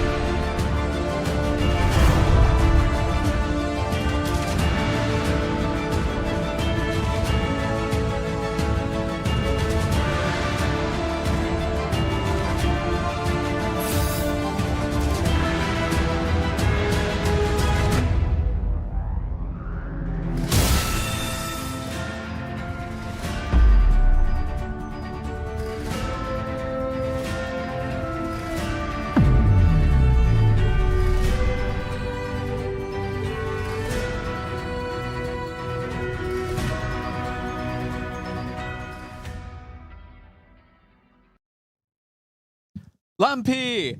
The I'm last back. time I was this excited to see someone, it was Super Ancient Deep Sea King Coelacanth, who made an appearance in our previous round. I saw it. I'm glad I'm on the same level, apparently. That's I was very great happy to hear. see it. I love that card. It's very cool because it has that development now. Because back in the day, you used to summon out Oyster Meisters or something like that with it, but Deep nowadays... Sea Diva, potentially. True, as well. that also would work. But mainly nowadays, you just spam so many monsters out in the Mermail deck, and then you can build a field from there on. It's pretty impressive. And you got to now finally see the Mermail deck go off as well, right? Because I mean, it top went off 128 before. It just went off a bit too much, perhaps, for the viewing experience. In top 128, I mean, they activated one card, and then that was enough for the opponent already to go off, and therefore we had to stop them there, or the opponent decided to make it stop. Yeah. But scary deck to go up against, isn't it? Going first, going second, as we said, it doesn't really matter. Both ways, it can just put so much pressure on the opponent, and that's why I think the deck is so appealing at the moment. And you know what I think is the most appealing factor about it even? The factor, I think we have in almost every single round so far at least seen one Bestial resolving. And guess what? Mermail deck, you can search for those light or dark monsters a very long time because you're not going to find them. And therefore, I think it's just a good pick to just pile around all of those Bestials in the format right now. Yep, and in keeping with that, Josh did mention that a lot of these Bestials in the hand had been pretty much just sat in the hand or ripped out of it. Yeah. Thanks to a variety of things taking place within the game. So definitely high risk, high reward in terms of the strategies and decks that we're seeing Totally. actually making an appearance this time around. Another deck that is high risk, high reward is Memento. Oh, yeah. Have yet to see anyone want to take that risk. Where are the Memento players? Come on, we got to see some Memento gaming. I do that for hungry Noble it. Knights every week, and no one ever brings them. So I think the likelihood of the Memento deck showing up is a little higher, to be fair, but who have knows? Charles. Who knows? Yeah, we do have Charles at least here with us in the booth, that's true. We also have Yama. Could be time for some Unchained as well. That would be cool to see. I wouldn't mind that. That would be very nice. Possibly.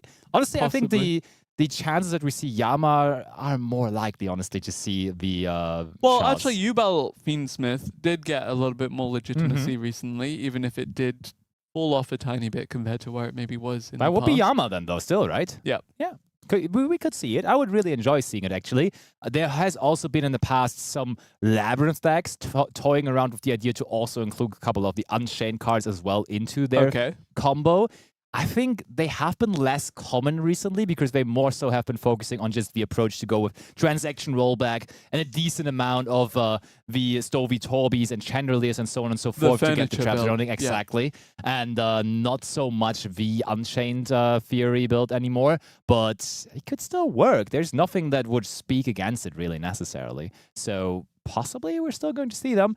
Still, though, I think it's the most likely is that we see the Memento deck, and I think we gotta see it because that is a deck right now that just is so well suited for high-skilled players. And obviously now here in our competition in Challenger Cups, we have some of the most high-skilled players in all of Europe, and therefore we gotta pair it up with one of the highest skill ceiling decks in the format. True enough, but granted, you know, it's Challenger Cup, we're in top 16. Oftentimes when we're at this point of the competition, this is when we randomly have a branded player appear with the 60-card pile and manage to close a couple of wins out. So I guess we'll see if that is indeed the case. I think especially when we have been here in the studio to record the Challenger Cups, it was always like that, right? Yeah. Every single time. The branded player just comes out of nowhere and makes it all the way to the time. finals. Done. It's Challenger Cup. I think it's going to happen now. Now that you say it like that, now I remember how it was every single time. It is just got to happen. It's manifest it. Just like I manifest this red supernova dragon. And I'm manifesting the next round to start. Let's dive into top 16, where we have Matrix versus Hanosh. And so we've seen Matrix. We know that that is not a branded deck, but Hanosh, maybe. I mean, Bestial Lubellion could be a start for a branded deck. It could also be meaning a lot of other things, though. Searching for Baldrake, already kind of an indicator that it's probably not branded, but he's not going to show us what it is because he's just passing after the Lubellion. Reasonable enough. Matrix now absolutely has the onus here, can just freely make a field.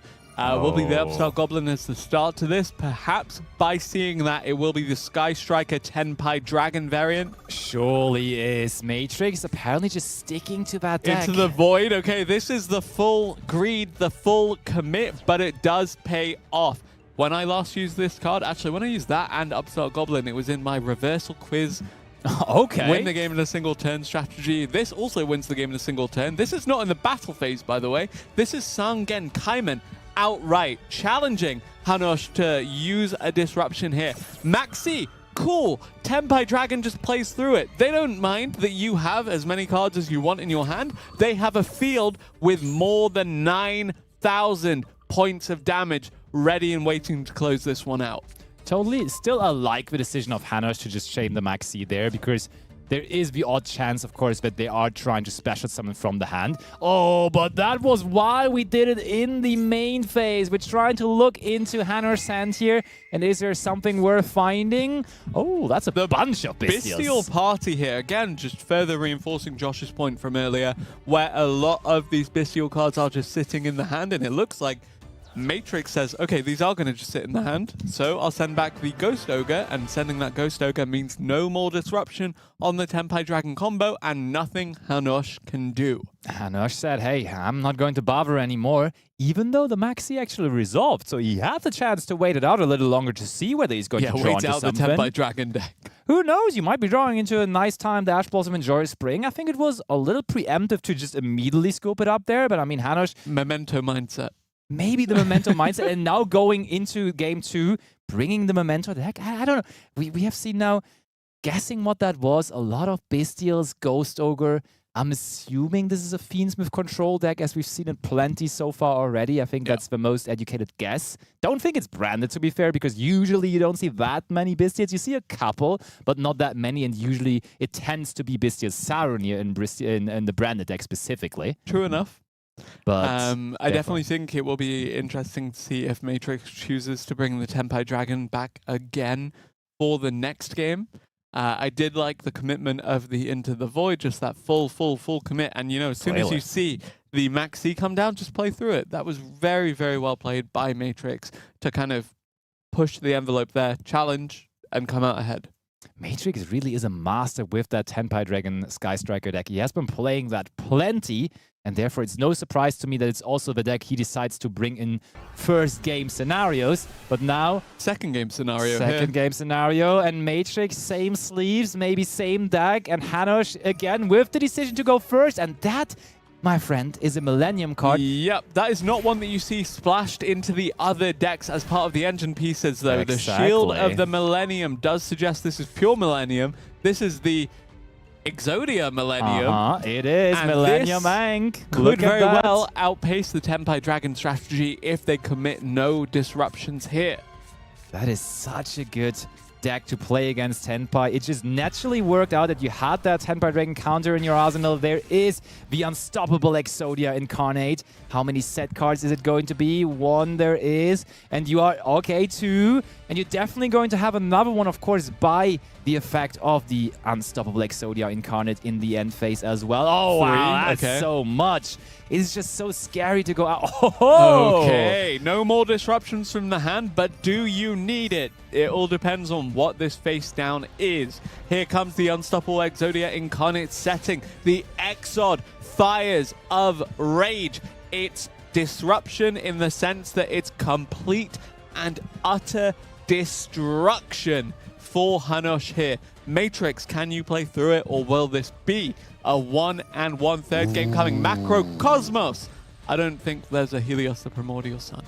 I don't think so either. And flipping the anti-spell fragrance, and I think this is the one that's way more important here in this situation, because one of the combinations that could have been scary here for Hanosh would have just simply been the combination of Heavy Storm or Lightning Storm combined with a Forbidden Droplet. We're ruling those cards out though now due to the anti-spell fragrance, and Matrix is forced to chain his Sangen Kaiman now in the draw phase, which truly is not the place where you want to activate it usually. Yeah, Sangen Kaiman going to halfway start that combo by getting the piece of the puzzle in the hand.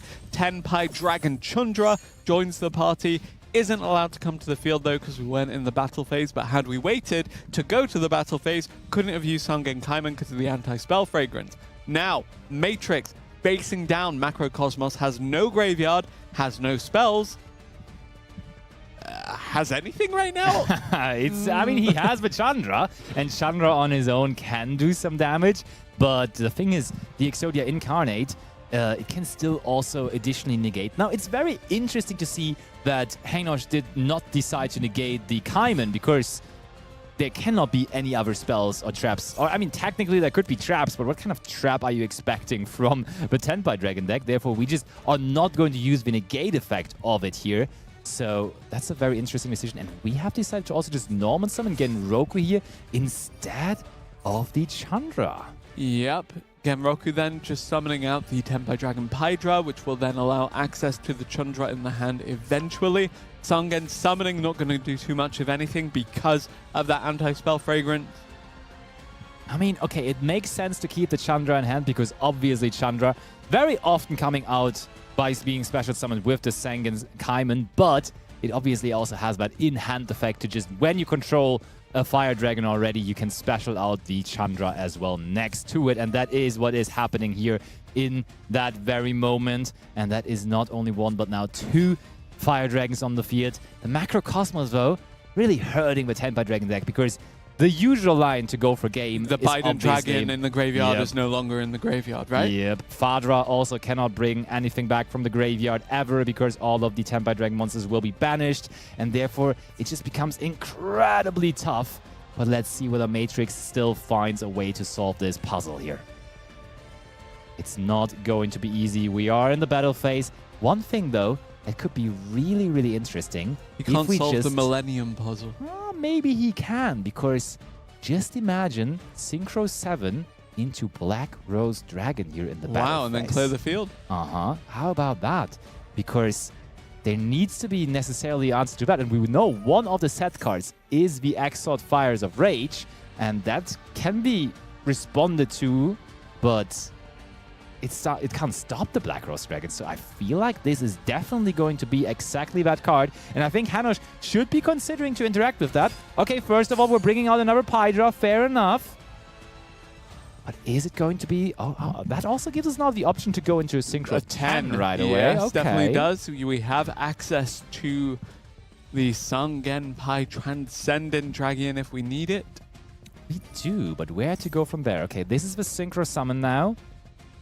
Hainosh. And I think it's good that we brought out more monsters here because now that gives us the chance to block more, basically. Because now, when we summon out the Black Rose Dragon, and they do happen to have an infinite impermanence, we can just chain the effect of the Pydra that is still left on the field. Oh, we do immediately go for a Synchro 10. That's very interesting to see. Which one is it going to be?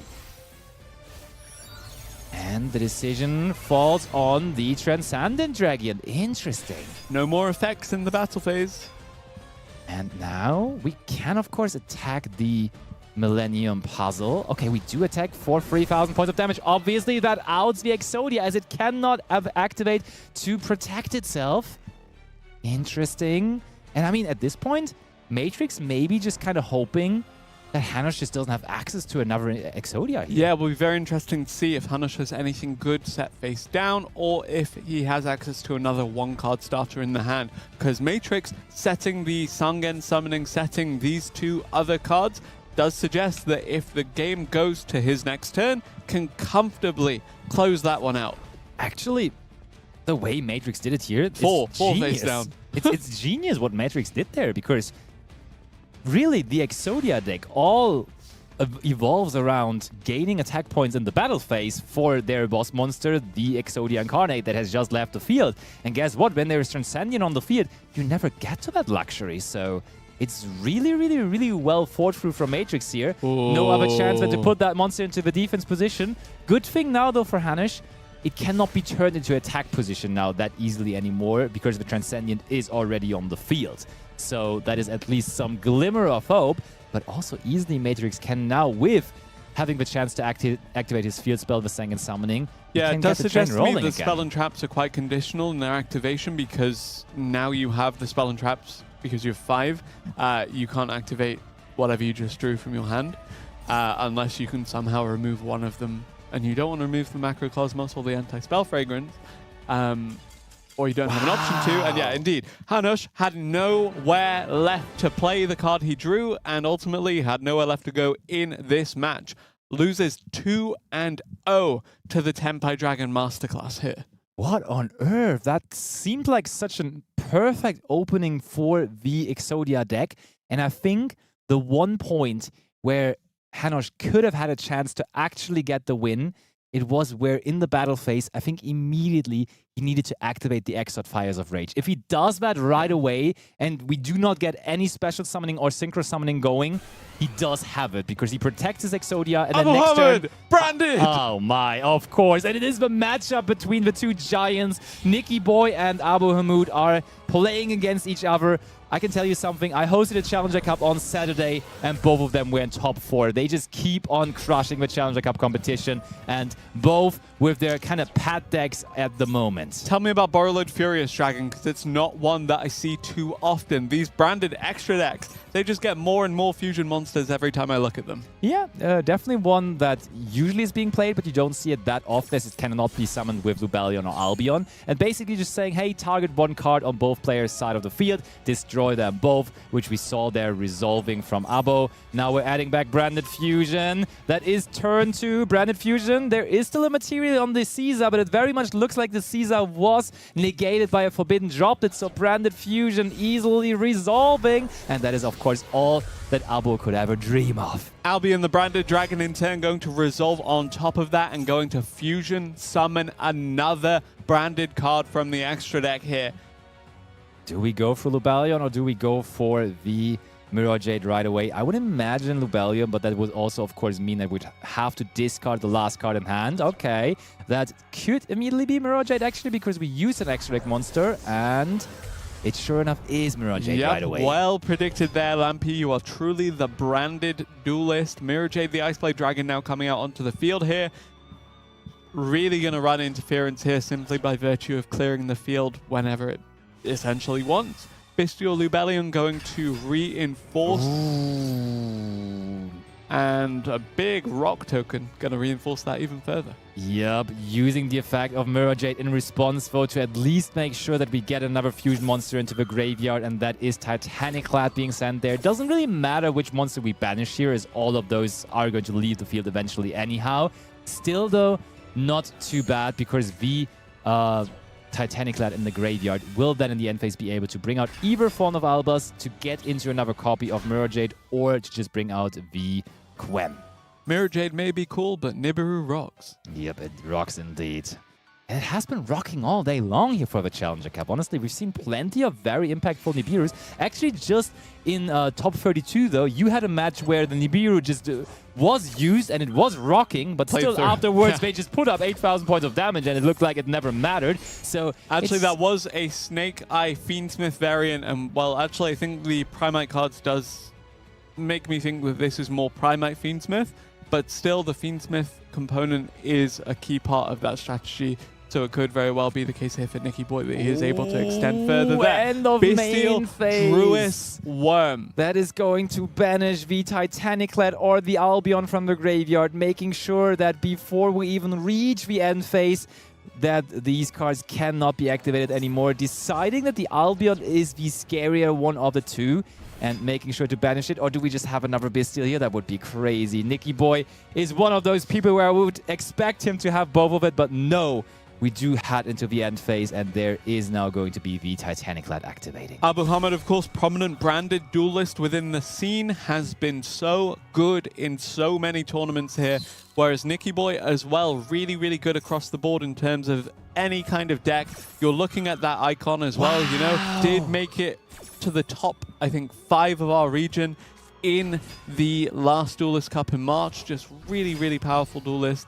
And actually, speaking of that power, just going to put a stop to any kind of attempt at getting back onto the field here for Abo Hamid. Super interesting, because Abo decided to use the effect of Mirror Jade, or to resolve the Mirror Jade first to clear up the field, and then made himself vulnerable to the Gamma, because that obviously can only be used when there is no monsters on the side of Nicky Boy, and so it worked out perfect for that Nicky Boy. I mean, you can't really necessarily play around Gamma, as it is a card that is limited in Yu-Gi-Oh! Master Duel, and therefore you can't really blame Abo, who usually is playing to a perfect degree. But there is another Primite Lordly Load, and I mean, the longer the game goes, you can keep on outgrinding your opponent. There's Primite Roar now.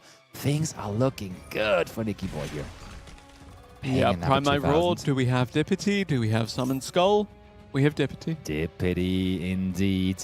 I was seeing the win rate of Dippity. There you see it. Have you ever imagined a normal monster to have a win rate of more than 50%? That's kind of funny, isn't With it? 0 attack and Yeah. 0 defense. That is hilarious. I'm wondering what the win rate of Blue Eyes White Dragon actually is. Do you think it's even higher than that? Probably Possibly. for a good while there. Yeah. Ooh, branded banishment immediately though on the summon of the Dippity is going to give us the chance to bring back the Mirror Jade from the graveyard. Yes, we could be then fusion summoning with it, but I think Abo might just be happy enough to only get it back to the field and then use its effect to banish the Dippity right away. Yes, that is what we're planning here. Very, very cool. It's the exact same matchup that Josh and I played for our show match for the show yesterday. And in the end, it was branded in my hands winning, but there is the Norman summon of Ether Barrel. Nicky Boy ain't done yet. And this could now be the Primite Drill Beam that we're searching here. Yep, the Ether Barrel Ooh, searching out the no. Lordly Load for a 3rd time, in fact, here. Just further insurance policy for next turn. If there is indeed a next turn, this Mirror Jade, the Ice Blade Dragon, will do all it can to guarantee that for Abu Hamid. But conversely, Nicky Boy setting up for this turn, setting up for next turn, setting up so much that I doubt the top deck from the branded is going to be enough to pull this one back in favor of Abu Hamid. It is not going to be easy. Also, it's hilarious I how we counted on finished. Abu Hamid. I believed in Abu Hamid. I needed the branded deck to win today. I knew he would be the one. I mean, yeah, it was a pretty safe bet to expect him to be the one then showing up to take it down for the branded community, basically. But it's funny how our main featured match is already done completely, and we're over now to Nicky Boy versus Abo, and they are still in game number 1, right? This is such a grindy and long-winded game 1, and therefore this is really where Yu-Gi-Oh! Is at its peak, where it's just going back and forth, and both players trying to really get a hold of the game, but it's still like shifting back and forth into both different directions. And I mean, Nicky Boy about to go back and forth in and out of the extra deck here as Fiendsmith Sequence comes out. We can then see more Fiendsmith cards come out, and eventually we will climb into even more. Now, looking at the extra deck for a Fiend Fusion monster, presumably the Fiendsmith Lacrima could very well be one of the other options that have become more and more viable thanks to the release of that Lacrima main deck monster. yep, and that is the extra deck Lacrima monster now, though. Fiendsmith Lacrima is going to be using its effect to bring back the Dippity that is banished, and that's a cool thing. It is going to add it back to the hand. It doesn't necessarily need to be a Fiendsmith card that we are recycling with Lacrima. It can be any kind of light fiend. And sometimes those Primite Fiendsmith lists, they struggle when their normal monsters are being banished, because the main selling point of them is that you get a normal monster and a light fiend every single turn. But when you stop that circle by banishing them, sometimes they do struggle. But Nicky Boy, as we see here, found a pretty nice way to work around that. It's interesting, though, that he decided to take it to the hand, because we did Norman summon the Ether Barrel, and therefore that Dippity is going to stay in the hand for the rest of the turn here, really. I expected them to just special summon it instead, but no, Nicky Boy had other plans. Curious to see where Nicky Boy does indeed go from here. Still in a very commanding position. Access to 3 Lordly Loads. 2, of course, face up right now. 1 set face down, but 1 has already been activated this turn. I'm calling it He's now. I think that was a misclick. I think that was a misclick by Nicky Boy, honestly. Because I think a pretty cool line here could be, okay, we just go into Typhon. I mean, that still works. Super even with Star Slayer, Typhon, Sky Crisis. Almost as happy as I was to say Super Ancient Deep Sea King Coelacanth. Oh, yeah, it was close. Which one do you like more? Typhon? Or the Coelacanth? Mirror Jade, the Ice Blade Dragon. Regardless, looking pretty good for Nicky Boy here. Obviously now being able to deal with the Mirror Jade without too many cause for concern, given the fact that it was able to just be sent back to the extra deck rather than the graveyard. Icarus, we wanted alternative artworks, and of course Abu Mahmoud is the one giving us those, because we have just triggered the graveyard effect of Aluber, the Jester of He's got the Despia. icon, he's got the monster, he's got the field, he's got the polymerization going around it as well in honor of this fusion-based strategy, and he's got a way to hopefully deal with this Super Star Slayer Typhon Sky Crisis. But right now, taking 1100, going to take a further 1200. How much more can Abu Hamid take, and how can Abu Hamid get back into this one with the branded deck? We've seen one card turn the game on its head for the branded strategy before. Is that this one card? It is going to be tough as there still is the Primite Drill Beam set, and we do have a normal monster now in hand. Therefore, things are looking pretty for Nicky Boy, who can we can just use the Drill Beam on this, and then it would be good by Aluber. Is Nicky Boy agreeing? No, we let that resolve. Hold on. Not caring about this for the moment. Maybe just holding it for the card that is going to be searched here, and then just making sure that is the one that is leaving. Interesting. I thought we can just... I mean, there must be something else in the graveyard, maybe. We can use the Lordly Load. No. I was just kidding because it was set face down instead of something else that could have been viable. Speaking of viable, though, here is the Aluber, the Jester of Despia. Now searching the deck for a spell or trap that could turn this game around. Branded Sword is one that's a little bit less common. It is. And I mean... There gotta be something else in the graveyard. He's got of 60 cards. He needs of course, there you go. Obviously. Otherwise, it would have been a no-brainer to just banish the Aluber there to stop that stuff. But of course, there is something else. Always something left in the branded graveyard. And Despian Strategy can now set back a branded spell trap card. I mean, usually... Abo's deck looks pretty thin, so I assume that grass looks greener did resolve earlier as well. But...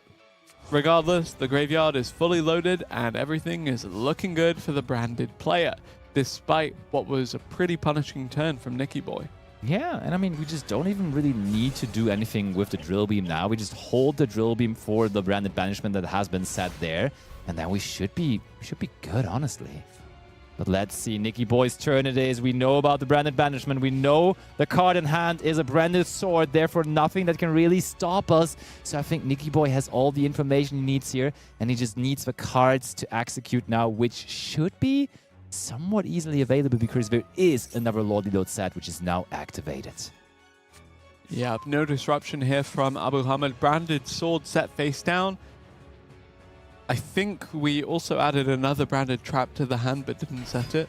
I think it is the branded sword in the hand and the branded banishment that is set. Yes, exactly that. Rinbram, the striking dragon, now in the graveyard, going to use its effect.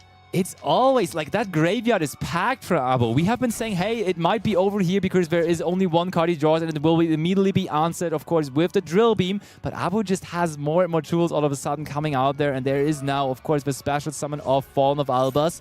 We use Fiends Within Paradise on it. That forces Nicky, So we kept the branded spell or trap in the hand to use as discard fodder for the Fallen of Albaz that was eventually going to come out onto the field. Good presence of mind from Abu Hamid there.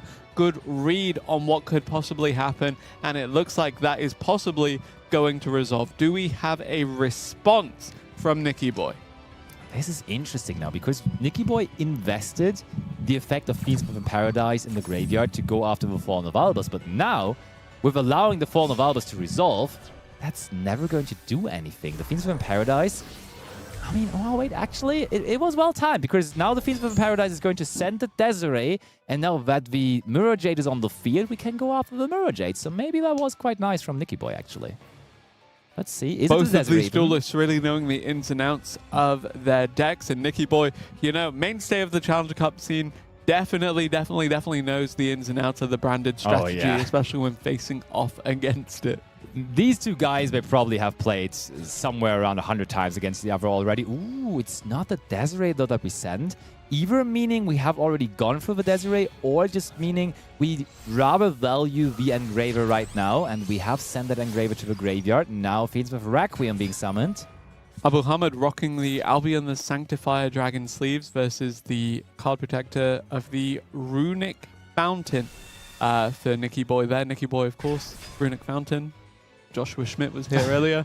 I know who Josh is rooting for in this match, at least. When it comes down to the sleeves, for sure, I would agree. Okay, we equip now the sequence to the Engraver. Definitely signaling here that we're trying to use the effect of Engraver to go after the Mirror Jade. And I think we're so careful here overall with our Primite Drill Beam. And we're just definitely be holding it for the set branded banishment. And I agree because that is the most scariest card to face there. And that now sending the Albion is a card that is only going to generate value in the end phase for Abu Hamid. So if Nicky Boy is able to do enough stuff now until the end phase, already in the main phase and in the battle phase, then after, of course, he will be the one taking it down this turn. Both of these duelists trading back and forth, but Nicky Boy saying, look, I'm not ready to pass back to you just yet. Fiendsmith Engraver in the graveyard, going to use its effect to special summon itself back. Do we have anything else now coming out to further extend on this combo and actually delve back into the extra deck for this Fiendsmith deck? Ooh, just the battle phase, interestingly enough, attacking over the Alubers, so we do not have the resources. And now, as I just explained, it was nice that it would only happen in the end phase, but now that we are in the end phase, of course, the value that is being generated with the Albion is massive, because now at this point, we set one card, or even search one card with the Albion, that could be stopped with the Drill Beam, but that means that the branded banishment that is set there can be activated and resolved without a response. I think Emre once told me that the end phase is just Branded's main phase 3. Yeah, it is. It is pretty much. Definitely common consent that is the case. Sometimes they definitely do more in the end phase than in any other of their main phases. And now the Branded Sword discarded on the opponent's turn, putting in the work to add back the Fallen of Albaz from the banishment now too. Yep, Fallen of Albaz, of course, with that extra card off of the draw phase being added to the hand, can indeed resolve its effect when it's summoned here. We do have the potential of disruption from that Drill Beam, but Branded in high spirits. Now, Abu Hamid has enough resources that one disruption is not enough to stop him. He's basically just daring Nicky Boy to use something, to use that Drill Beam to disrupt something, and then full commit through it. The Branded deck has too many resources now. It is really pure beauty watching Abo play this Branded deck. You would have ruled him out plenty of times in this game already, but still he finds his way back into it. Springen's kit now. Of course, there's a fusion monster mentioning Fallen of Albaz in the graveyard. Therefore, we can special summon out the Springen's kit. That is good, though, from Nicky's side, because that means we do not have to use our Drill Beam. We now know last card in hand for Nicky Boy is the Dippity. So we have Drill Beam plus Dippity, which we can reveal for the Drill Beam. Does Abo still have a way to play around this now, though? I think that should be the Fallen of Albaz in hand. So we can normal Fallen of Albaz, but that's just not enough. No discard for the Fallen of Albaz, though, is the big thing here. Yeah, usually oh, it is the Mercurier instead. Oh, okay. yes. So we traded out the True, we discarded Fallen of Albaz for the Springen's kit. That makes sense. Tri-Brigade Mercurier also makes sense here, connecting for 800, but more importantly, having that extra effect to protect something that mentions Fallen of Albaz. That is going to be Anaconda, I'm pretty sure. And now we're in that awkward spot where we do not want the Predator Plant Verter Anaconda to resolve, but we also do not want the Branded Banishment to resolve. So Nicky Boy will have to decide here, sending Fusion Deployment. Is that worth using the Drill Beam on? Fusion Deployment will, of course, then in turn access the Blazing Cartesia the Virtuous, which then bridges into Grankignol the Dusk Dragon, and that functions as a foolish burial for this deck. And there is the alternate artwork, Blazing Cartesia the Virtuous, the face of the New Frontier secret pack, new to Master Duel as of yesterday. Indeed. Now in the end phase, searching another copy of Fusion Deployment with the graveyard effect there of another fusion monster. And can Nicky Boy turn it around? No. Good thing for him here, he only has to overcome the remaining 700 life points of Abo. So, and there is the 500 attack point strong. Is the Lacrima burn 600 or 800? It's 1200 even. Oh. So if we get to that, that will be the easiest solution for sure. But do we get to that is the question. Normal summon Aether Barrel first of all. Looks like we have used up all the targets for it because we do not even search anything anymore. I mean, you see the free Lordly Load and we know there's a Drill Beam set as well. So no surprise really. And we use the Drill Beam now finally, revealing another Aether Barrel. So again, every card known here on the side of Nicky Boy. There is Dippity and there is the Aether Barrel in hand. Oh my, what a Having game is this committed from Nicky Boy, what opportunities does that open up for Abu Hamid? It opens up the Branded Banishment here. Exactly that. Nicky Boy. Oh, it is DD Crow. DD Crow now going to banish something from the graveyard. I thought it was still the Dippity, but it was never, and this is so huge because that means now the Khadija is leaving the field, the Anaconda is going to stay, and we can just attack over the Anaconda to make the game. And Abo, of course, realizes that right away, and what a freaking game one that was between these two duelists. This is what Yu-Gi-Oh! Master Duel is all about, playing it out to the finest tune and really then making the perfect decision turn by turn, and then in the end taking it like that. Amazingly well played by both of those duelists. It was back and forth. It was neck and neck, deck and deck. But ultimately, the branded strategy did fall short compared to that Fiend Smith Primite. The drill beam threat constantly coming through from Nicky Boy there was enough to weather the storm and just totally shut down this sequence of plays from Abu Hamid. That was more than half an hour of pure gameplay for just one game there. Ooh. Obviously meaning that they are now in a kind of a time struggle as well, because they have 13 minutes remaining for possibly 2 games. I mean, best case scenario for Nicky is only 1 game and then he can be chill already with it. But that is usually not how it is. That was one of the definitely longest games we've seen in a while in the Challenger Cup. But we are with the quickness right away into the second game. And Abo, of course, does what he always does. He is going to start with his branded deck again. And that is Blazing Khadija. Oh, And look that is at this. Aluba, the Wow. Jester of Despia, alongside it. Give him the win, honestly. Using 2 alternative odds from a pack that has just yesterday released, even the chances of getting them so quickly are pretty low, so I feel like he deserves a win at this point, to be honest. And there is the branded fusion. Do we but have it does disruption? get We answered. do. The classic Ash Blossom and Joy Spring in response to the branded fusion. Another alternative artwork, by the way, where we're just collecting alternative arts here, basically, Nice. in this game. But it will negate the branded fusion. You too can collect alternative artwork thanks to New Frontier, available. Oh, Ghost Ogre and Snow Rabbit meeting the effect of the Khadija here, and that can sometimes entirely shut down a turn of a branded player, but can it also shut down Abo? No, he has another material to fuse in hand, and it is a Tri-Brigade Mercurius, so that did not even really hurt Abo. Ooh, we go into Masquerade, the though. Blazing Dragon, going to force Nicky Boy to pay small tax of life points every time there's an activation of a card. I don't know whether that was the card that Abo wanted there, though. I think with the Ghost Ogre and Snow Rabbit, Nicky Boy kind of forced Abo into that Masquerade because there was no other way to fusion summon anymore, and we already activated the effect of the Khadija, of course.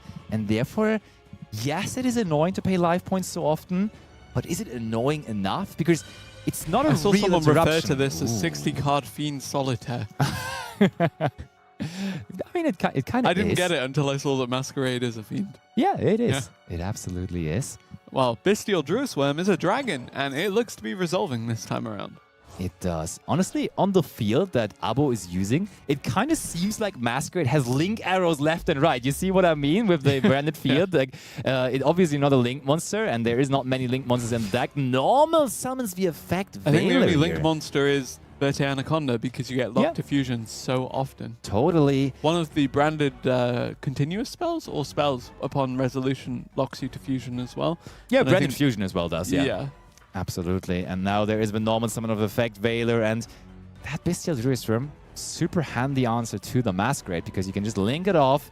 Best case scenario, probably just simply into a Moon of the Closed Heaven to access our Fiendsmith part of the deck, and then the Masquerade will be gone. Or possibly, if we play something like Nightmare Phoenix, we could also go into that to also go after the set card here, of course, but no. Moon of the Closed Heaven now just going to come out to open up the Fiend Smith sequence of plays. Oh, Fusion Duplication, though. That's the perfect card to have when your branded fusion was met with Ash Blossom, because that basically just means we are resolving branded fusion on our opponent's turn by copying the effect of it. And the best thing about this is you can Ash Blossom the branded fusion. You cannot Ash Blossom the Fusion Duplication, though, Nice. as it is only copying the effect and not really saying on its own that it's sending cards from the deck. So that is nothing that Nicky Boy can stop here right now, and we are fusing with the Masquerade on the field into Mirror Jade. Yep, Mirror Jade, the Ice Blade Dragon, now coming out here. It's as good a start as any for this branded deck. You can never rule out Abo, really. Masquerade now also being chained in the graveyard, making sure that it comes back to the field.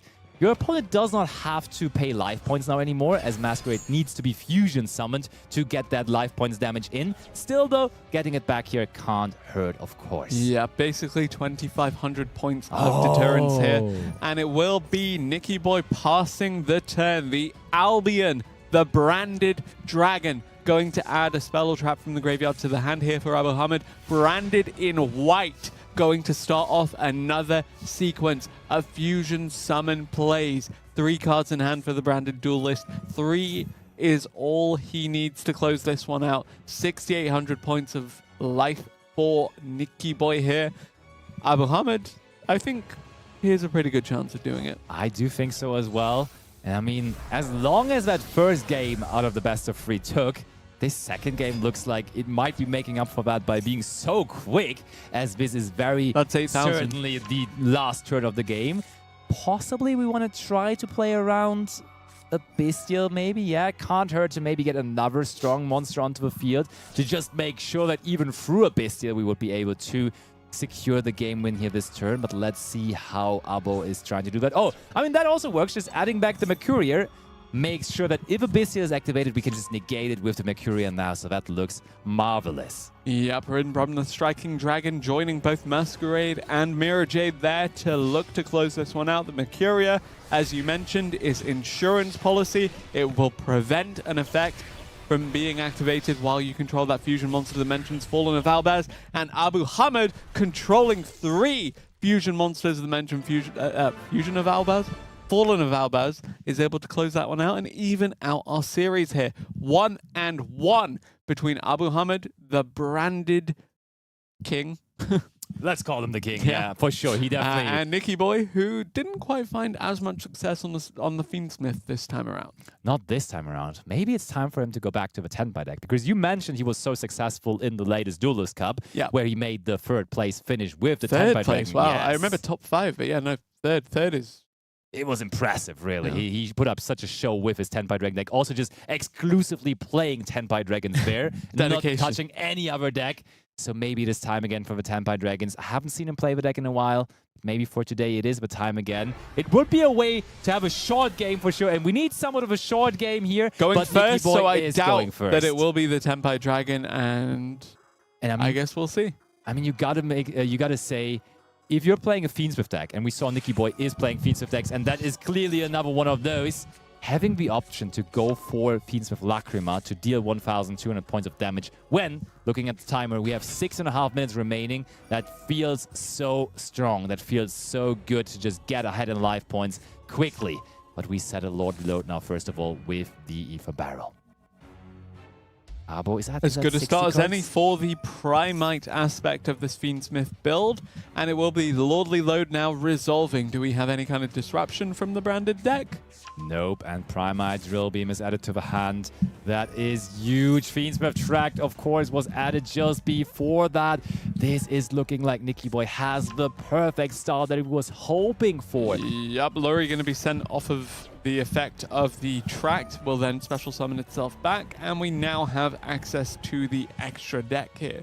Abu Hamid, you need at least one card starter. You have at least one Bestial in hand to run interference here. Saranir going to banish that Lurie and stop it from being summoned back. That's huge, because if Nicky Boy now doesn't have another way to get Light Fiends onto the field, this means we have successfully stopped access to the Lacrima. Drill Beam immediately being used, revealing another copy of Aether Barrel, though, meaning that card in hand there for Nicky Boy is none that they can do too much with this turn or on the opponent's turn. Is there anything else? Resetting the Drill Beam. Of course, you use it there because you get it back for free, but it seems like maybe there's nothing else that Nicky Boy can do. We can at least use the effect of Lordly Load to special summon from the deck, but to what is that going to lead? Because when we activate Lordly Load... Summon Skull. Yeah, you can go with Summon Skull, sure. I don't think he's running Summon Skull. I think it's more of the Dippity. Yeah, maybe both. Some decks do run both, but surely Dippity, as we have seen it before. And Nicky Boy is thinking about it now. Not sure himself. Yep, we have to activate the effect of Lordly Load. The thing, though, is we can therefore not activate the effects of special summoned monsters on the field for the rest of the turn.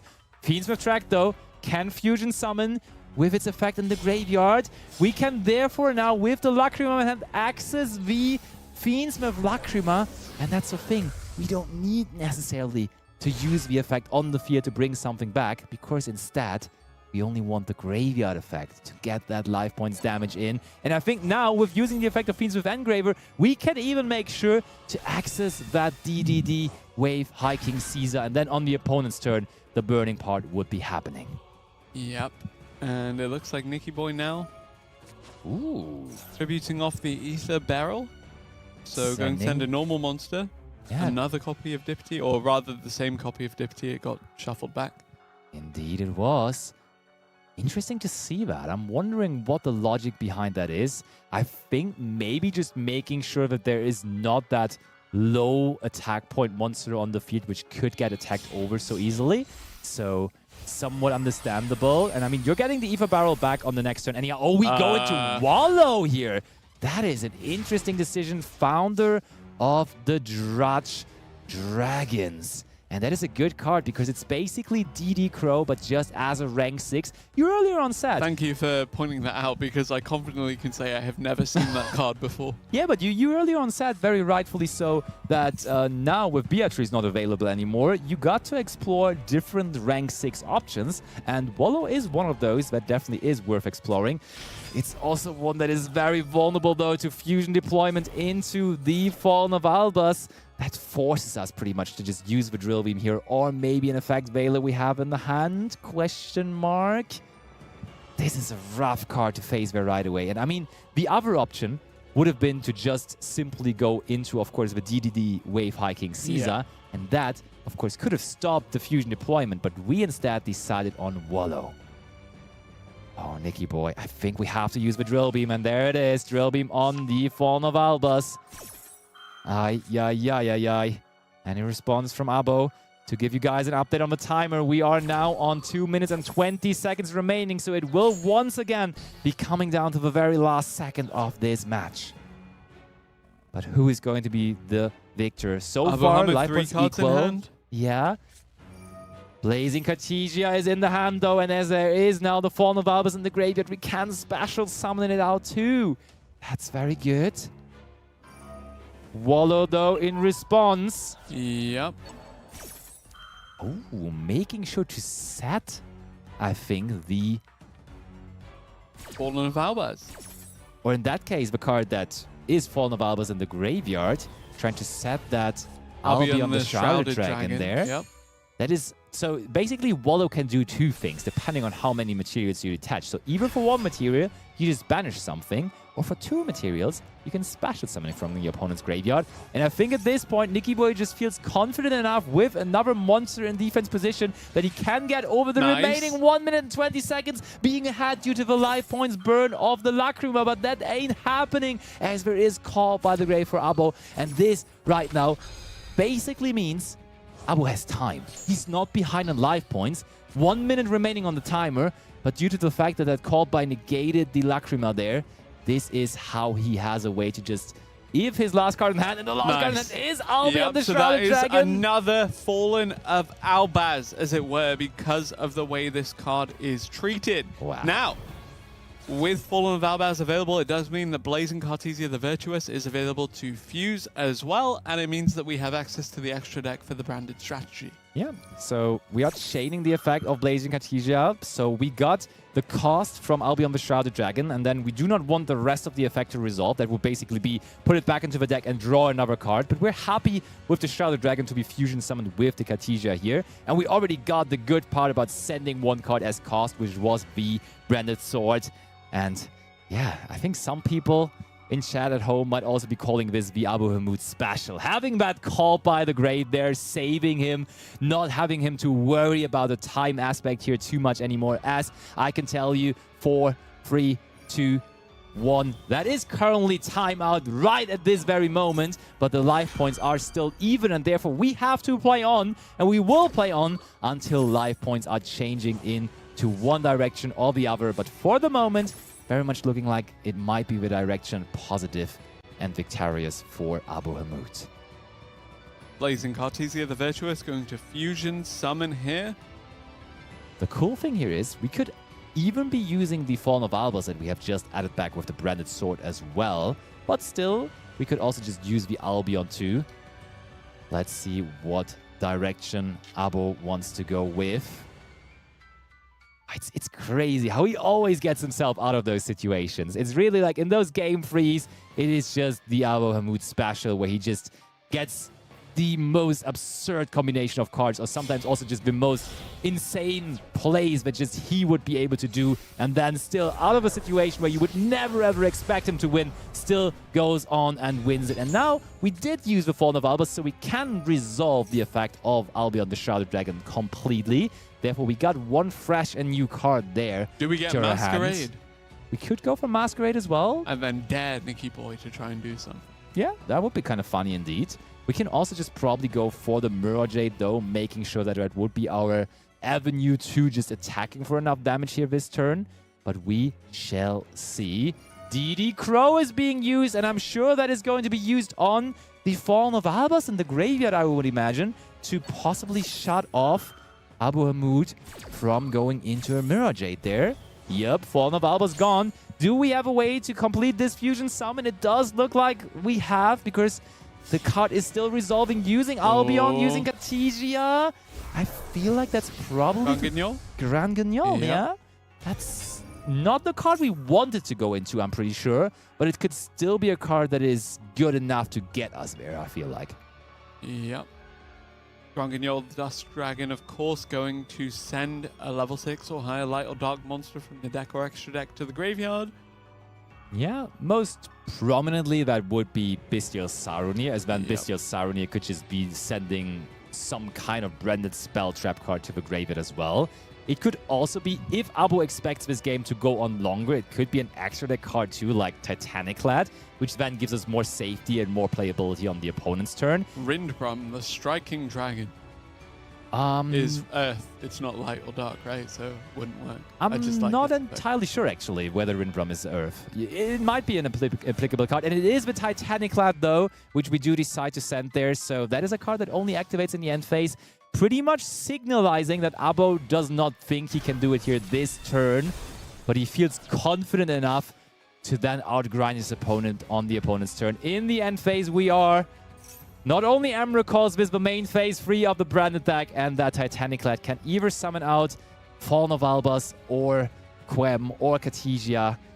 I think in this situation, it might be the Fallen of Albus immediately to fuse with the Wallow from the opponent to finally get access to the Mirror Jade.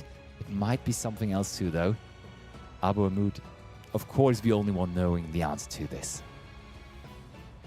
The best branded player in all of Europe. The one that consistently shows up with this deck and that rules competition after competition, Challenger Cup after Challenger Cup with this very deck. There was a time where he was playing some other decks, where he was trying out some other meta decks, but then at some point, he just got back to playing the branded deck, and he just usually submits 2 different branded decks, and now we keep on playing in the end phase. Surges the branded and High Spirits, activates it by revealing the Fallen of Albus. We surged, and we keep on going, sending Albion now to the graveyard as well, which therefore will also be activating exactly there.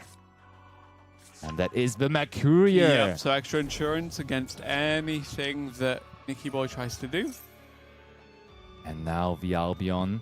The thing though is, it's not insurance just yet, because Grand Guignol does not list Fallen of Albus on itself as a fusion material, so we are relying on that card, that Albion, that Branded and Red that we're setting now with the Albion.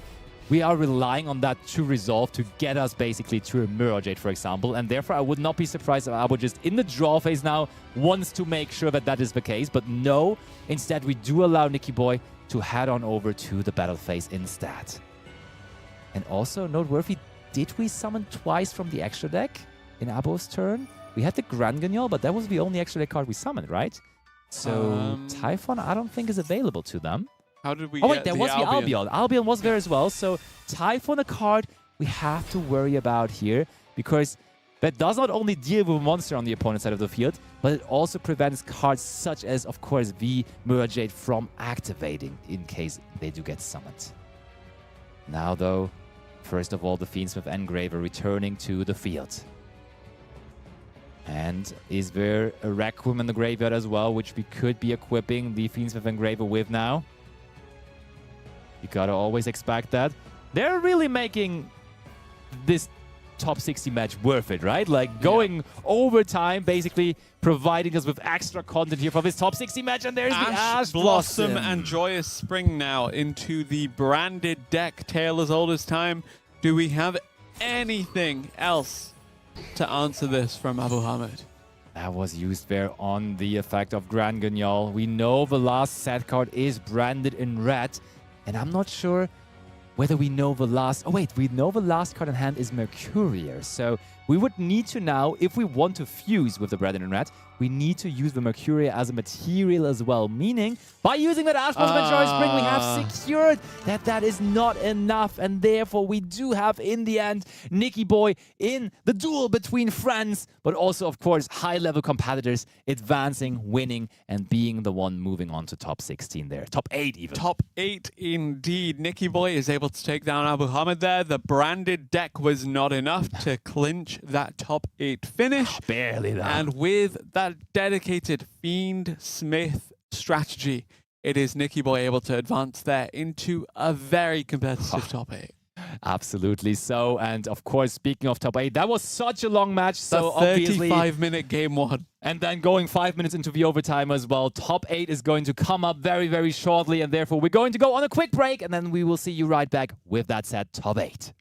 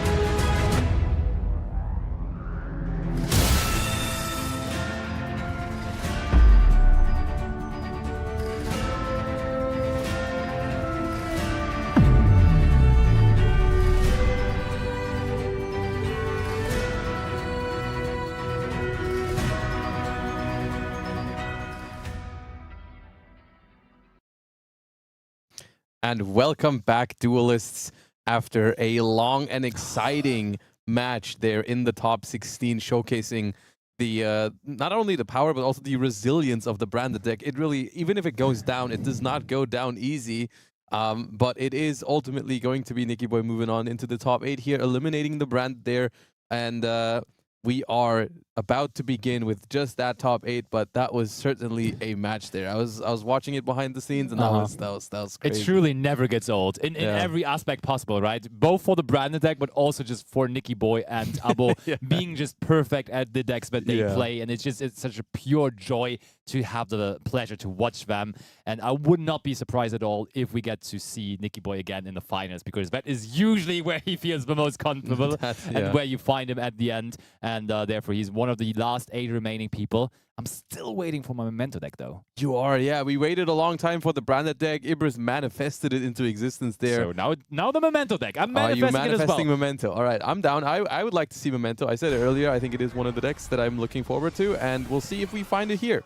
Okay. I think 2 players we haven't seen so far. That does not scream Memento to me because you usually do not have access to those bestial packages. Oh, and we do not have access to anything. That screams bestial control, like Fiendsmith control to me. Yeah. That sometimes you don't draw the Fiendsmith card, you just use Lubellion and you pass the turn. Come on, Sneakers. Oh, that is not what I expected. Okay, hold up. Sure. Hold up there. A Speedroid Terratop. What do they mean by this? I think we're about to have a big Gabonga here, maybe? Really? Goblin Bikers? That would be something I could imagine, because is there anything else in the format right now that is relying on those two cards here? I mean, when I see the Speedroids, I'm always thinking like some Isold MX Saber Invoker type strategy. Or, Fair. Or what if it is? Hasn't the Goblin Biker deck sometimes been paired with Memento as well? Isn't that an option?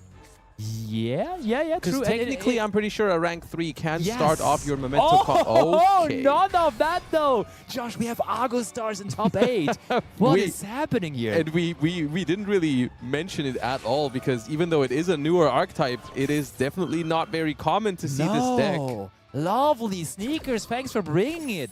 That is in effect Vela, though, immediately on the glorious Ardra. And you gotta wonder, do you think that's maybe a little bit of a sequencing misstep there with the Speedroids? We could have maybe baited out that effect Veiler before committing our normal summon there. Possibly. Oh, and it is the MX Saber It is Invoker, yeah, it is Invoker, because the Argostars starter, the one we see right there, the glorious Ardra, actually is a warrior monster, and the deck really wants access to it. The fun part here is that this is actually not an effect that is... Well, it has an effect that happens on summon, but the main part of that card's effect happens when you banish it. And there we go. The effect Veiler had to be used there before they used the effect, so they actually hadn't gone through that once per turn ability yet, so they will still be able to set up the Lightning TDO, I'm not sure exactly how you pronounce that, but... and the Swift Campaign here in the Spell Trap Zone. So are you familiar with the Argostars, or should I walk you through it? Oh, please. I mean, I'm somewhat familiar with it, but definitely make sure to, even for the people at home, to walk us through it a little further and tell us what it's all about. Lovely to see the Silhouette Rabbit here, by the way. I'm enjoying that card a lot as well. That is a very fun card in that deck as well. And the whole gimmick of Argostars is that it's an archetype that revolves around trap monsters, basically, that summon themselves out from the Spell and Trap Zone. And they have this unique ability where they summon themselves out as a monster, and then as a monster, they all have the effect to basically jump back into the Spell and Trap Zone. And they always generate, or like based on other effects, they generate advantage while doing that. So it's always like you use the effect, you hop out the Spell Trap Zone, and then you go back in, and you can do that like little dance every turn. Such a fun concept, honestly. Like the one we just saw them summon there is you discard a card, you summon it from the Spell Trap Zone, then you get to add an Argostars card from your deck to your hand. Which we did with the Field Spell, Exactly, and then you can just do that turn after turn after turn. And the Field Spell is one of the cards that benefits the deck for just doing this whole thing, because every time you do so, you get to inflict damage to your opponent. Yeah, 500 points of damage indeed. And you also get to negate face-up cards on the field every time you use, I think it's a trap monster effect. Ooh, okay. So now with all of that heading into the battle phase, and Chaos Slime is going to protect themselves a little bit here, at least, with the Bestial Magnemute being used. That is currently bigger than all the monsters on the field for Argostars here, so that Magnemute might just stick around. We're going to use the Swift Campaign here to go back into the Spell Trap Zone. I believe this is meant to trigger the Field Spell here. The thing, though, is, as Sneakers being the turn player, does that even work out in the way? I do think you're right, because this is basically once per chain, if a continuous trap activates its effect in the Monster Zone, I think, you get to negate a monster on your opponent's field, which is very powerful on your opponent's turn. But here, you are right, the way the turn player order works here for the trigger effects, it's going to be Chainlink 1 Home Stadium, Chainlink 2 Magnemute, so the Magnemute still has successfully resolved here. So Chaos Slime will be able to add a Bestial, or another Dragon, rather, from their deck to their hand in the end phase here. I'm still so excited. I didn't see Argostars coming. Honestly, there were a couple of under-the-radar decks that I could have seen making it into top 8, but Argostars being the one actually event to pull through. It's funny because I've definitely heard of Invoker being a starter for Argostars before. Okay. And even though I knew that, I still wasn't expecting Argostars. Yes. Even then, I could still think of other stuff that I thought was more likely. But here we are. This Lubellion, for example, is something you could easily negate with the home stadium. Because if you use an effect here, go back into the spell trap zone, or just summon out the Statue of Anguish pattern, you might be able to use the Argostars home stadium to negate the Lubellion, or you could also just destroy it with the effect of the Statue of Anguish pattern if you have another thingy. Don't you think that's a little preemptive here? Because honestly, I felt like when Chaos Slime summoned out the Bestial Lubellion there, like, let him activate the card from the deck, because then you're just going to summon out the first trap card. Then Silhouette Rabbit actually is a quite convenient way to deal with spells and trap cards from your opponent. And now we kind of already used all of our trap card interactions there, which feels so early and like such a commitment early on in the turn. That is a fair point. That is definitely something that they could have done, play around with the Silhouette Rabbit ability to destroy spell and trap cards. However, I don't know how threatened you feel here by Chaos Slime, because you saw their hand didn't really have that much to do on the first turn. Yeah. They've added a Primite Ether Barrel to it at this point, so they will be able to do some stuff here, but we'll see. It also, I mean, we will have to see what other cards they have in their back row. If there's more trap monsters that they can summon over there, then the Statue of Anguish pattern will still have more stuff to do. Also, here's the thing. They might be saving that Silhouette Rabbit for the Lordly Load. Oh, they have not, though. No, they didn't. That's interesting. And honestly, at this point, it feels... Oh, Dominus Purge is a good card to answer with. But is there a trap card in the graveyard? Not yet, I don't think. I don't think so either. So that Lordly Load is going to stay on the field there. That's annoying, because they still get to like call a normal monster every turn and bring it out. Very much so. And I mean, honestly, Lordly Load is such a high-value card. I think if there would be another trap monster, surely we would have brought it out. I think so too. I agree. After the Ether Barrel has set the Lordly Load, you probably would have destroyed it. All right, so Sneakers maybe really a little too excited to get all of his trap monsters onto the field there, and could have played it a little safer, but no, we go into Moon of the Closed Heaven now, chaining Lightning Tido there. Targeting the Lightning Tido, which is the one that can go back into the spell trap zone here. So it can actually dodge this. To be fair, what would have been the other options? They can't target the Statue of Anguish pattern, annoyingly enough, because I'm thinking just bouncing the Silhouette Rabbit maybe, but... Okay, here's the cool thing. The home stadium just negated the Lordly Load. True, yeah. Very much. Which is cool. And here's the thing. This is another monster that is back into the spell trap zone now. Wait. Jumps out, triggers the Statue of Anguish pattern again. That's not once per turn. On Anguish pattern? No, on the trap to come out of the spell trap zone. Or was it is, not? but it was there at the start of the turn already. It was on the field zone, and so it jumped back, and now it jumps back out. Okay, yeah. So now we actually finally get like big time value out of both the Silhouette Rabbit and the Statue of Anguish pattern. Yeah. And this looks a lot nicer now for Sneakers. And bye-bye to both cards there. Chaos Slime, any way to get back into this? Or is really game one of top 8 going to be won by Argostars? That's a good card to follow things up with, though.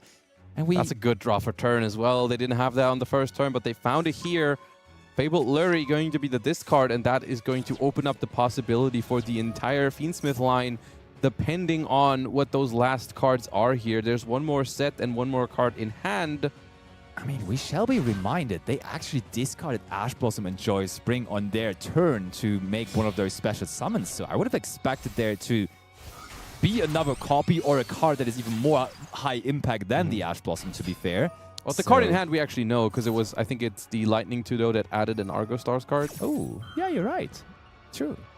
Okay. But the set card is still like the question mark. Tudo getting right back into the spell and trap zone now. So that part of those effects is not hard once per turn. Like it says once per turn on the card, but if you put it once in the spell trap zone and summon it back out, it is treated as a new monster, so it is still able to do that. All right, now using the effect of Home Stadium, negating the Engraver there. This is all not looking too bad for Sneakers. Such a unique deck, a deck you wouldn't necessarily expect, but here still in Challenger Cup competition. Top 8 as well. Yes, absolutely. It's not just like someone we're spectating at the start of the tournament. They've gone through a bunch of rounds at this point and are apparently willing to play this deck just like blind in game 1, and they've they're all the way here in top 8, which is pretty impressive. Totally is. We go into Necroca Princess now with the Engraver and the Requiem. What's the last card in hand? Is there something cool we can even discard now? Maybe a Lubellion or something like that would be huge here. Because that would both at the same... Oh, we have not even used Engraver's Graveyard. We have not used Engraver yet. Ooh. This is the first time we're actually getting into the Fiendsmith engine through the Lurry. And this means we are going to have 2 level 6 monsters on the board. Ready to go. This would be so anticlimactic here after such a big turn from the Argostars deck when on the first turn Chaos Slime just literally did almost nothing and then them still being able to come back. That would be crazy. I think this has been a good back and forth so far, and I can still see both of these duelists come out on top here because I can very well see it depends a lot on that last set card here for the Argostar deck that we don't know yet, and if that's a good one that can answer this rank 6 monster, it'd be a good one. I mean, just imagine, Josh, you have been playing those Fiendsmith control decks a lot. Is there space for Zeus in your extra deck by any chance? There is, yeah. There Usually is. you have it. Okay. So, okay, we're going to negate that Caesar now there. Yeah, with the home stadium. Home stadium. Is home stadium a permanent negation? That is until the end of the turn, okay, I'm pretty sure. Fair enough. But, we're doing it for good reason, of course, because that last set card is Apophis the Swamp Deity, which is going to be able to summon itself out and then trigger the Statue of Anguish pattern one more time. Of course, we had to negate the Caesar beforehand because that could have stopped that card. How did we hold that for so long? Such beautiful execution by Sneakers. I would have been super tempted to just stop the Fiendsmith track with that. And he does win with that very, very cautious execution there. Game number 1 going to Sneakers on Argostars, man. That is nice. He probably, like, they really were holding back for that deck just for a special Challenger Cup. And today, with that Road to World Challenger Cup, they were like, okay, it's time to unleash the Argostars powers. And that makes me particularly happy here because that means that even if they lose the second game, they're going to be able to go first in the third game, which makes, I mean, if you're playing Argostars, you can go first. It's probably the deck you play, right? So I think the chances are that we're going to see that deck again at some point, unless they just like play another deck in game 2 that wins going second. But pretty impressive showing so far, I think, for the Argostars deck there. Of course, the luck was a little bit on their side in that game because they went second, and the opponent. Yeah, I mean, of course.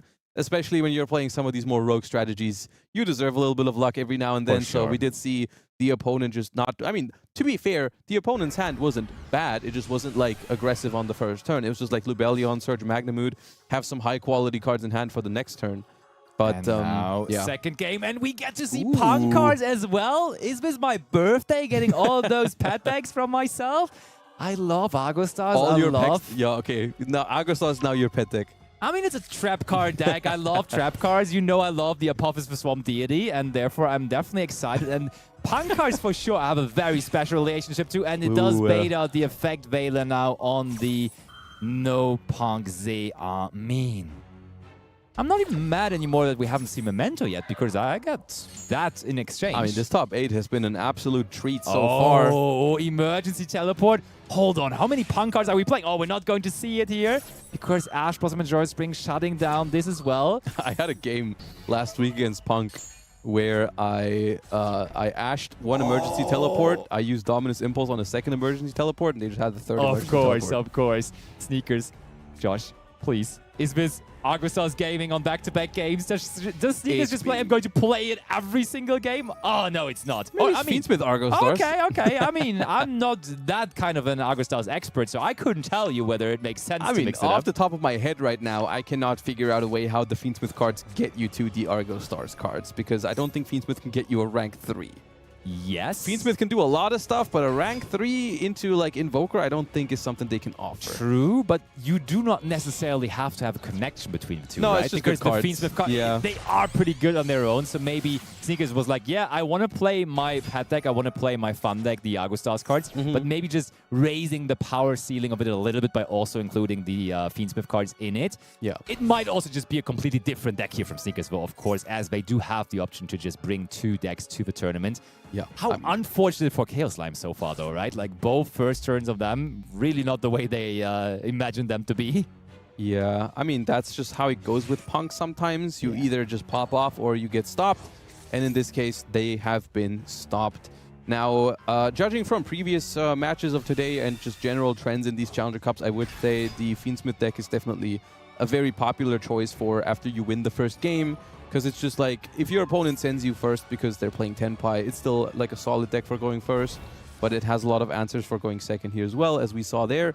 And here it's just about, can we get through this turn as the Punk player? And if we do, we still need to find a way into the game next turn as well. Like, not only do we have to worry about stopping the opponent here, we also need some sort of follow-up here.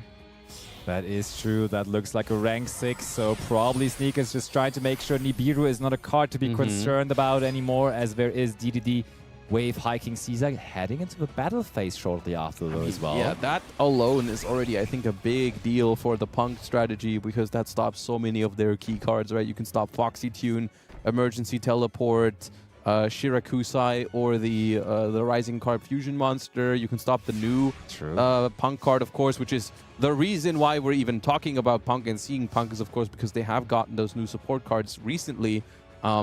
And the new Rising Scale, I believe, is what it's called. Ooh, that's a good normal summon, though. So it is the Fiendsmith variant. Fades out an Infinite Impermanence. Shall I tell you something, though? Just a singular Typhon already being quite scary here in this situation, to be honest. Because obviously, to get to that Caesar, you would have had to go into the extra deck at least twice. And therefore, Typhon is a card we can go into, but we do not choose to go for it just yet. I mean, I don't think they're actually too worried about this Caesar here, because there's still that set card that Sneakers was not able to bait on the last turn. So I feel like there's just more likely than not just going to be an Infinite Impermanence activated here on the Caesar. Is it really? Is the Joshua Schmidt Mastermind on? It is kinda Infinite Impermanence, oh, come but on. it is the Dangerous Gaboo. That is functionally an Infinite Impermanence. I will give you that, yeah. I'll give you 95 points on the execution. Oh, called by the grave still makes That is massive. Okay, we are doubling down. Not only are we baiting the set card here, we also still stop the Requiem from resolving. It's worth pointing out that they're playing a Fiendsmith deck themselves, so that is somewhat going to hinder what they can do on the next turn. You know, no Requiem for them. Gotta remember that, but I still think that is a positive exchange here on the end of Sneakers. It very much is, because now obviously the Caesar is going to be ready to activate its effect again for one more time, as obviously the Dangerous Gaboo is not as dangerous anymore, as the turn has ended and passed over to Sneakers again. There is the E for a barrel now for Sneakers. And that's pretty big. That's a pretty good card to secure a game that you're already ahead. You have the Caesar. Your opponent kind of has to draw an out to the Caesar, and like now you just put the Primite cards up next to it. So if even anything goes wrong this turn and we don't finish the game this turn, which we likely can, but even if not, there's still going to be that Drill Beam to back us up here. I'm really wondering, Sneakers looks very, very decisive here also on this Fiendsmith Primite deck. And therefore, I'm wondering how much of that they played and how much Argostars they really ended up playing so far in the tournament. I will say, I mean, fair enough, fair point, but at the same time, they showed that they were willing to blindly play the Argostars deck in game one. Very much. And still, in the second game, they close it out with the Bestial Fiendsmith deck. And also using the Primite cards. Impressive showing. And overall, is that the deck we've seen the most so far today? I feel like it is, right? Control, I think so. I think so. And I think that's just because players, I think, like it for two reasons. Players like it on their lineups because it's a good deck. Presumably, at least how it feels like, it's a good deck to play in game one. Where you don't know whether you're going to win the coin flip or not. And you're like, okay, if I go first, I mean, you're going first. Your deck's capable of going first. Sure enough. But if you lose the coin toss, it is one of the better decks for going second. And then, of course, you can also just do that after you win a game and you think your opponent is going to go first. So I think that's why. Let's see what else we have here. That looks like more Fiendsmith action on both sides. And we do have Umbra versus Joey Kuzan here. Different kinds of Fiendsmith decks here, though, because on the top here, we have a Fiendsmith Snake Eye deck. Of course, we've seen that before. On the bottom, it looks like a version of the deck that's, I mean, it could still be Snake Eyes with the Kashtira cards involved, but Kashtira Fiendsmith is technically also a thing. Yeah, it is. And it is a thing, though, that I have not seen that much of overall. I feel like other variants of the deck were totally more common. I mean, let alone in our there is Snake Eye cards in there as well. Okay, fair enough. But let alone in our Challenger Cup here today, we definitely have seen way more of the Primite variants. More of Primite, decks. more Bisteel as well. And I think that's just due to the nature of, I mean, two things. Bisteels are good against some of the top tier decks at the moment because there is so much Fiendsmith. There is Blue Eyes as well, where Bisteels are pretty potent. But it's also just the Cash Tira cards are just pretty neutered in Master Duel, right? You've only got You've got one Field Spell, you've got 2 Unicorns, 1 Fenrir. It's just not the same size of a package that you would want for a secondary engine because you build your entire deck around Cash Tira cards usually. Like when you play Cash Tira cards, typically you don't want to play Bisteels because they would fill up your board when you're going second. You're not going to play Phantasme. Even the Nibiru sometimes has anti-synergy. And whether it's worth building your entire deck around it when there's only 4 cards that are a payoff, basically, is the question. Right? Agree. That's probably not that good of an idea. It looks like Umbra is in a somewhat commanding position here, which is good for them because we now also got the score update signalizing that Joey is currently the one being up a game here. So yeah, and we do see Umbra. It is turn 3 here actually for Umbra. So they went first in this game, but were stopped in some way. Ooh, but there's a Caesar for this. But maybe we can pair it with a Veiler. No, it was just for the show. Just trying to give him a little shocker there. Look, a little a small heart attack. Increase their heart rate for game 3 because that might put you ahead in the 3rd game. Indeed, but that means we are going to get a 3rd game here between those two, between Umbra and Joey. And we saw the Snake Eye tempo, so seems like it is both Snake Eye variants here once again by the 2 players that we have here. But that obviously, the fact that they played them in game 2 doesn't necessarily mean they will have to bring them again in the 3rd game. And I think I was surprised in the early rounds we see so much Tenpai. You think where we're now with only 8 players remaining in tournament that there is going to be more of that again? I mean, judging from what we're seeing right now, I gotta say I think currently just the Fiendsmith decks are more popular as in decks that are like also fine going second. Of course, they're not as fancy when they're going second. Like you're not always just winning the game on the spot off of resolving one normal summon, but for the most part, they also have pretty good control over the games when you're going second. And you don't have to like send your opponent first necessarily when you pick the deck.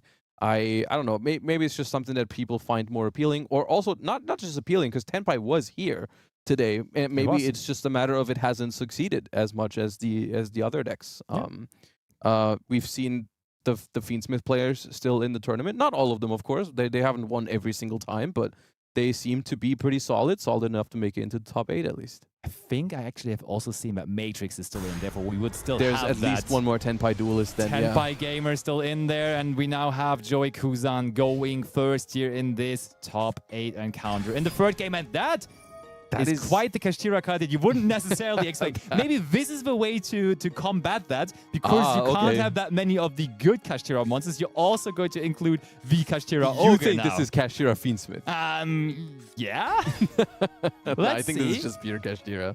I mean, by playing Kashtira preparations, that would kind of definitely also give me the idea of that. I mean, if you're playing Ogre, you're playing preparations, right? Yeah.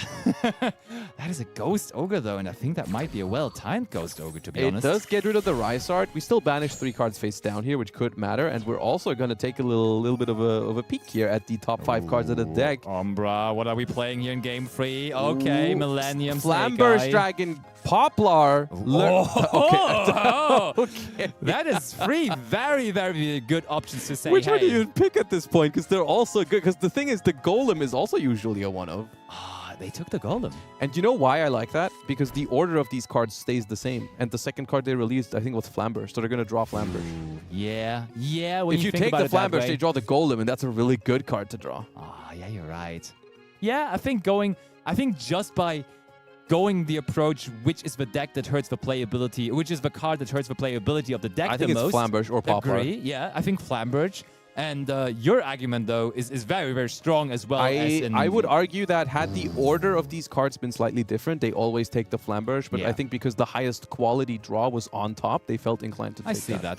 Oh, look at that standby phase or even draw phase gaming here from Joey saying anti-spell fragrance, shortly followed by Maxi. And the Maxi preemptively here makes some sense because they saw that there was Kashtira cards in the deck earlier, potentially. So you don't want your opponent to summon Fenrir into this and you have a Maxi in hand.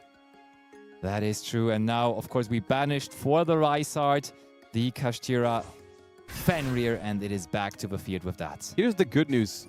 Okay, you're speaking about the macro cosmos, baby? Wow. What's the good news, bro? Not the good news. What is the good news? That was not the good... Okay. What I was about to say. Tell me the good news for Umbra there, please. Okay, yes. Yeah. Here's what I was gonna say what the good news were, is because the Kashtira Ogre had revealed so many important one-ofs, it meant that all of those were still in the deck after the Rysart. I think he was very happy about that. Yeah, I don't know if that mattered at the end. I think that right. I was maybe it was not good news. It was slightly positive news, but then it was followed up by a Macrocosmos. So ooh, and look at that. Nicky Boy's second deck is the Blue Eyes deck. He has not been playing that against Abu Hamud earlier on. Oh wait, he has in game 1 maybe, right? It was their deck that they chose to go first with in one of the other games. Oh yeah, fair enough. But it is now against Argony here that Nicky Boy has to face to make his way into the top 4 if they get to do that. We're seeing a Druisworm banishing Maiden of White, which is not typically what you want to banish. It's a good banish, don't get me wrong, but typically I think one of the main win conditions against this deck is to banish all the Blue Eyes White Dragons. Yeah. The problem is this deck is very resilient to it, because one way you can play this entire thing, and what happened here is we had kept the True Light effect open. Like you don't use the True Light effect until the end of your turn.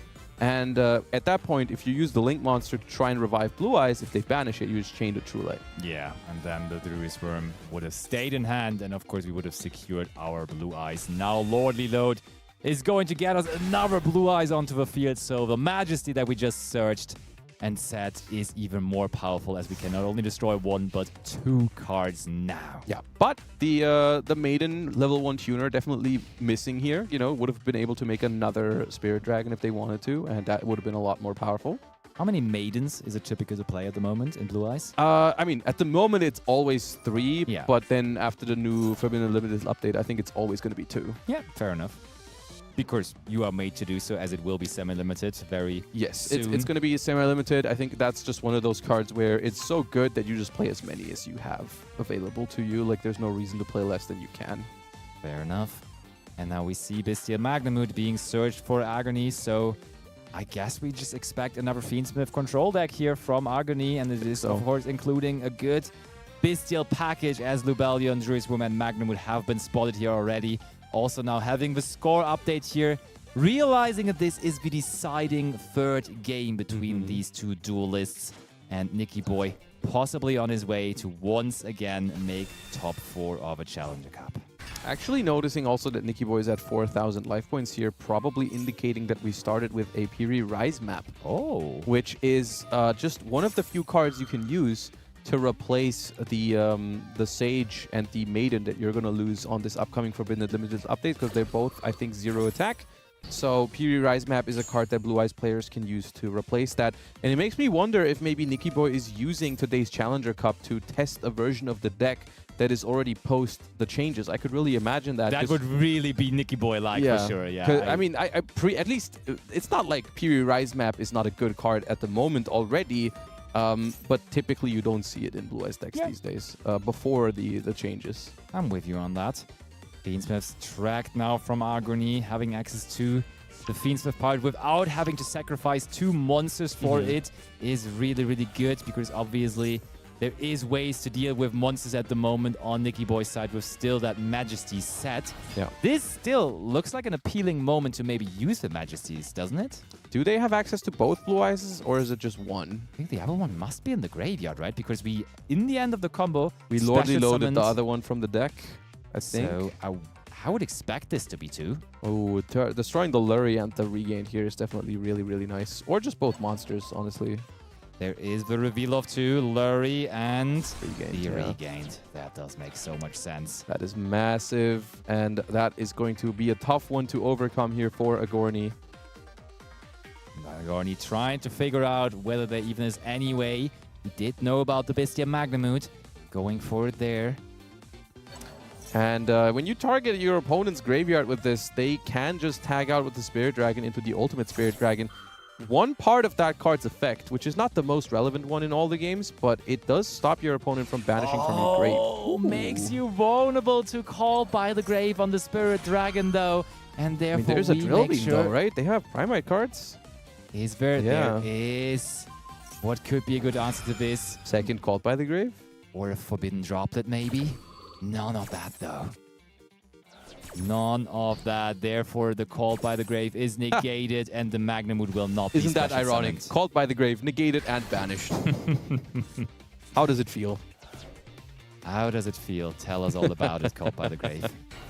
Hold on, though. We had this version of Tenpai Dragons earlier. We were just talking about Tenpai Dragons, and Agony is playing Fiendsmith Tenpai Dragons. And I've explained it earlier to Ibris that basically with the Fiendsmith cards, you're trying to bait all of the interaction from the opponent because, quite frankly, they demand you to do so because you have to respect those cards. But there is the Effect Veiler now remaining for Nicky Boy still to make sure that also the Tenpai Dragon part of Agoni's deck is stopped. I mean, the Tenpai part was never going to work here because they also have the Ultimate Spirit. It still has a negation.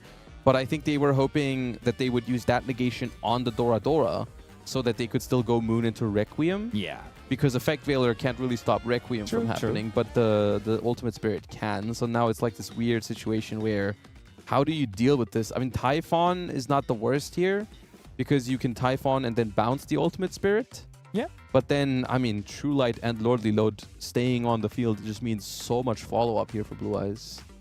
Yeah, I think Nicky Boy deciding to use the Effect Veiler there over the Spirit Dragon kind of signalizes that he would be fine with a Typhon here, right? Because he knows about the risk of a Typhon. Yeah. And versus Typhon, clearly the Effect Veiler would be better than the Spirit Dragon. And therefore, just the way he sequenced his interruptions here kind of gives it away that he would be fine with a Typhon coming up. But Argony does not want to go into Typhon anyhow.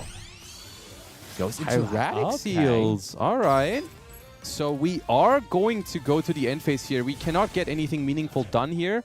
The Ultimate Spirit is just going to be destroyed in the end phase because it was summoned with Spirit, but that gives you the revival effect from the graveyard.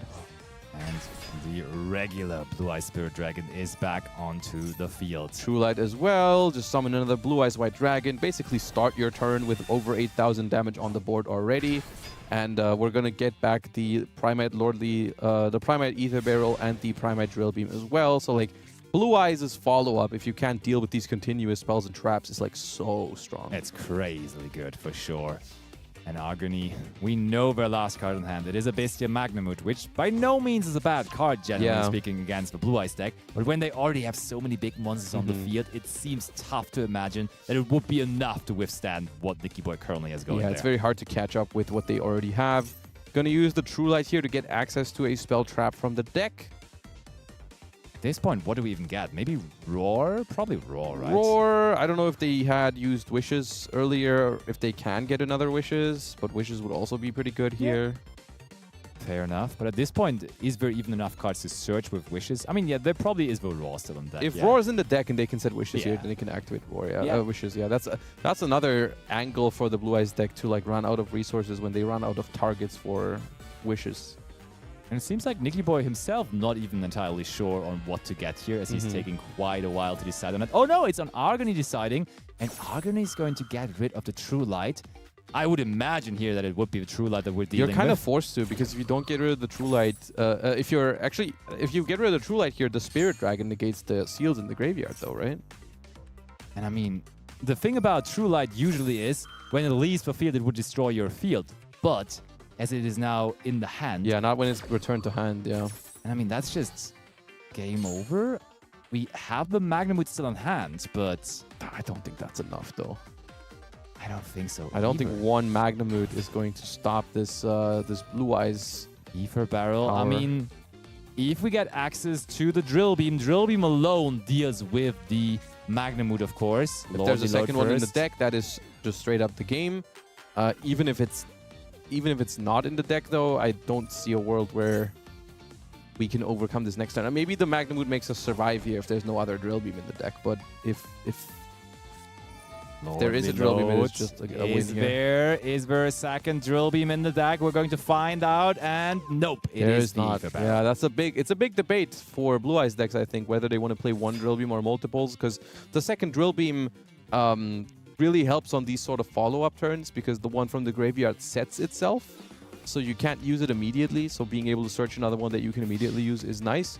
So I do think that might mean that Agorni is going to get another turn here.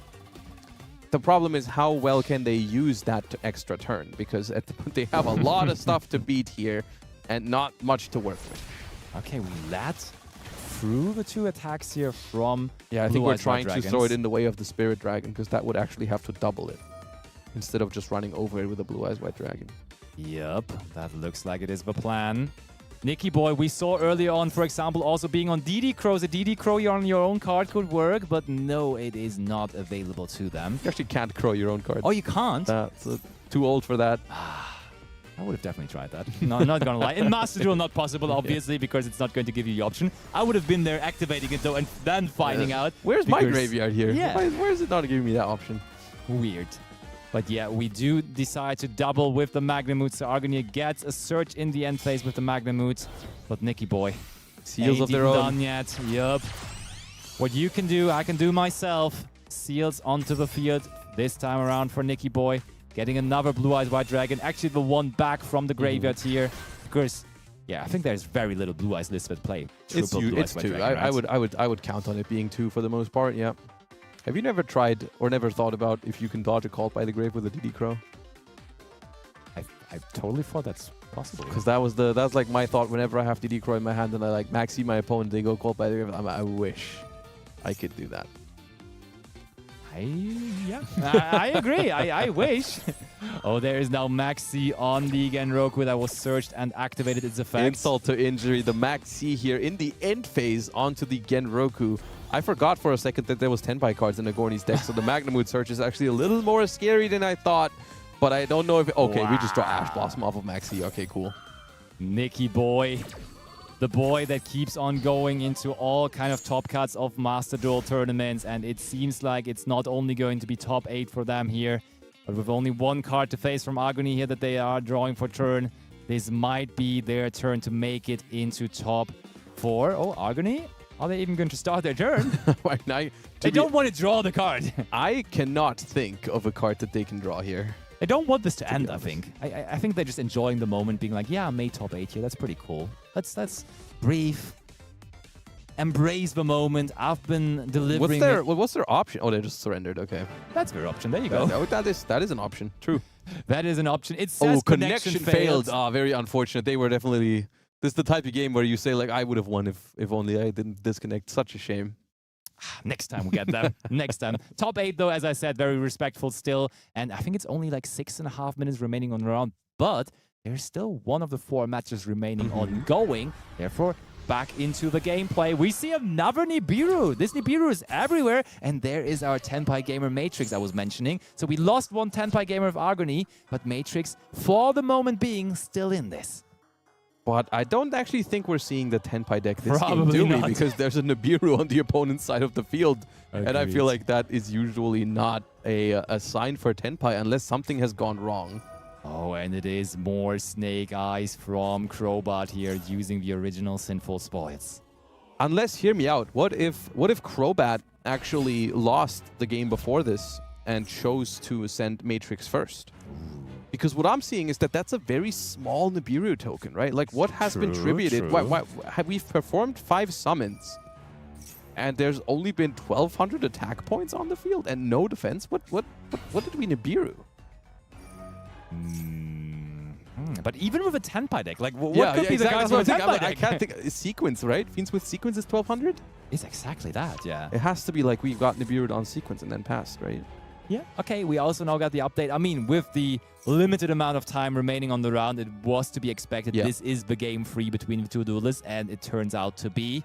And clearly right now, favorable situation for Crobat, as they don't even have to worry about a Nibiru on their own now, as there is no cards in hand. Yeah. So it looks like we have probably invested our entire hand into a Fiendsmith sequence at the end, probably trading with some interruptions. And then we got Nibiru on top of all that, and we just had to set and pass. And now it looks like Crobat is in the process of deciding the game. Discards an Ash Blossom to bait out the last possible interruption. Maybe a Fiendsmith in Paradise. They could be lucky, actually, because they're clearly, when there was a sequence distributed, there clearly is also I like feel Fiend like in the graveyard. today we've seen more Phoenixes pop within Paradise than anything else. Absolutely have. And is that another time where that is actually the case? Especially when you draw Fiendsmith in Paradise going second, it hurts so much, but it is a call by the grave instead. But that's not bad. I mean, it depends on how many more fire monsters there are in the graveyard, right? Because if we can, with this called by the grave, turn off the Snake Eyes Diabellstar as well, that would be crazy. But I mean, can't completely turn it off, right? Unless maybe if these are the only 2 fire monsters. Yeah, that's what I'm thinking. But I mean, I think we discarded Ash Blossom and Joy Spring just there. Yeah, they would also, even if you can turn off, even if you can remove all the fire monsters from the grave, they could have still made Doomed Dragon. Oh yeah, yeah, true. So we're banishing the Poplar because we don't want them to get the second material in the Spell Trap Zone, I assume, for that Doomed Dragon. However, this now makes it so the Snake Eyes Diabellstar is going to summon out. And I see Link material of 3 here with a Snake Eye Ash in the graveyard. Oh, okay, sure. And the Sangenjin even on top of things. But now, Crobat, you got to be a quick gamer here, as we have we have just discovered our own lose condition. Yes, 3 minutes remaining on the round timer. Currently now behind on life points due to own choice. I mean, I don't think they're going to need 3 minutes to finish this one. Who knows? Who But knows? there is something on the side of Matrix. They have some Lacrima, probably? Maybe, yeah. So there is a possibility that this could be turning into then an awkward situation eventually.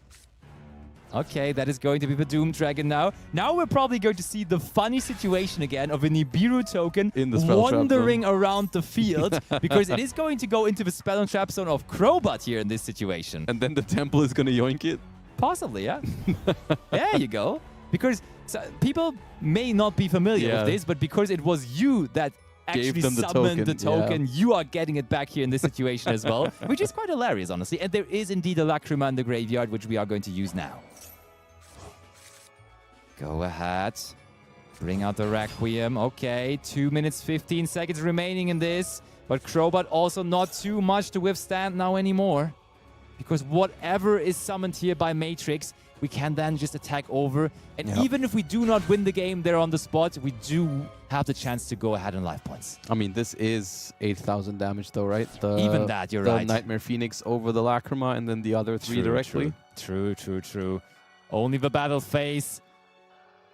Away. Uh-oh, Crobat though. Why even trying to play some Yu-Gi-Oh! Huh? We got a minute and 40 left. We're not ending early.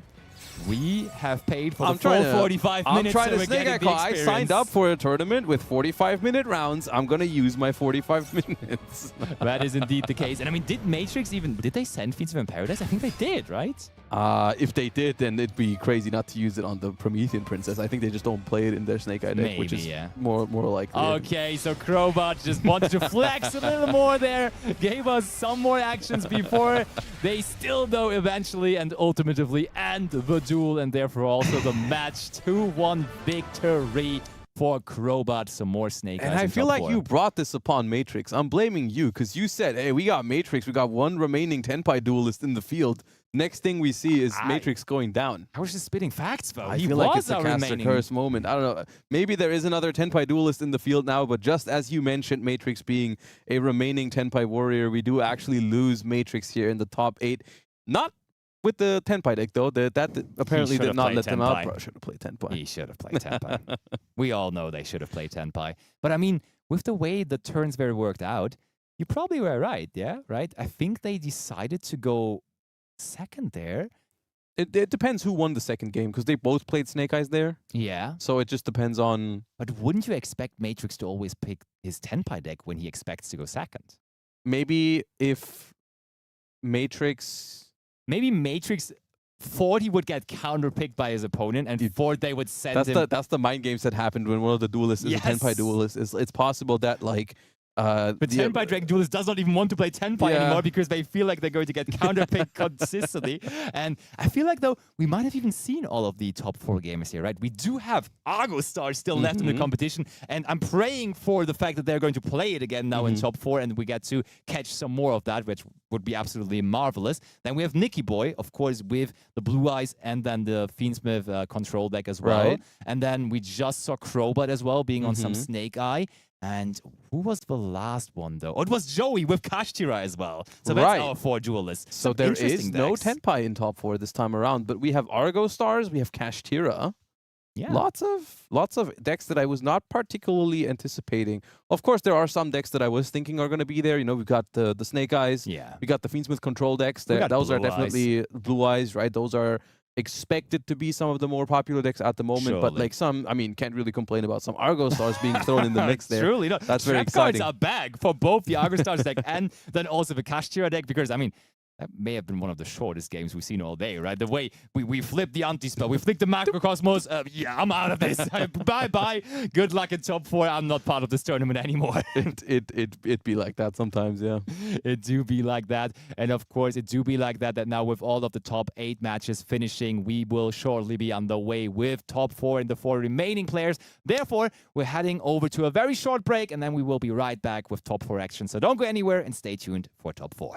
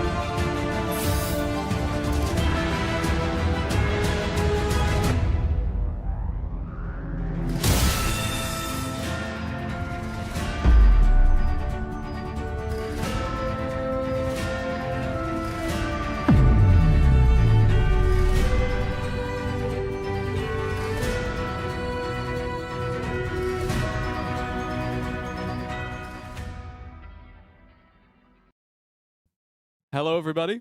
Welcome back. We have 4 duelists remaining in today's Challenger Cup. We hope you enjoyed the game so far. We certainly did, and we've got some exciting ones left. We just saw Argostars punch a ticket to the top 4. Did you expect that? Yes, indeed we did, and no, indeed I did not. Obviously, this phenomenal, very, very new and fresh continuous trap-based strategy. Yeah. Tell me a bit more about it, because as soon as I saw Speedroid Terratop come out to open up that game, I was like, You thought it was going to be Infernobles or something, right? No, wait, yeah. Speedroid Infernobles. Well, I mean, Invoker, Maybe. right? You can do some done. combos with that. But no, it was Speedroids, and Speedroids is a very fun archetype. It has not found as much competitive success so far, but we are here selecting first, and that is a good sign because There is Argostars Glorious Ardra. There we are. Normal summoning Glorious Ardra, 2 parts to her effect upon summon, and then you banish herself to place up to 2 Argostars continuous traps from the deck, and that's going to give you the Argostars Lightning Tudo and the Argostars Swift Capane. Tudo is one that lets you discard a card, summon itself out, and then add an Argostars card from your deck, which we are resolving right now, and that's going to give us the Argostars Home Stadium, which once per turn lets us retrieve Argostars cards from graveyard or banishment, and then each time, basically Argostars are all about the trap cards can summon themselves as monsters, and then as monsters they can put themselves back into the spell trap zone, and depending on which part of that effect you use, Home Stadium has an effect for both. If you use a trap card effect in your spell trap zone to summon itself, your opponent takes 500 damage. And every time you use the trap monster's effect in the monster zone, you get to negate a card from your opponent. I'm very glad to have you with me. Much like Snickers, no doubt, is very happy to have his Silhouette Rabbit. Very well played by Sneakers now to have the access to the Statue of Anguish pattern as well to further buy time on the next turn by shutting out some of the effects.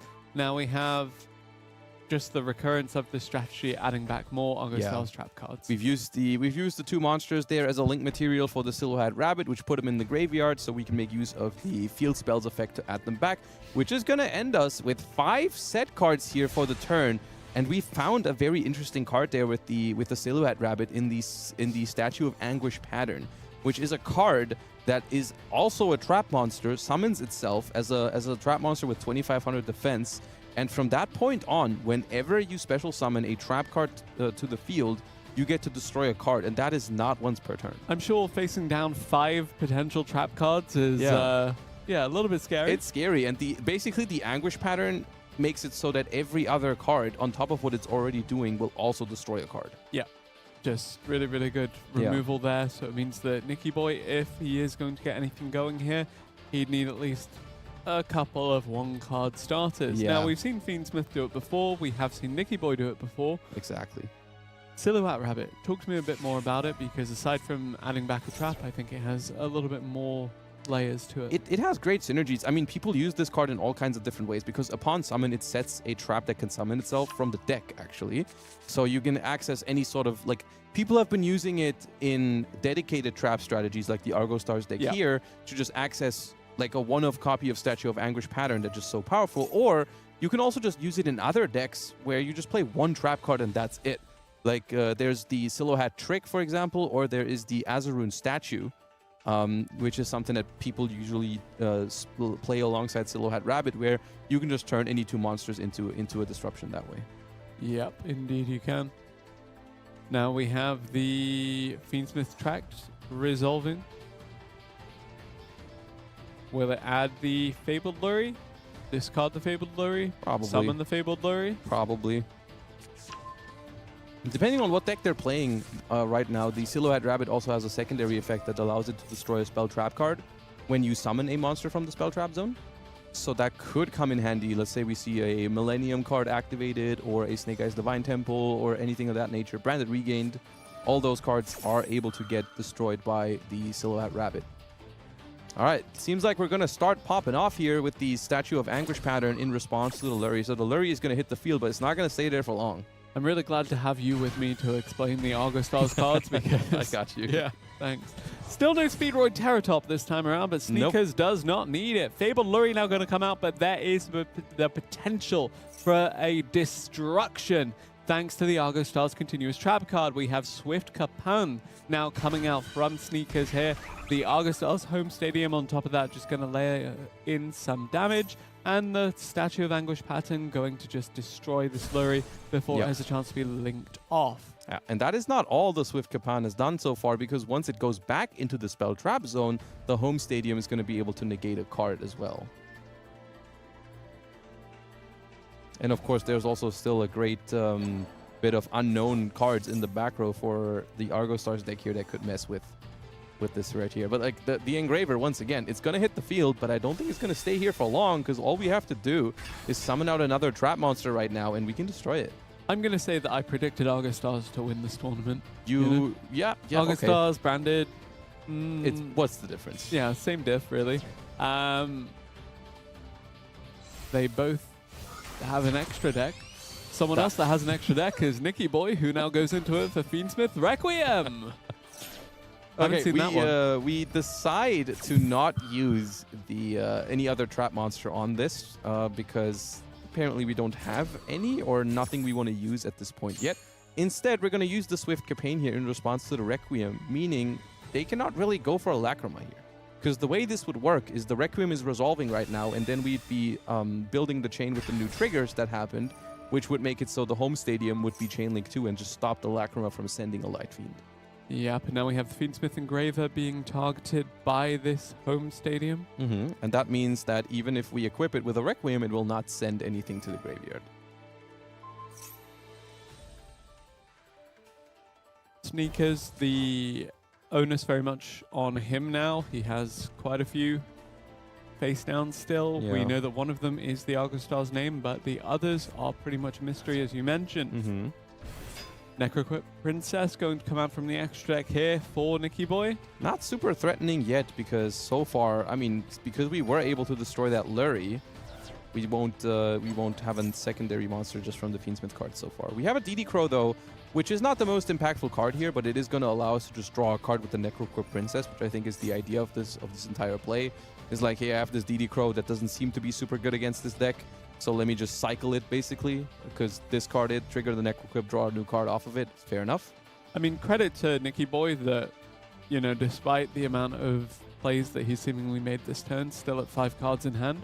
Yeah, has managed to do a lot and bait some interruptions by just investing few cards, which is, I think, one of the strengths of the Fiendsmith cards as well. Like, they basically force your opponent to interact with different things. And there's the Branded Regained, which is one of the cards. I mean, it's really good, but it is kind of weird in the face of a Silhouette Rabbit.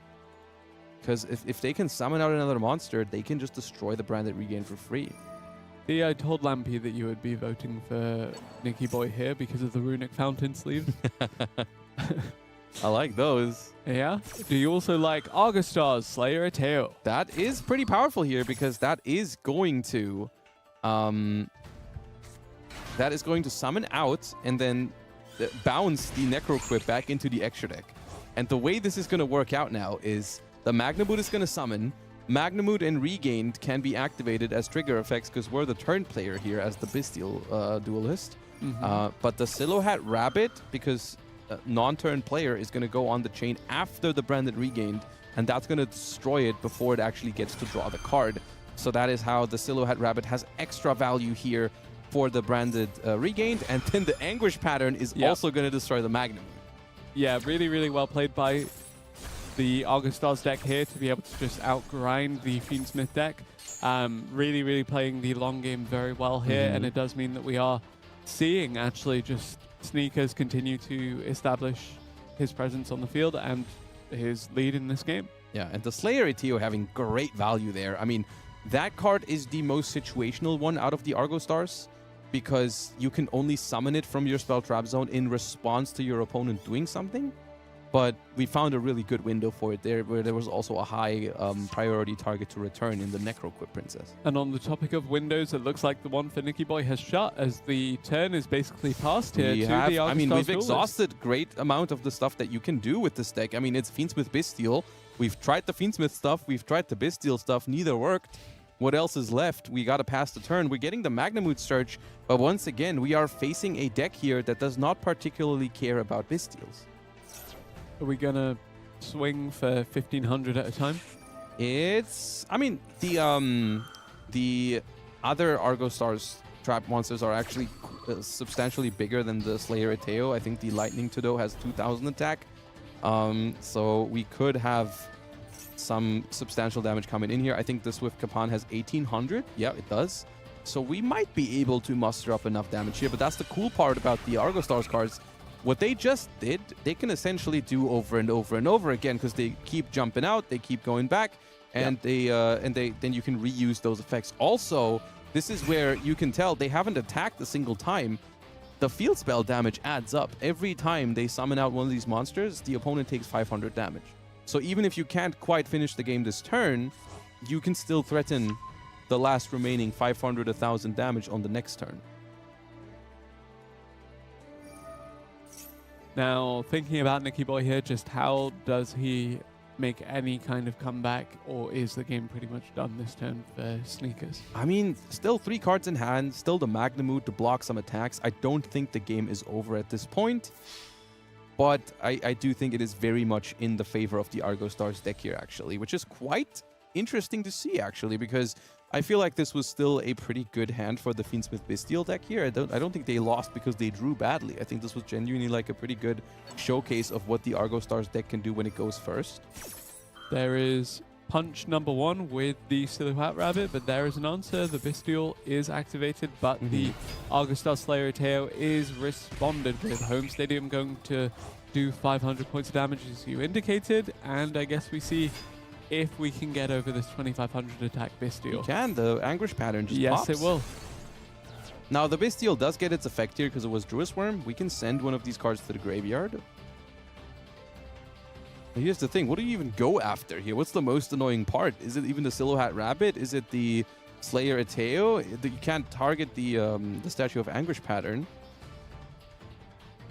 And I think you can target the Swift Kapan, but I think that can still jump back into the Spell Trap Zone, just like the Eteo. Like, you target this, but it just dodges. It just goes back. It just runs away.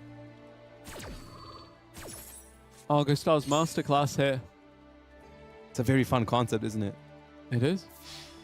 Teach me. All right, 1500 here, No? 2300 here. I mean, I'm in the process. I'm trying to. Thank you, thank you. I'm taking notes. All right, and 1200 means that if we can muster up 3 more summons from the Spell Trap Zone here, we have the game. And there is conveniently 3 different Argostars monsters in rotation right now. We have all 3. We have the Kapain, we have the Slayer Eteo, and we have the Lightning Todo. If all 3 of those manage to summon themselves out this turn from the Spell Trap Zone, the game ends. That looks to be one. Yeah, and we see the writing on the wall. We can't stop these trap cards from coming out the Spell Trap Zone, so they were going to do the rest of the damage here to the life points. We weren't able to finish the game on the last turn, but we secured it with the Field Spell. The Field Spell is so interesting for Argostars because you read it for the first time and you're like, okay, that sounds okay, right? Like 500 damage every time I'm summoning, and then once you put them back into the Spell Trap Zone, I can like negate a card on the field.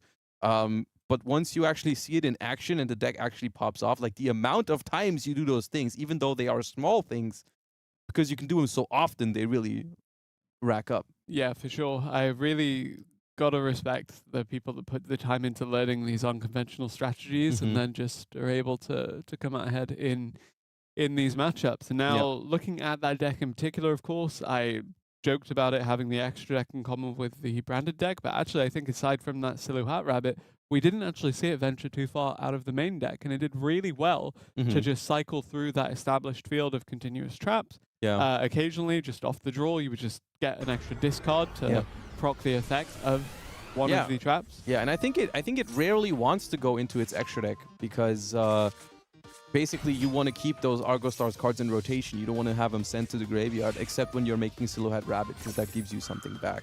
Primite here to start things off for Nicky Boy, but the Infinite Impermanence does answer the Aether Barrel and does stop that search. We have seen Sneaker's secondary deck in the past being the Fiendsmith Bestial, I'm pretty sure, which would not surprise me if that was the deck that they went to when they won a game, so they are going second in the next one, presumably. Because I think we saw Argostars there performing pretty well when they went first, I don't know if it's the deck that they want to go to when they're probably going second. Yeah. Makes sense, obviously, with the trap-based strategies. Yeah, typically going first, it's nice, both. so you can set up all your trap cards. So we unsurprisingly see Blue Eyes here from Nicky Boy for going first, and probably going to be a Fiendsmith deck here from the opponent, but we'll see about that. The Infinite Impermanence could very well also be in the Argostars deck. Mausoleum of White here, just going to help get out the Sage with Eyes of Blue. So powerful when you can use your first normal summon on the Ether Barrel, but you don't actually have to skip on doing all the Blue Eyes stuff because the field spell just gives you a secondary normal summon for it. Looks like the Infinite Impermanence was the only disruption in hand for Sneakers here.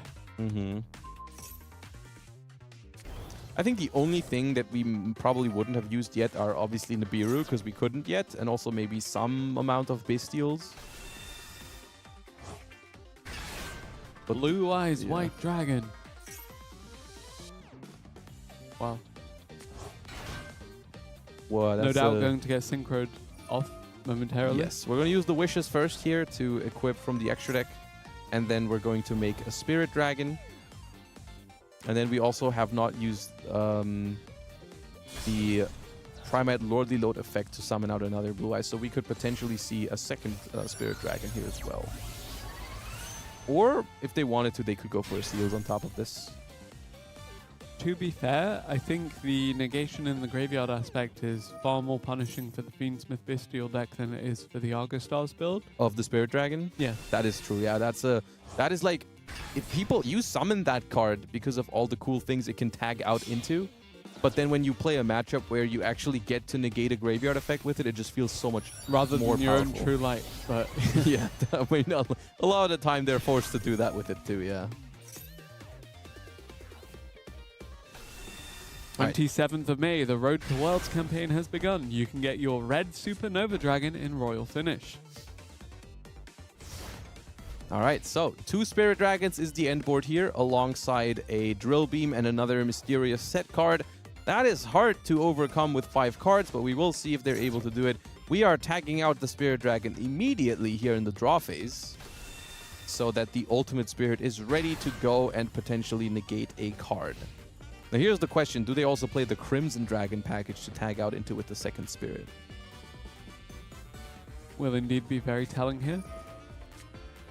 And we do confirm that it is actually a Bestial deck. However, we did not draw a Bestial to disrupt the opponent last turn. All we have is the Bestial Lubellion. And this is where another secondary effect comes in. We've talked about the secondary effect of the Spirit Dragon being good against Fiendsmith. Yep, and the Ultimate Spirit secondary Dragon effect of the Ultimate Spirit Dragon stops your opponent from banishing cards from your graveyard.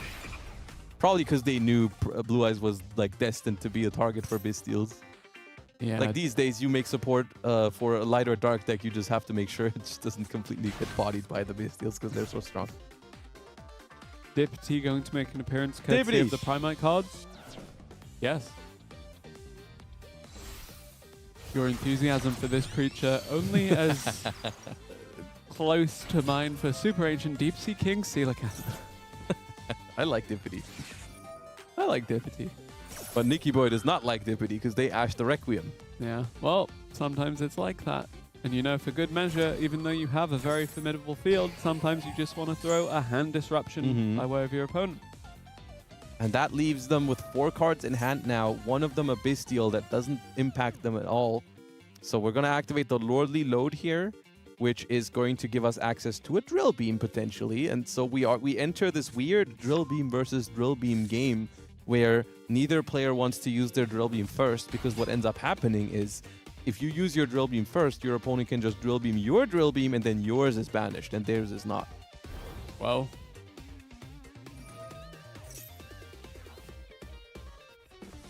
yeah, from what you told me, basically the Blue Eyes hates having anything banished, so... It's specifically the Blue Eyes White Dragons that you care about when they're banished, but and the Drill Beam, I mean, of course, by the nature of the card, because it yeah. resets it from the graveyard, especially if you only play 1 copy. If you lose that Drill Beam mirror match where your opponent banishes yours and they get to keep theirs, you lose a huge resource in the grind game. We're going to see a Magnemute here that is going to have to banish their own cards because of that Ultimate Spirit Dragon. Solemn warning. Solemn warning, okay. Not too often we see that Further confirming the fact that this is the deck that Nikiboy wants to play when they go first. We've seen them play other decks when they either it was game 1 or they won a game, so they expected to go second. The Blue Eyes deck is what they play when they want to go first. And we see a Majesty as well here, just destroying 2 cards for the opponent. Getting rid of Lordly Load and Ether Barrel, leaving Sneakers with nothing on the board except for a set Lordly Load that they can't activate because they already did this turn. Activating a Fiendsmith Tract, that's not going to get them very far because there is a Spirit Dragon to just negate the Lurry in the graveyard. And I do think we are going to see a 3rd game. Very, very likely. And while we're not too surprised to see Blue Eyes actually be as successful as it has been so far, making it to the top 4, it was a deck that we did have some concerns about, especially in that Fiendsmith, Snake Eyes, Bestial kind of metagame that was starting to emerge. Yeah, it's, I mean, it is proving that it is still a pretty good deck, especially when it goes first. It's definitely a force to be reckoned with. These setups are not easy to beat. Even though, I mean, of course, they did back it up here with a Solemn Warning and an Ash Blossom, but still, the Blue Eyes part was also pretty impressive. They didn't even need to use their Ultimate Spirit negation there. So that was pretty good, actually, from the Blue Eyes deck, and that means Nikiboy evens up the score and will get us to a Game 3. But that means we might see Argostars. True enough. And actually, speaking of seeing Argostars, you think it's going to make an appearance in the Road to Worlds qualifiers? I mean, some dedicated duelists might play it for sure. I mean, if someone brings it all the way into top 4 and potentially the finals of a Challenger Cup, I don't see why they wouldn't also maybe trust in it in the qualifiers. Yeah, true enough. I definitely think that it is a very surprising strategy. Yeah. It surprised me so much I'm still talking about it now as we exited a game 2, firmly absent of Argostars. But yeah, the Fiendsmith Bestial deck versus the Blue Eyes White Dragon deck. Of course, it was the Blue Eyes deck that was able to take it, but that was very contingent on the Blue Eyes deck going first. Yes. Now the choice is back in the court of a player that has established themselves as both a competent Argostars player and a competent Snake Eyes Fiendsmith player. And actually, it will be Sneakers going first this time around. Speedboy Terratop confirming it's Argostars again. Not surprised by that at all. Going first here, that is going to get them into the Argostars combo if uninterrupted because of MX Saber Invoker being able to summon, is it level 4 Earth Warrior or Beast Warrior from the deck, I believe? I believe so too. I wouldn't know, it doesn't say Fire Warrior. It is it is Earth Warrior or Beast Warrior. It gets Ashed though. So that is something to prevent this from happening. Now the question is, do we have a way to either prevent the Ash or did we just draw access to the Glorious Adra anyways? A second Terratop. Terratop, yeah. That does not feel like the ideal normal summon in this scenario. It allows us to make a link too. It does make Silhouette Rabbit. But that is Silhouette Rabbit, yes. Which is good. I mean, not unhappy about that. Not ideal, I think. I think the ideal normal summon for the deck is obviously the Glorious Adra. But the Silhouette Rabbit here still gives us access to any trap, any continuous trap that summons itself, basically. And going to be seeing here, we get the Apophis, the Swamp Deity, which is, I would even argue, I think this is one of the most powerful continuous traps in these sort of strategies. So the way this card works, it is main phase only. But when you activate it, it summons itself as a trap monster, and then you get to negate face-up cards up to the number of other continuous traps you have. And this is not only limited to like monsters or permanent cards on the field. You can activate this card in response to just a normal spell card and negate it, which is really powerful. So let's say your opponent activates Lightning Storm against your trap deck. You can just activate this as long as you have any other continuous trap card. You can also stop something like Lightning Storm, Triple Tactics, Talons, all those kind of cards.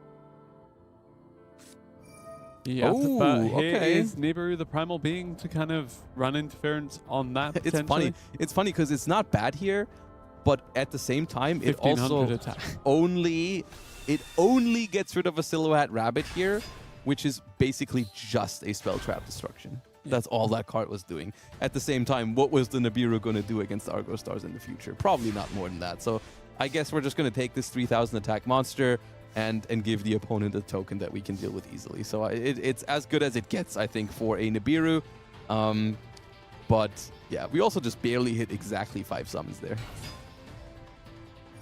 Ether Barrel now coming out. It will indeed be the Blue Eyes deck again, presumably for Nicky Boy here, unless it's another. Could be Primite Fiendsmith. Fiendsmith. I forgot exactly what, or I don't know exactly what version they were using. Yeah. But at the same time, it's like that makes the Nibiru on the Silhouette Rabbit pretty good, because that was a high value target for that Silhouette Rabbit, because that could have destroyed the Lordly Load. We're gonna see the Swift Capane activated, and we're chaining the Swamp Deity. So that is what we want to negate here. Yep, so only one negation off of the Apophis, the Swamp Deity, but sometimes one negation is all you need. Sneakers now on the back foot, but still looking pretty good if he can stop this Lordly Load from resolving. Yeah, now it depends a lot on what the rest of the hand is here for Nicky Boy, because, I mean, and also if it's Blue Eyes or Fiendsmith, because if it's Blue Eyes, then the Ether Barrel can just go into a Spirit here and add the field spell. If it's Fiendsmith, though, because of the Nibiru, we also have two monsters ready to go into a Moon of the Closed Heaven. So I think in the next step, we're going to see which kind of deck we're facing here. We're going to see it is Fiendsmith Primite, actually. So that is a strong engraver here that we're trying to pull off. Fiendsmith track being added to the hand, it will in turn lead to the Lurry, which will then allow us to access more Link summons. But first, do we have a disruption for this? Looks like the Lurry is going to be added here successfully, going to be discarded. And I will say, this is looking like a start that's as good as it gets for the Fiendsmith Primite deck here. Can't really ask for more. There is a Maxi on the other hand, and if that gets negated, I think that might be the end of it. But it does resolve, and that's massive. That's going to stop Nicky Boy right in their tracks here, because now if you go any further with the Fiendsmith cards, you're going to give your opponent so many cards. So it might just be a matter of you're going to have to go battle phase, maybe. They might just have to go battle phase and try to get rid of this token and the Swamp Deity, because no matter what you're... I mean, if you're going for the win here, you'd have to do so many summons. Yeah. But maybe you make the call. Maybe you say it's a trap deck. They won't draw anything. Because from what I can see is that they definitely have the capabilities to do 8,000 damage this turn if they want to. If they just ignore this Maxi and say, I'm gonna go for the Fiendsmith combo. There's a Nibiru on my board already. The token in defense position with 0 defense is a prime target for an Agnum Day to walk over with piercing battle damage. You can easily do 8,000 damage here with the Fiendsmith cards if you just want to risk your opponent drawing upwards of, that's like 7 or 8 cards we're talking, I think. And if there's like one Nibiru among those cards in their deck, you're going to be in trouble. Yeah, presumably. But as you said, it's kind of a gambit to take here, whether you want to just full commit into the Maxi, take the challenge, see what you can do, see if you can close this one out in the next battle phase, because if you give your opponent too many cards, they can close the game with all those resources next turn. Yep. Now already one more Link Summon, one more on top of that. It looks like we're going Nick, for we're something. going to push for it. Oh, but it looks like we're not actually going for the game here. We are going to summon SP. That means we can no longer attack directly, basically saying, I'm not going to go for game this turn. And we've drawn 3 cards off this Maxi now already, and we're using Engraver. Wait, there's no way they're going for game just by piercing damage, are they? Rather the direct damage, right? Well, I mean, they can't attack directly, but Agnum Day, if it's equipped to a monster, into the Nibiru token with 0 exactly. defense. But like, can you get a Fiendsmith fusion to 8,000 attack? I don't think you can, because the Agnum Day boosts it by 600 times the link rating that's equipped to it. So let's say it's Desiree, it starts at 2,800, right? You equip Agnum Day to it, it's 4,600. You equip Sequence, that's link rating 2, so plus 1,200, so that's 58. Then you equip a Requiem to it, which is 600 because link rating 1 and 600 because of its own effect. That's 64. And then another 7,000. So that's 7,000 piercing battle damage plus 1,200 burn damage from the Lacunar. That's 8,200. That would be 8,200 if they can pull all of that off. Well, looks like Nicky Boy is indeed trying that. I guess we'll see. Thank you for your lack of napkin, but still nice. I appreciated it. So what was that? We said 8,200, right? 8,200, including 1,200 burn. It's contingent on that additional burn. Okay, so that means it requires Desiree, right? Because if it's Lacrima attacking, that's 400 less attack, and that would then no longer be 8,000. True, that would be 7,800, Yes, and that would so not be enough. they have to resolve this sequence to make Desiree, then Agnum Day, but they also need to be able to equip everything. I think we also need Lacrima at some point, right, for the 1,200 or not? The fusion monster is right there. Oh, yes. True. Yeah, that's the one that does 1,200. The thing is, we used Requiem as a fusion material. And now we're using Deputy. We're using Deputy, but Requiem going back into the extra deck means we're going to lack 1,200 attack points on the equip. Unless we have a way to get it back out. Well, you can only special summon one per turn. True. I think we fumbled. We might not have had enough Light Fiends there, actually. Maybe they ran the calculations and then they didn't realize they needed one extra Light Fiend. Because at this point, I don't think they can actually do what we've just talked over. I don't think they can do 8,000 damage just with the burn damage and the piercing damage. If only Summoned Skull had come out of the deck to save us. That changes... Nothing, it's not light. Yeah, never mind. White Dust on, where are you when I needed you the most? Sorry I abandoned you for Deputy. Okay, so there is the Agnum Day on the field now with... Okay. Sequence equip. Sequence equip. I'll draw effect from the hand. Banish this card from your hand. Make the Make attack it of a 0. monster on the field 0. That's funny. That's very funny. That's unfortunate. See, that would have... The thing is, I wasn't even aware that card had that effect, which is the advantage of playing rogue strategies like this. Come on, you're my consultant expert Yeah, but why on Argostars. Why'd they even use it right there? They could have used that like on attack declaration when they're going for like imagine they go for the huge piercing damage move, and then on attack declaration they're just like, no, that's 0 now. Forfeit out tilt.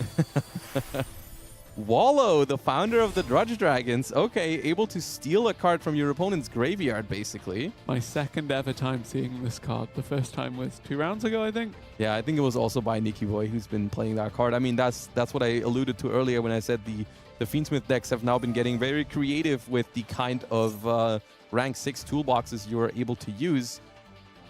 So there's the Desiree returning from the graveyard, equipping with the Agnum Day. That is 5,200 attack now because it only has that one equip card to it. Is it creative enough, though? And I think we're going to take this 5,200 damage. Going to use the Desiree as well to negate cards on the field.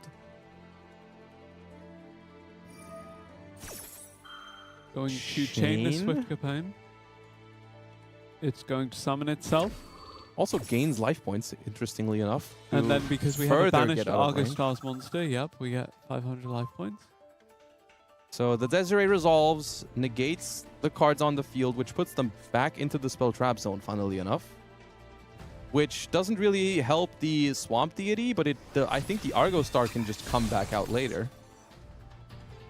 And the Wallow is not able to attack directly here. So here's a few things I want to note. The Argostars deck has a lot of cards in hand right now. However, because it's a trap deck, I'm not sure how much momentum they actually gain from that, because their spell and trap zone is looking kind of full right now. Yep, set 3, play 1 monster, play Exactly. 1 field spell, and then That's what I'm worried discard. about. That's what I'm worried about. How much can we actually do here? Yeah. We have a field spell that we can work with. We have Argostar's Giant Slayer. Yep, so that will add an Argostars monster from the deck to the hand, and then allow a summoning of a continuous trap. It allows you to extra the normal summon of a warrior but monster. only if you have based a on, continuous trap in the monster zone. Or in the spell trap zone? I'm not sure. I think, or in the spell and trap zone. We can just normal summon. Yeah, we can just normal summon with that there we effect. go. Okay, that helps because that means we can get 2 monsters out of the hand right now. Ooh, and this is the other effect of Glorious Adra that might matter this other turn. effect. This is the effect that happens when it's summoned. meaning that your opponent can no longer respond to your continuous trap effects for the rest of the turn. Yeah. So that might throw a little bit of a wrench into this Desiree, because they can no longer just like respond to an Argostars monster activating its effect. That spell and trap card zone looking awfully full. So there's the Desiree, but I think the Slayer Ateo is just going to respond to this and just bounce it to the hand. I think this is looking very good for Argostars here. So here and I think it's a good showcase where you would think it's a slow deck, but all of a sudden we can really turn up the speed here. We have access to all these trap cards in the spell trap zone, and the third Terror top. We also have like 12 cards in hand ready to move along with, and yeah, really, really well played by the Argostars duelist here. The Argostars Fierce Path being added to the hand. That is the second main deck monster for the deck. It actually only has two. It mostly has trap cards. There's only the Glorious Ardra and then the Fierce Path. Those are the only two main deck monsters for the deck. We're going to use the home stadium here to further reduce the gap of the life points here. We're gaining some life points here, and the opponent takes some life points.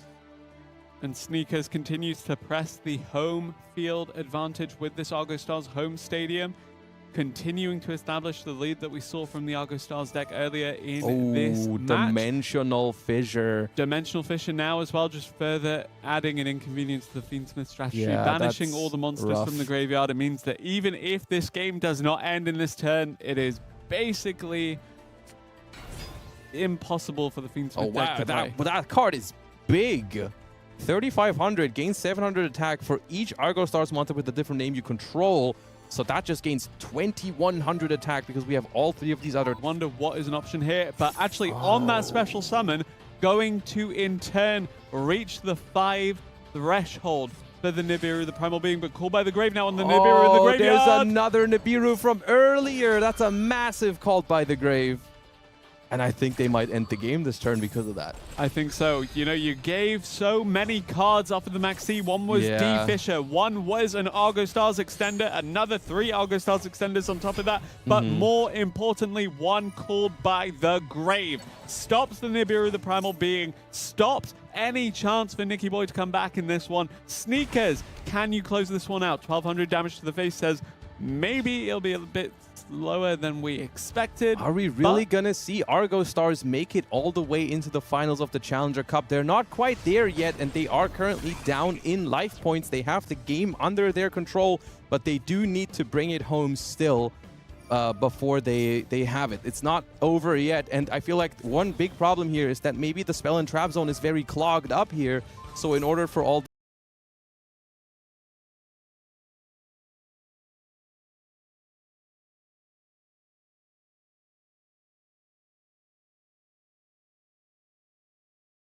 these monsters to use their effects, we might need some more room, but I don't know how many cards we can set in main phase 2. First, we're utilizing the home stadium to make the Silhouette Rabbit able to be destroyed by battle, because it is an illusion monster, otherwise it would not have been destroyed by battle. We can use the home stadium. That is going to do that. We're going to attack for another 1,800 after, which puts us almost even at life points. I mean, there's still 2,300 points of difference, but it might end up rather quick here. There's only 6.5 minutes left at this point, so I feel like that is the one potential win condition we're talking here for Nicky Boy. On the other hand, we know the one card in hand is in the Nibiru. We're under Dimensional Fissure, so how much can the Fiendsmith cards really do here? I feel like the Primite cards are your only hope, but even that, I don't know if we can make it happen. I'm we'll see. also very impressed that Sneakers was able to get below the threshold where he'd have to discard a card from having we actually used all of those cards pretty well. After getting like 12, 13, 14 cards off of the Maxi.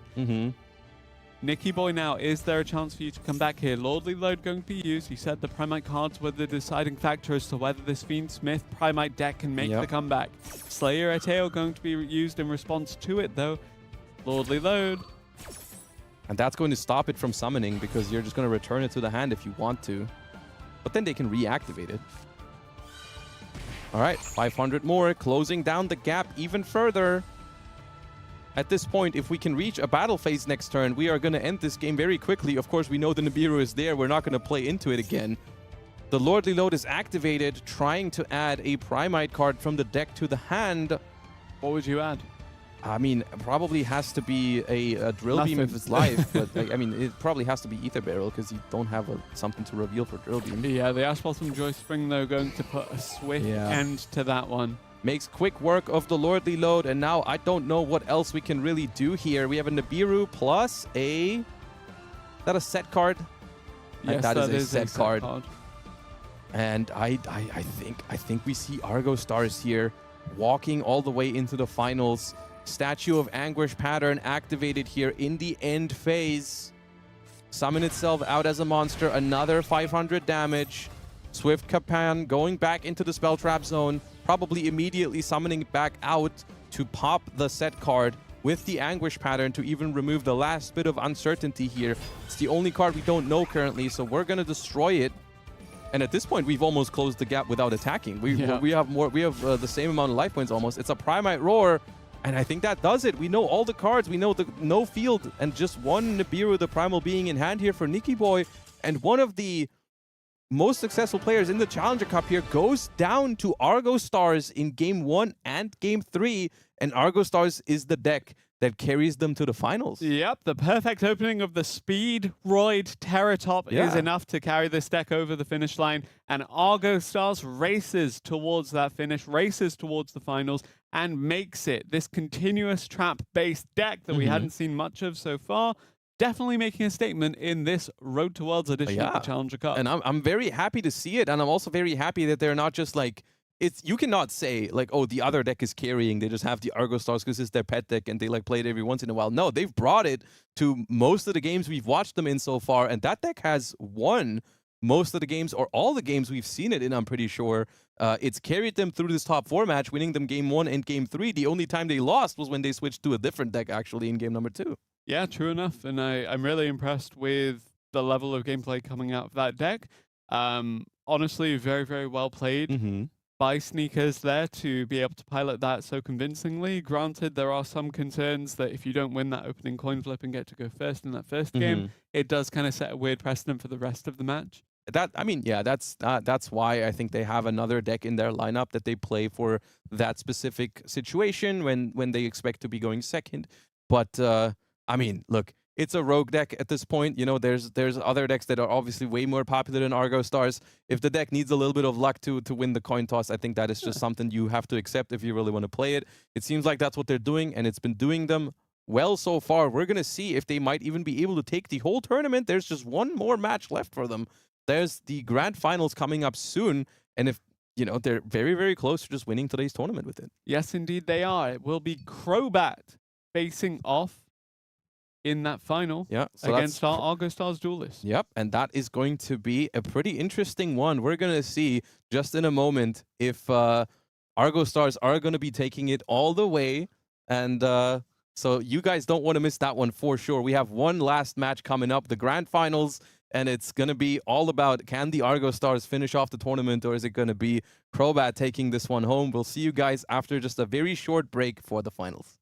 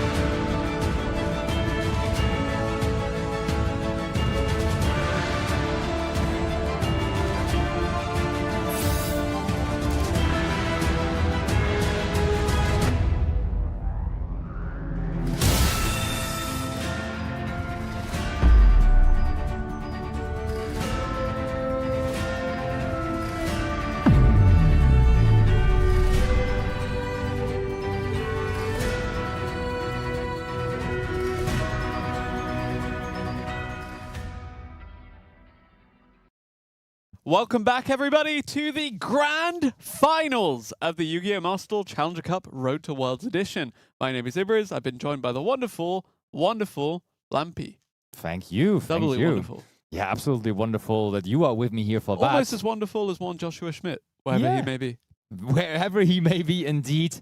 And honestly, the storyline of this tournament now, Argostars is in the finals of this 128-player strong Challenger Cup and maybe winning it all. I mean, nobody, I promise you, nobody, except maybe Sneakers himself, would have been able to predict that before the tournament, or would have dared to predict that outcome. And he now, of course, also being the one that has to execute and has to get the job done, because making it to the finals and then winning the finals, that's two different things. So can he do it? Winning the contest would be huge, and he does once again. Really good start for that Argostars deck. And so is this, the Giant Slaying being used to start things off. Argostars! I will say, Crobat did manage to get a clean 2-0 victory in his semi-finals there to get this final position.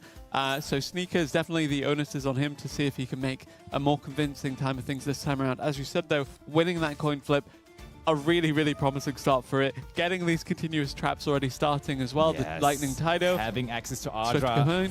Oh, we drew the annoying part of the Speed Droid package because we had Tark and Toborg, but because we had access to Ardra anyways, it doesn't really matter that much. We have access to the home stadium. We are Argo-starring again. A new star is born here in this Challenger Cup, and it is truly an Argo-star.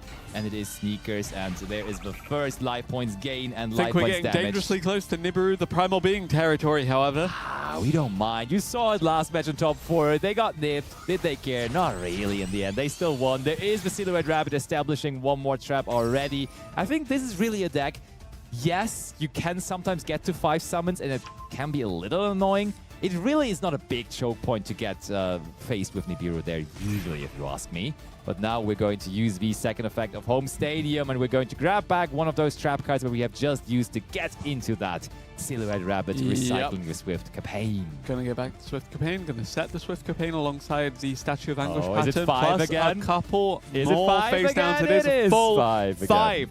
Are you met with a Lightning Storm? Are you met with a Heavy Storm? Are you met with anything? As it turns out, not really so far, unless Crobat willingly chose to take the Tenpai Dragon, if that was one of Crobat's decks. I guess we'll see. Pot of Duality going to start things off here. That's not a card you expect very much. Macrocosmos? What is going on here? Majesty's Fiend. How have we been unnoticing that stun deck also being in the competition still? Crobat, we saw him play the good old Snake Eye deck the entire time, but now stun. And let me quickly think about it. How good is stun as a matchup into the Argostars deck? Oh, Morganite going to allow 2 cards to be drawn, and now everything makes sense as to why there was no hand disruption committed into this Argostars strategy. Card Scanner. Yep, this is, well, cooking. Statue of Anguish pattern going to run some disruption here, but it's just a destruction. It will be cooked by the Silhouette Rabbit here, I'm pretty sure, as Silhouette Rabbit is, of course, able to destroy spell traps. And I think now in this specific matchup, with the advantage of going first for Sneakers, it's so good that you can just deal with all of those set cards with the Silhouette Rabbit, and then also with the Anguish pattern after. A deck that just tries to establish cards on the field long term, such as those stun strategies. They just struggle so hard against both these cards being combined with each other. Now the graveyard effect of Card Scanner, okay, putting something back there.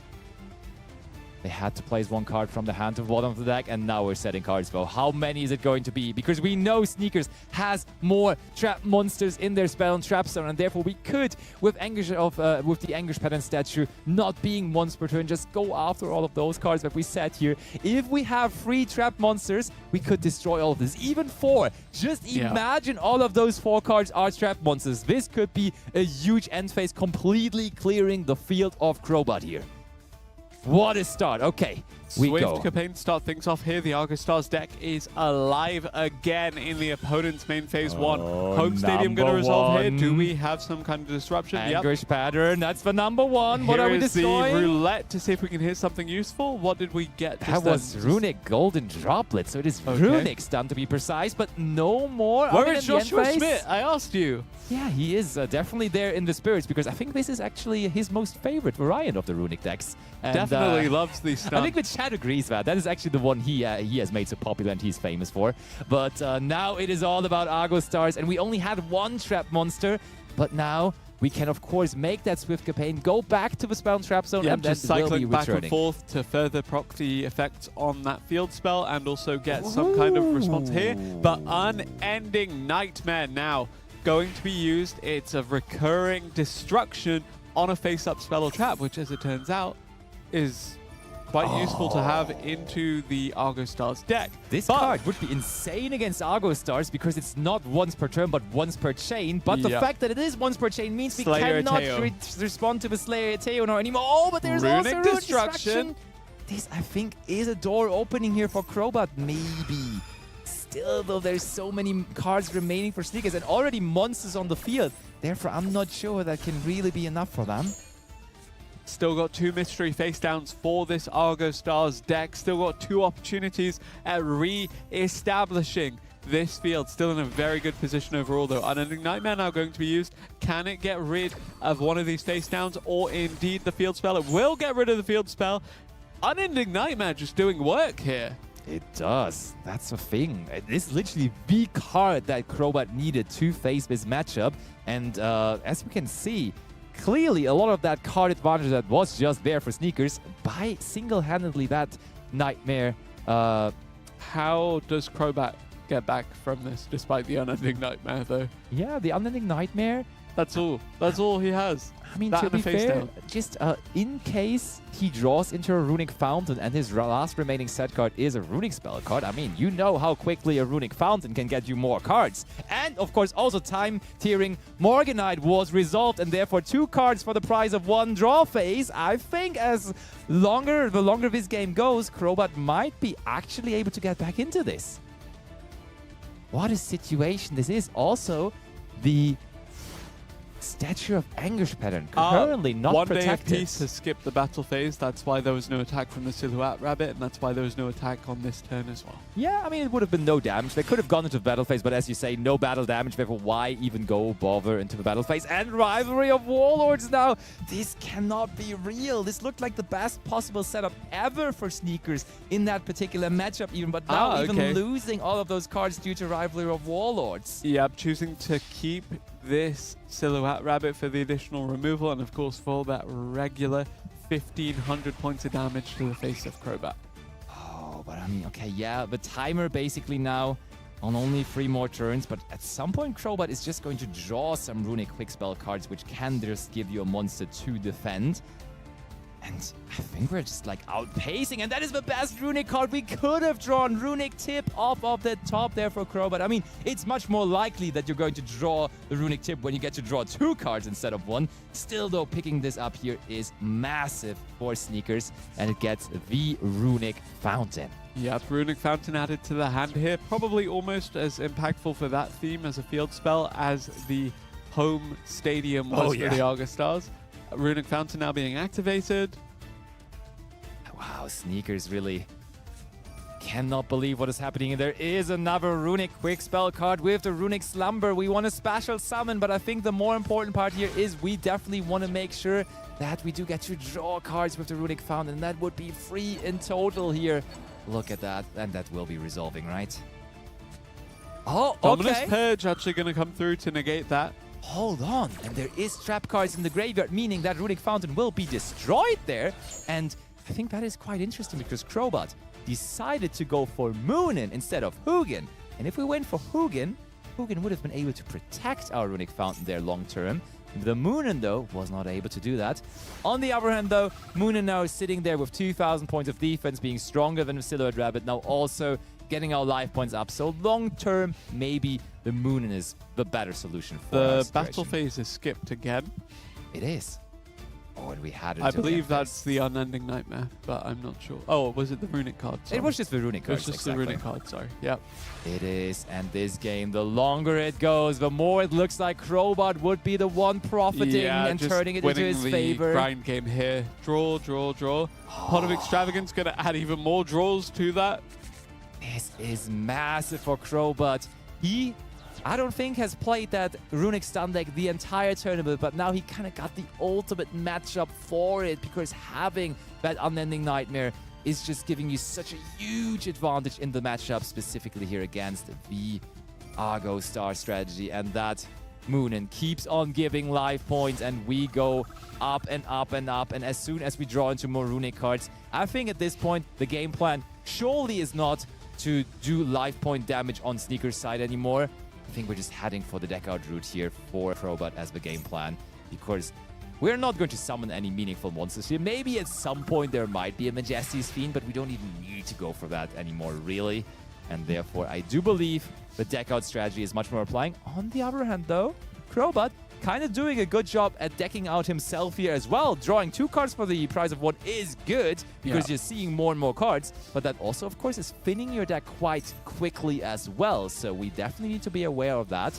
And we also, I don't know whether we have a way to recycle the Runic Fountain either, because we are blocked in our extra monster zone with the Moonin, so we can't go ahead and summon a Gary, which would be our way to recycle the Fountain. And therefore, this is a bit of a bad situation here right now. Sneakers getting probably some cards out of his deck taken with the Runic cards. If we can very kindly ask production to press on the I button in the bottom right so we can see how many cards are left in the deck. I mean, just, oh, it's 22 and 20, Not so bad. it is close. And I mean, this is not really yet a telling factor, because we're setting monsters now on Crobat's side. Fair enough, we just don't want to discard cards, therefore it does make sense. So currently, with the pace of the Morganite, it would be Crobat decking out first. But of course, with also the existence of runic cards in the deck of Crobat, at some point we're going to significantly banish cards from Sneaker's side of the deck as well, and therefore I feel like as soon as we get those runic cards, it is more likely that Crobat would be the one decking Sneakers out first. But so far, none of those runic cards being activated here at all. And let's see when we are finally going to find them. This is actually going to come down to decking out in the first game of the finals, and that is going to be a sad tribute summon. That gotta be that Majesty's Fiend, but due to the rivalry of the Warlords being on the field, you could not tribute summon it face up in attack position. And also you had opting go for to that. remove the runic extra deck monster rather than the face down does suggest it would be something like the Majesty's Fiend. Yeah, for sure. I think you also want to make sure that your extra monster zone is free again, so you can activate those runic cards once more. At least now we have 12,000 more goes at Unending Nightmare. Yeah, we definitely do. Rather 12 more goes. Or 11, 12,000 technically, unless you want to be goes, a zoo. Battle phase. Ooh, are we trying to get rid of that Majesty's Fiend? The funny thing about that is, yes, Silhouette Rabbit is an illusion monster, and therefore it cannot be destroyed by battle. But guess what? The effect of Silhouette Rabbit specifically says itself and any monster it battles cannot be destroyed by battle. Therefore, we have attacked technically over that Majesty's Fiend there, but it's still there though. We kind of just nicely flipped it up there, and now it is we're in face-up defense position, and Crobat keeps on drawing cards. And shall I tell you something? The fact that Crobat has so many set cards there might turn out to be a problem, because we definitely need to get to runic cards eventually, and if those set cards there for Crobat are not runic cards, that might be a huge issue. This should just be 900 damage to the face of Sneakers.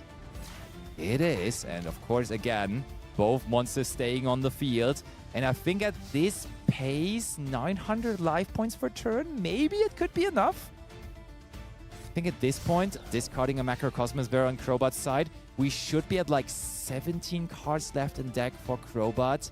Oh, it's going to be such a close call. And the crazy thing is, Sneakers, I think for, how long is it now? For 5 or 6 consecutive turns, has not played out a singular card. Is going to head straight back into the end phase here once more. There is a Runic Smiting Storm. Sneakers, rightfully so, has decided to not commit any more cards to the field to, for example, prevent that Runic Smiting Storm to banish more cards. So it's only 3 cards that it is able to banish, which is not that big of a deal, but also drops off 1 battle phase here. And therefore, 900 less damage that we can do quickly. Okay, back over to Crobat. The amount of cards in hand keeps on growing. And the amount of cards in deck keeps shrinking, but there is another way to prune a couple more cards out of Sneaker's deck as well. The Smiting Storm for the 2nd turn in a row will come through. Oh, and now Golden Golden Droplet Droplet. as well. That's so many cards. Just banishing 4, drawing 1, and we see 6 cards remaining in deck for Sneakers. And there's Flashing Fire. I think Crowbar just wanted for the turn where they can go off. And that is now the moment that they have chosen. 4 cards remaining. I think at this point it is pretty clear who's in favor of decking out first. And I think Crowbar will be the one executing the deck out in favor for himself. Unless we have another Argostars card make an appearance that can somehow move back cards to the deck. I think that card would need to be printed first of all to be Well, used here. We'll see. Battle Phase is skipped over to Sneakers. It seems like even though the start was so amazing with the set 5 for the Argostars strategy, the fan favorite, the cold story, the storyline would be just so nice to win a Challenger Cup with Argostars because I don't think that has happened before. Okay, and now Sneakers tries to go back into actually his Argostars cards with the glorious Ardra. Argostars, what a deck that is, but can it be able to win here? It does look very, very hard. And now Sneakers has decided is the moment where we need to commit more cards onto the field. But can those Interesting. cards be good enough, though? And phase once more. Ay, ay, ay, ay, ay. 2 cards with the Morganite. Interesting decision again from Crowbar to go for the Clockwork Knight on the field. Because that blocks 1 more spell and trap zone than we have. But it definitely seems like we have way more cards left in deck, so we should be safe from almost anything that could happen here. Sneakers, okay, we're in the end phase. Argostars. So all of Lightning these Tiger. warrior base bonus effects are basically turned off thanks to the Clockwork Knight. Yeah. Granted, a lot of them are not the reason why you're activating these cards to begin with, but speaking of activating these cards, cool, you activated it. It is gone to Unending Nightmare. What a truly unending nightmare here for Sneakers, because that is the card that turned this all around. I think that his is the Nightmare is card. pretty close to ending. Yeah. 2 cards in deck. Ooh.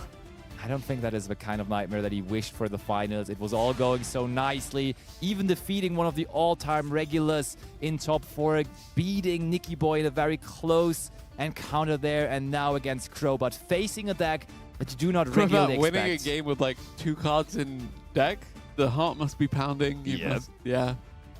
Battle phase, Majesty's Fiend, actually, in the end, putting in some damage here onto the life points of Sneakers. But again, 2 cards left in deck, only 12 cards. Almost feels comfortable at this point for Crowbar, being very, very far ahead.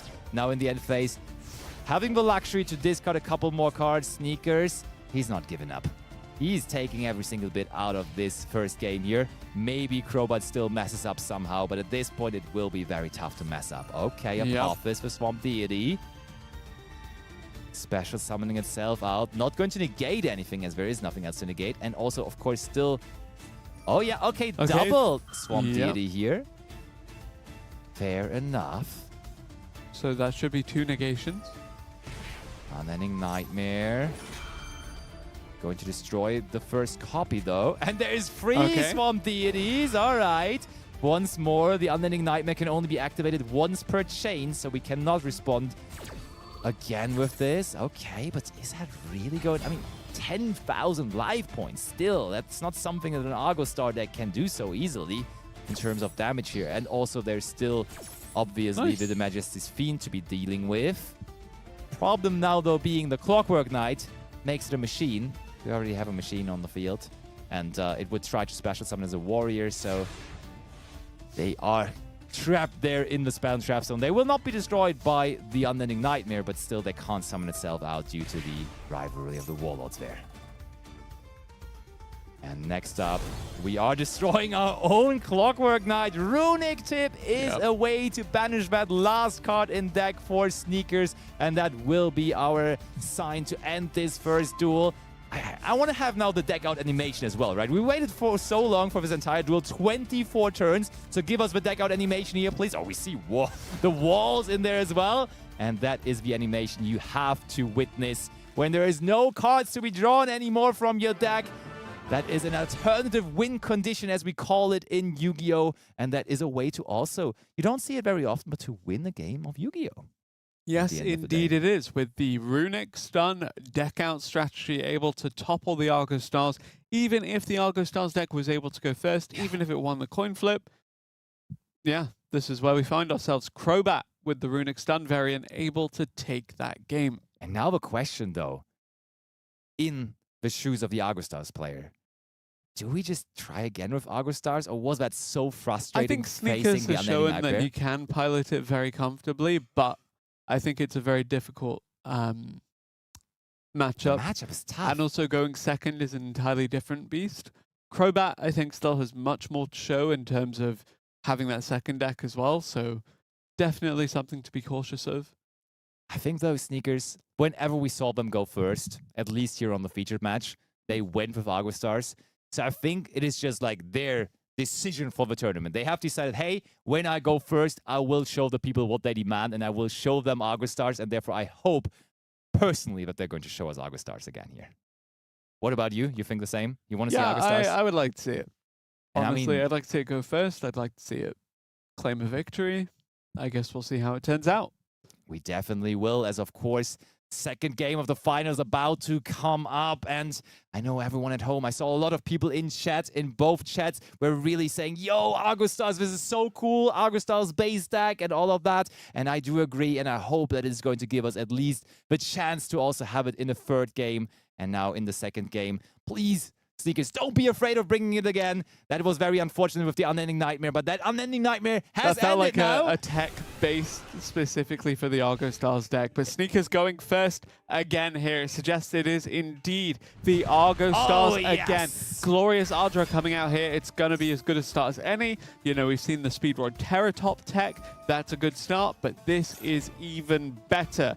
Ardra now tributing, or rather banishing itself, to get access to 2 of those Argostars continuous traps from the deck.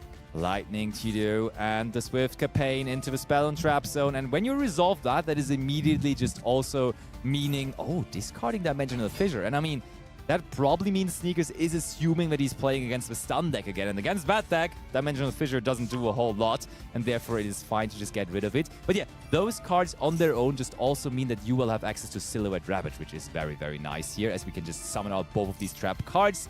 And the coolest thing about those Argostars trap monsters is a lot of trap monsters tend to be normal monsters on the field. Not the Argostars ones, though. They are treated as effect monsters on the field, and obviously Silhouette Rabbit So it could be needing linked effect monsters. off. Yeah, exactly that. And they could be transformed into exactly that Silhouette Rabbit that we see here. And now also that is where the home stadium is shining, as we can now add back one of those Argostars trap cards that we just used. Statue of Anguish pattern being set there does mean we have access to consistent removal as well, so there's disruption from Sneakers. Is it enough to deal with Crobat and the Unending Nightmare that this Runic Stun variant was able to present in our game 1? I mean, we said that the matchup is sort of tough, and it really seemed like the matchup is tough there in the first game. But I mean, when we saw the setup, and we are about to create that same setup here again, like logically, I think the setup is actually amazing in that matchup with the Statue of Anguish pattern and the Silhouette Rabbit. It was just so unfortunate that we couldn't get rid of that one specific card, being the Unending Nightmare. And we are back with the Runic Stun deck. I think Crobat was happy with how it performed in the first game, so no reason to change it up. There is Runic Fountain now being up next. Hard drawn that card, and Sneakers might be inclined to immediately try to go after it. Question mark? Maybe not, though. Seems like we don't want to immediately bring out any of our trap cards. Nope. Seems like we are holding Argostars back. versus Runic Stun. Was this in your predictions Oh, for no. what you'd expect to see in the Challenger Cup? No, absolutely not. In the grand final of the Road to Worlds edition of the Challenger Cup? Nope, totally not. I mean, Runic Stun has history in performing very well in those regional qualifiers. Definitely in regional qualifiers and Duelist Cups in general. Speaking of regional qualifiers, by the way, between the 4th of June next week Yeah. and the 16th of June, you can play in the Stage 1, but 13th of June, Stage 2 will be activated, the regional qualifier itself. That's That where is it where really matters you then. need to play as good as you can, as well as you can, rather, if you want to have a chance at making it to that World Championship. That is indeed the case. And yeah, definitely historically in those regional qualifiers and Duelist Cups, Runic Stun has always been a deck that was definitely played a lot because it is a deck that is very strong. It has a very decent win rate, but also it's not that heavily demanding. And when you're playing a lot over those regional qualifiers, it can be very, very refreshing to just have a deck where you just have a setup that is somewhat easy and you just need to like play it for a couple of turns, and that can help a lot. But now Sneakers has decided when they activate the effect of Runic Fountain, we want to be meeting that with Statue of Anguish Pattern and also the effect of the Apophis, the Swamp Deity, indeed. And that means we can negate the Runic Fountain, and now we will also be trying to destroy the Runic Fountain shortly after, I'm pretty sure. And the cool thing is here, we can activate Silhouette Rabbit on the Runic Fountain, but we can also use the Statue of Anguish on Pattern the Hugin as well. And therefore, it cannot be protecting it anymore. So this chain here is a huge chain for Sneakers right away. And only 3 cards remaining for Crobat means I think it's immediately already looking a lot better than it was in Game 1 here for Sneakers. But of course, game still not over just yet. Yeah, my only complaint about Argostars so far is that it does tend to be a little bit slower when it comes to actually closing out these games. Granted, the control-heavy nature of the strategy kind of lends itself to that. Only one set card, and we know there is another trap. Just thrown away there as well because we know what we're up against and we know exactly how to deal with it. Statue of Anguish Pattern will come through to destroy that face down. Is it Rivalry of Warlords? Is it the Unending Nightmare? Regardless, it's gone. You don't have to worry about it. You do not indeed. And oh, Crobat, it was Wall of Revealing Light. Wall of Revealing Light, which is one of those funky cards in the deck. Oh, we go now for Runic Golden Droplet in the end phase still, as it is a quick spell, of course. Turn not over just yet. But chaining the Lightning to to it, okay. Just putting it back into the Spell and Trap Zone, just like that. And then, of course, that can lead to then the field spell, the home stadium, triggering again, trying to negate the Moonin, which will probably be successful, yeah. Moonin the Runic Wings here now coming out. Still 2,000 defense points, but we just searched for the Argostars monster that gets boosted so heavily by having all of those trap monsters on the field. And therefore, I think we can easily attack over the Moonin here.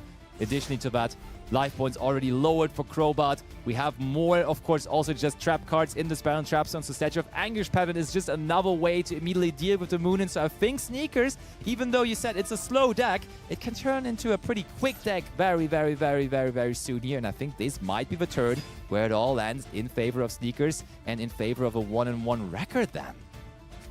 Let's see, we're searching for Giant Slaying. Field spell activating, bringing us closer to victory with lowering the life points of Crobat even further. And now the Statue of Anguish Pattern trying to get rid of the Moonin. There's the destruction, and there should be a clear field with which Sneakers can now swing. This is exactly 5,500 attack points actually on the field, so why waste any time? Just switch that Apophis for Swamp Deity into attack position. Let's go into... Okay, we're putting that additional Argostars Fierce Panther down there as well, but that is definitely more than what we could ask for. Sneakers is giving us the gift of witnessing a third game, and Argostars does not go down without a fight. 1-1 and a victory for Argostars in this second game. Argostars fierce path by name, fierce by nature in this comeback here. Very, very well played. Really strong showing here compared to that first game. The stun variant of the Runic strategy, unable to come online, unable to shut out this continuous trap-based Argostars deck from doing its thing, and really commendable here to see Sneakers be able to pull that one off after such a difficult loss in the first game. Yeah, definitely. And I think now what might happen here in this duel or in this match between these two, I think both of them might just be inclined to change their deck now, because I think Sneakers has been consistently, when going second, when having to go second, been switching over to that Primite Fiendsmith deck, which has been putting in the work for them as well. Therefore, it is understandable.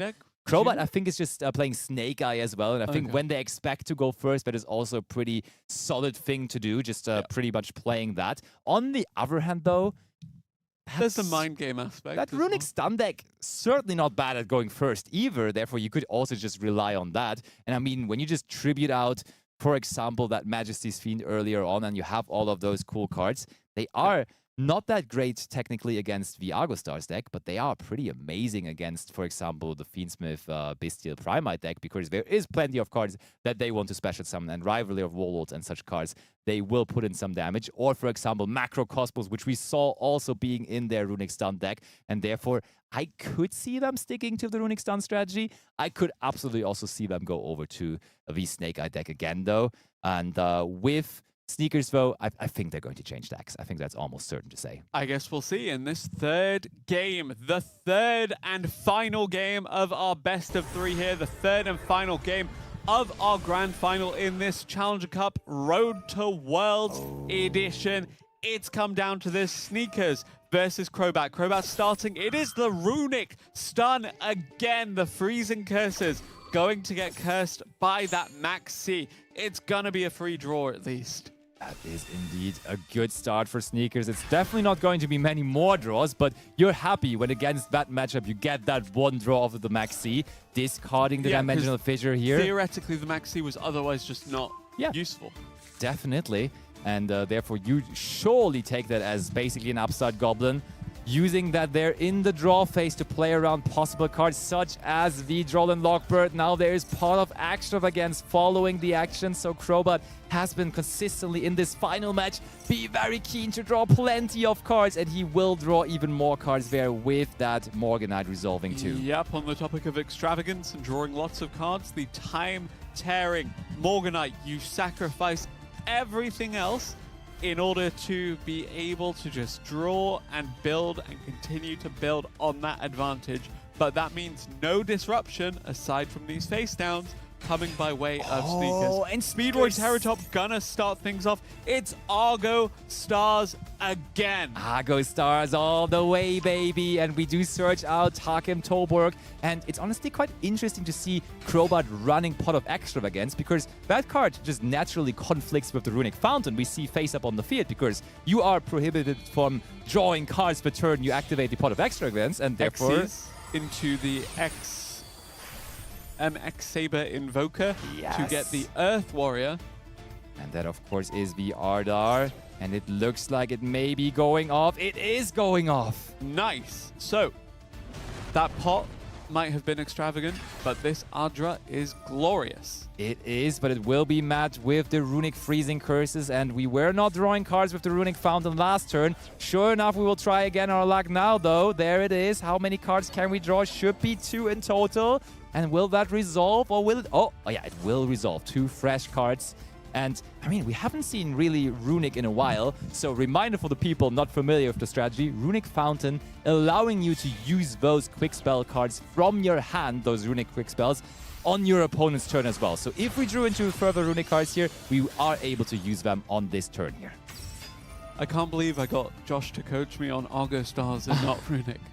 But yeah. Regardless, yeah, really, really phenomenal job by you to explain exactly what that does, and it does mean that we have access to some disruptions, therefore overcoming the restriction that was imposed by the Morganite, because the spells from the hand on your opponent's turn are still very valuable, just offering some kind of disruption here. Yep. But Statue of Anguish pattern going to be some disruption of Sneaker's own with the Silhouette Rabbit, with these 3, maybe 4, maybe 5. I'm calling 5. I'm calling we go all in. Downs. All of them. Sneakers, go for the full 5. We need them all. Oh, only 4. Wow. That means there gotta be like something such as another Max C in the hand, I would imagine. And now in the end phase, there is going to be the Runic Flashing Fire, making sure that that scary Silhouette Rabbit is gone. And that's bad news for Sneakers.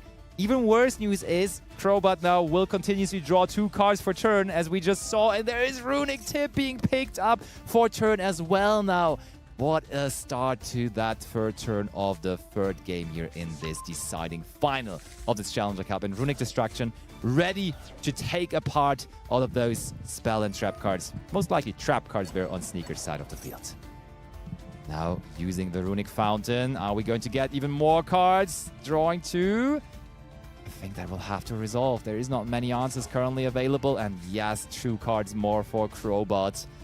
That card advantage keeps on going up and up and up for Crowbot. Still the life points total being the same for the very moment, though. Sets one monster. And actually, soon we may very well see the amount of face-down spell and traps being the same as well. Oh, do we one-up it? We do not. Stature of Anger's pattern is being activated now at the end of main phase. So first trap monster established to the field. When we see the statue, usually there's another one waiting, and there is indeed the Swift Campaign. So we want to make sure to activate the Anguish pattern. The Anguish pattern is so good because it has that built-in protection effect. When it is summoned as a trap monster and you control another trap monster, it cannot be targeted by card effects, meaning you can just not be interacted with both Runic Flashing Fire and Runic Freezing Curses, and that is like basically the 2 interruptions that the Runic Stun is offering. Yep, Hugin going to be able to protect the Runic Fountain initially, but do we have another opportunity to remove it here? Apparently not, as the turn does pass back over to Sneakers. Maybe there's another option afforded to him this time around. Not for the moment just yet. Now the Swift Campaign wants to make its way back into the Spell and Trap Zone there, as Argostars cards used to do, and it will do so again, I'm pretty sure. So for Crowbat, by the way, we mentioned one-upping as a joke, but actually I think keeping one Spell or Trap card zone free so you can have access to the quick play spells from your hand while you have the Runic Fountain makes a lot of sense here. Unending Nightmare, it sealed the deal in game 1. Will it do the same in game 3 here? The Nightmare truly is unending for Sneakers. Not again that card, but I mean, when Crowbat is drawing on average 4 cards per turn, obviously he's going to draw into that Unending Nightmare eventually too. Now Apophis the Swamp Deity. I would not be surprised if it gets answered again. It will be answered by not even the Unending Nightmare, but the Runic Distraction here.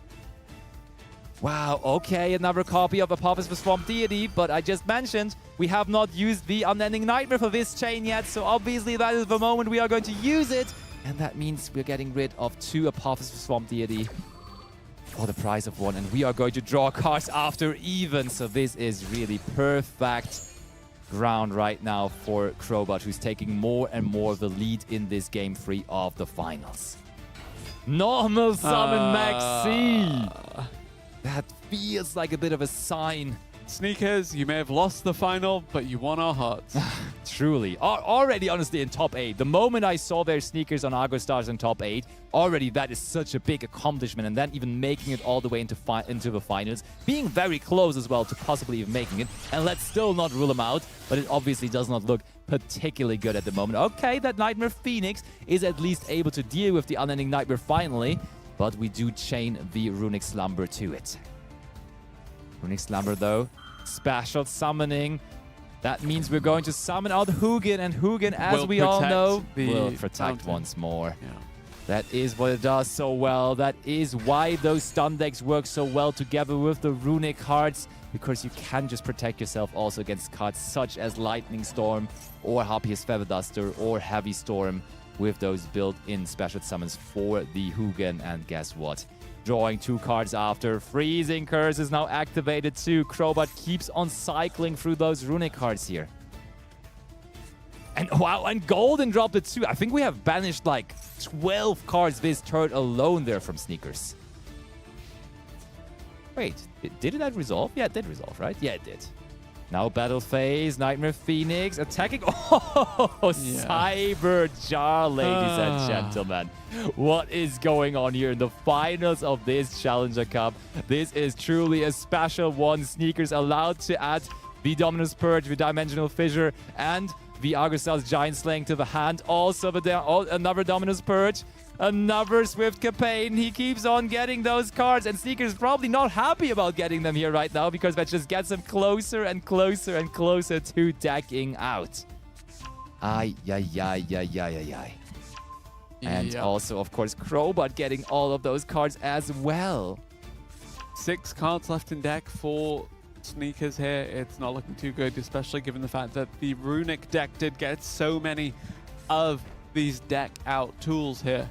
When was the last card, the last time you saw Cyber Jar resolving, Chris? A while ago. A while ago, certainly. Certainly for me as well. There was actually, I think it was in the last Duelist Cup, there was a very interesting, sort of similar deck to this one here, where also Cyberjar was included, and maybe Crowbot got inspiration from that, because it did finish in the top 10 eventually, but that is the Runic Smiting Storm trying to banish 5 more cards. We saw there's Runic Tip in the hand as well, that would equal the exactly 6 cards remaining in the deck of Sneakers, so even in the end phase of their very own turn, we are going to be lowering the deck count here to a devastating total of 0 cards. Yep, and then we can just pass the turn. It's already the end phase. We saw the animation once earlier today. We see it.